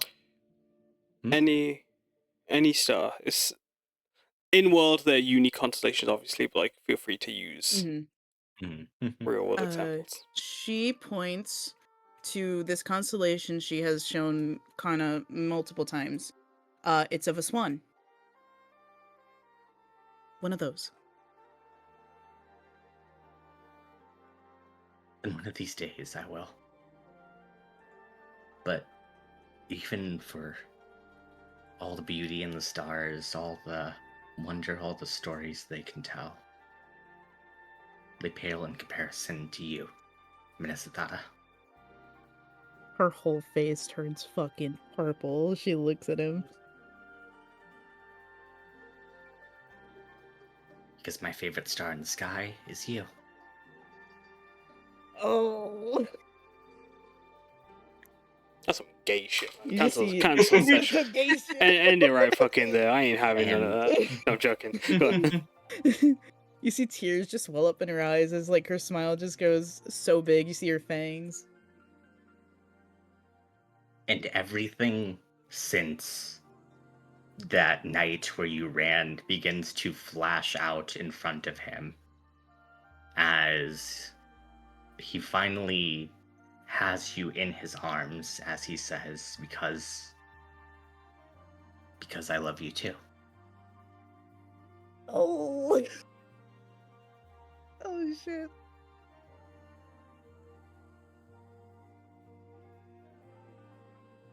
I know I hurt you as soon as I said that afterward. I am so sorry. I did mean it though.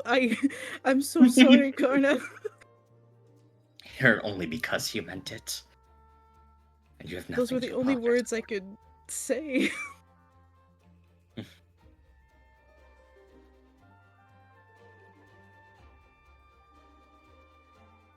It's fine.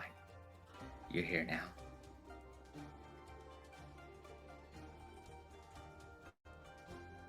Aurora?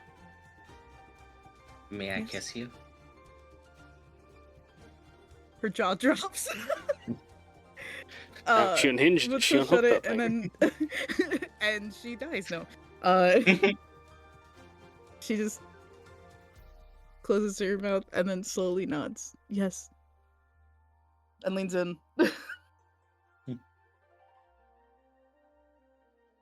And at the edge of the world itself,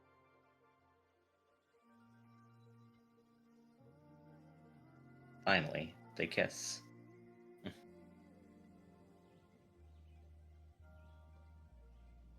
And as they finally break apart, he's just this blush still plastered on his face.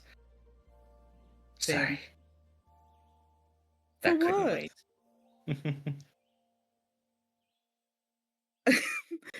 Well, I'll make sure to give you a proper one in the material world too. I'll hold you to that. And she'll just lean on him, just enjoying the end of the world, I guess. Mhm. As Yoshio rests for as long as he needs to clear his head, as the river twists and falls, the ship twists through the air, the spectral waves, figures, these huge giant celestial skeletons made of the waters themselves pull and twist the world as you fall down, as the dragon, the eight necks of the dragon coil down at the bottom. As you see, for the last time, a torii gate as the ship docks.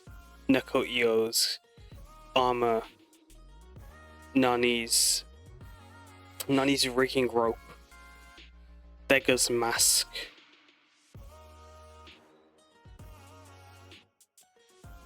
and several of Nodak's fabrics, as you see this torii gate with the old ancient lichen covered wood climbing up, with the tale of Shion and Sakake guiding the Lashan. The next band detailing the story of the Leiko being created and Shion's compassion, friendship, but also cunning to make sure the Leiko understand their place in society, for or as much as they can eat, they must also be able to show restraint.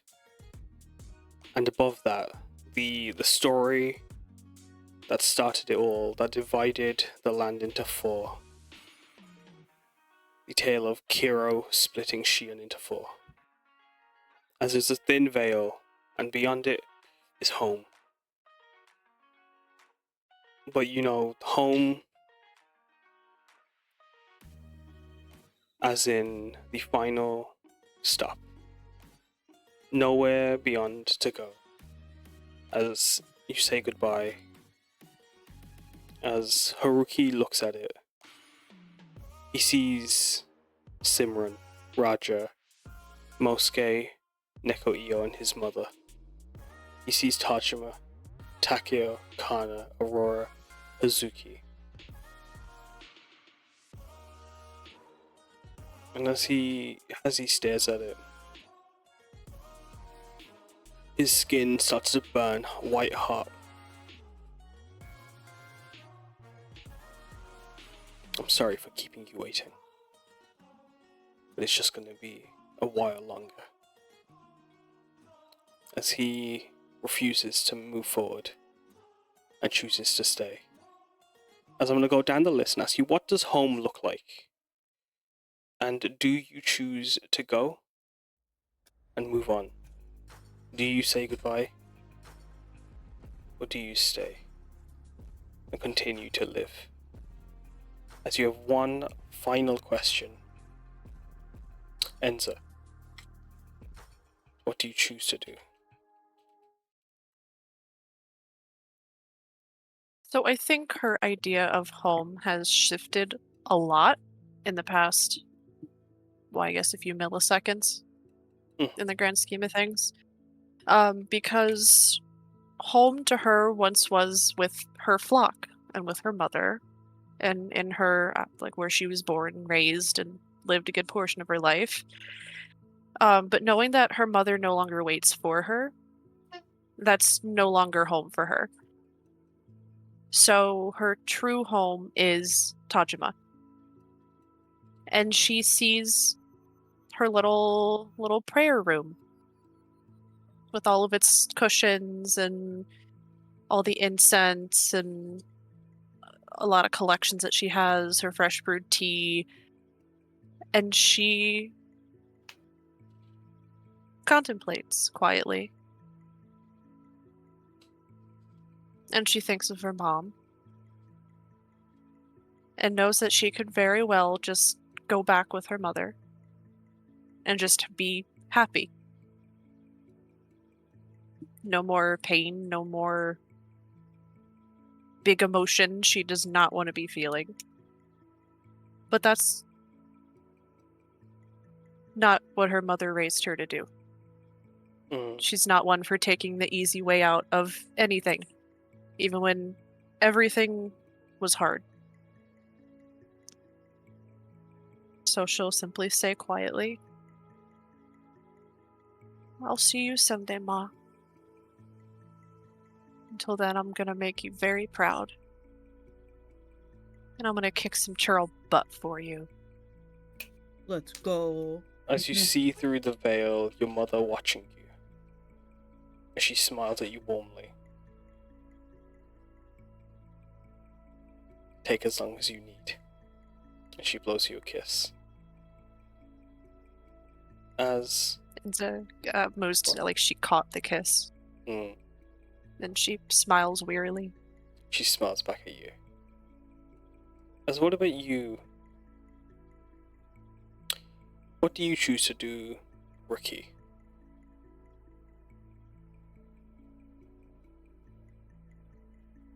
Riku takes a time and he thinks of all of the parents he saw, but remembers there's one thing he needs to do in Tajima still, and there's one person he needs to protect. He has to come back for his sister. Then you come back and get with the parents. Yay. Otherworld ain't going nowhere. Yeah, they're stuck here. As Ricky, you stay. What about you, Shigeru? Oh, sorry, Ricky, did you say what home looked like? Home looks like all of y'all's homes without your parents. Oh my fucking god. Get, you know, so I'm sorry, guys. The session's been ruined. No, I'm joking. What does I did? It's my fault. Grumpy, what did you see?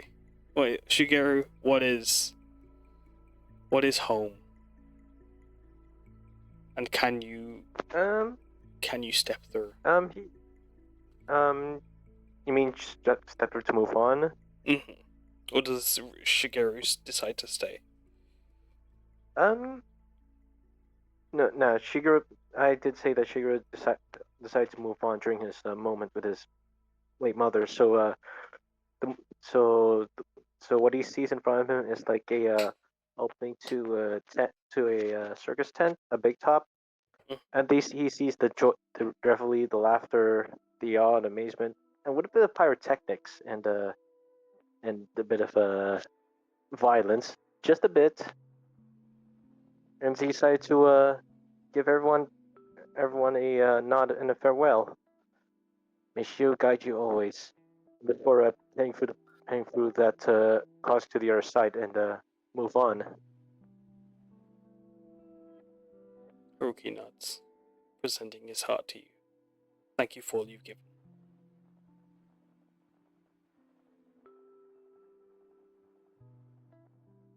So what about you, Samosa? Oh, sorry, go on. I just said thank you as well. I think for Samosa, it has changed quite a lot as well in the past. Probably a week or so, week or two.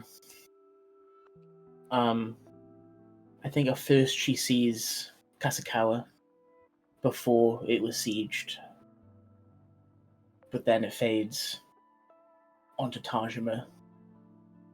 It sticks for a while, and then that fades as well. Until people start showing up instead of just at any singular place. All her friends there, all her family, and then millions of other people she hasn't even met yet. All of Haido is her home. And until it's safe, she will not rest. She will keep fighting and keep trying to move forward until everyone can choose their ending. She's staying.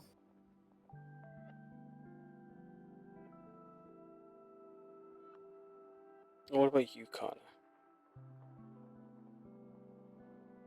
Home is. It's the beach at Tajima as the sun begins to rise just over the ocean. He can see all of his kai gathered, and at the end of the beach is Aurora standing there clearly. Holding his shirt. Who said that?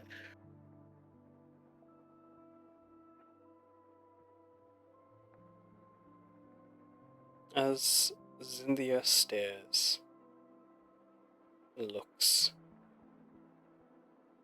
she sees Karna. And as she watches, she looks to you, turning back to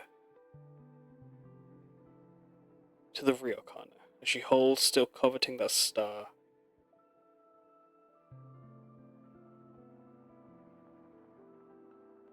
Are you sure I can choose? Of course.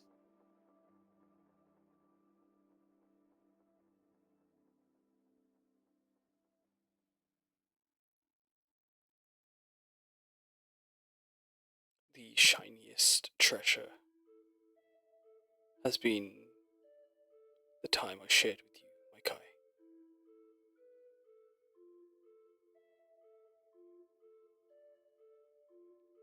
Feels the same. she reaches out with one free hand, holding onto yours. She walks backwards. Sorry, go on. Yeah, he takes her hand for as long as she needs. As she holds onto your hand, it feels like she's gonna pull you in. As she draws you to its edge, closer and closer, until your skin is about to graze the end, until you are about to cross over yourself. But as she pulls you, you feel her hand let go, just at the last literal moment. As who knows how much time she spent taking each of those steps.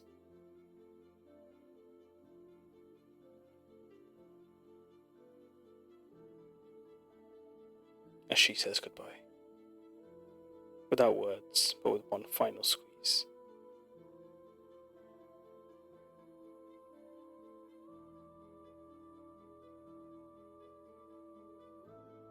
Tears begin to flow as he puts his hand over the hole that's left in his chest. Even if it heals, it's still always going to feel a little empty. It's like living your whole life like a bottle overflowing. To finally be full. That bit that still just was at the cusp. You're still gonna miss it. Right? And But lastly, until he pulls a star out of the sky, he can't join her. So all he can do is blaze his legend into the history books and hope that wherever she is, she can see just how resilient and adaptable he will become.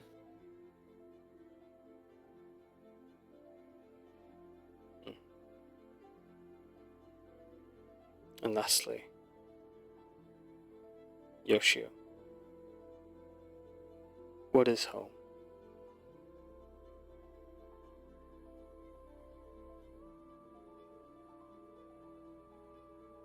Home is with Adrika, his father, but he doesn't see Kabetsumai anymore. He sees them there in Tajima with Nekuayo and the others that he's made friends with, that became his Kai. Tajima is the home that taught him to be selfish and to be true to himself. And maybe he can share that with his father.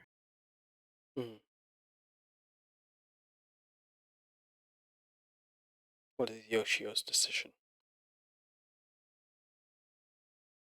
He's going to stay in the afterlife.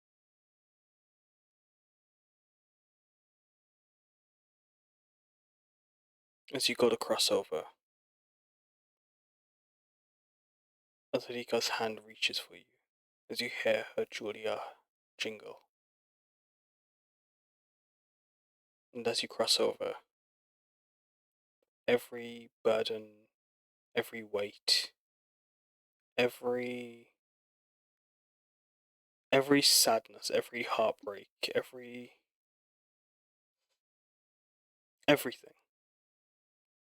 is lifted from your shoulders.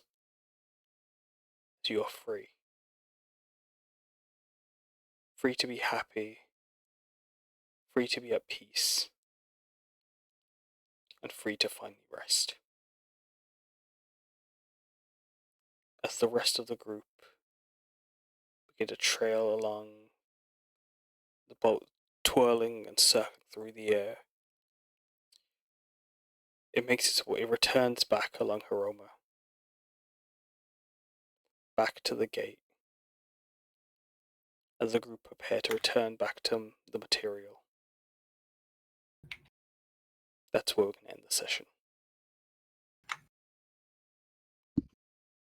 Man, I love crying. Bro, I'm so fucking tired. Thank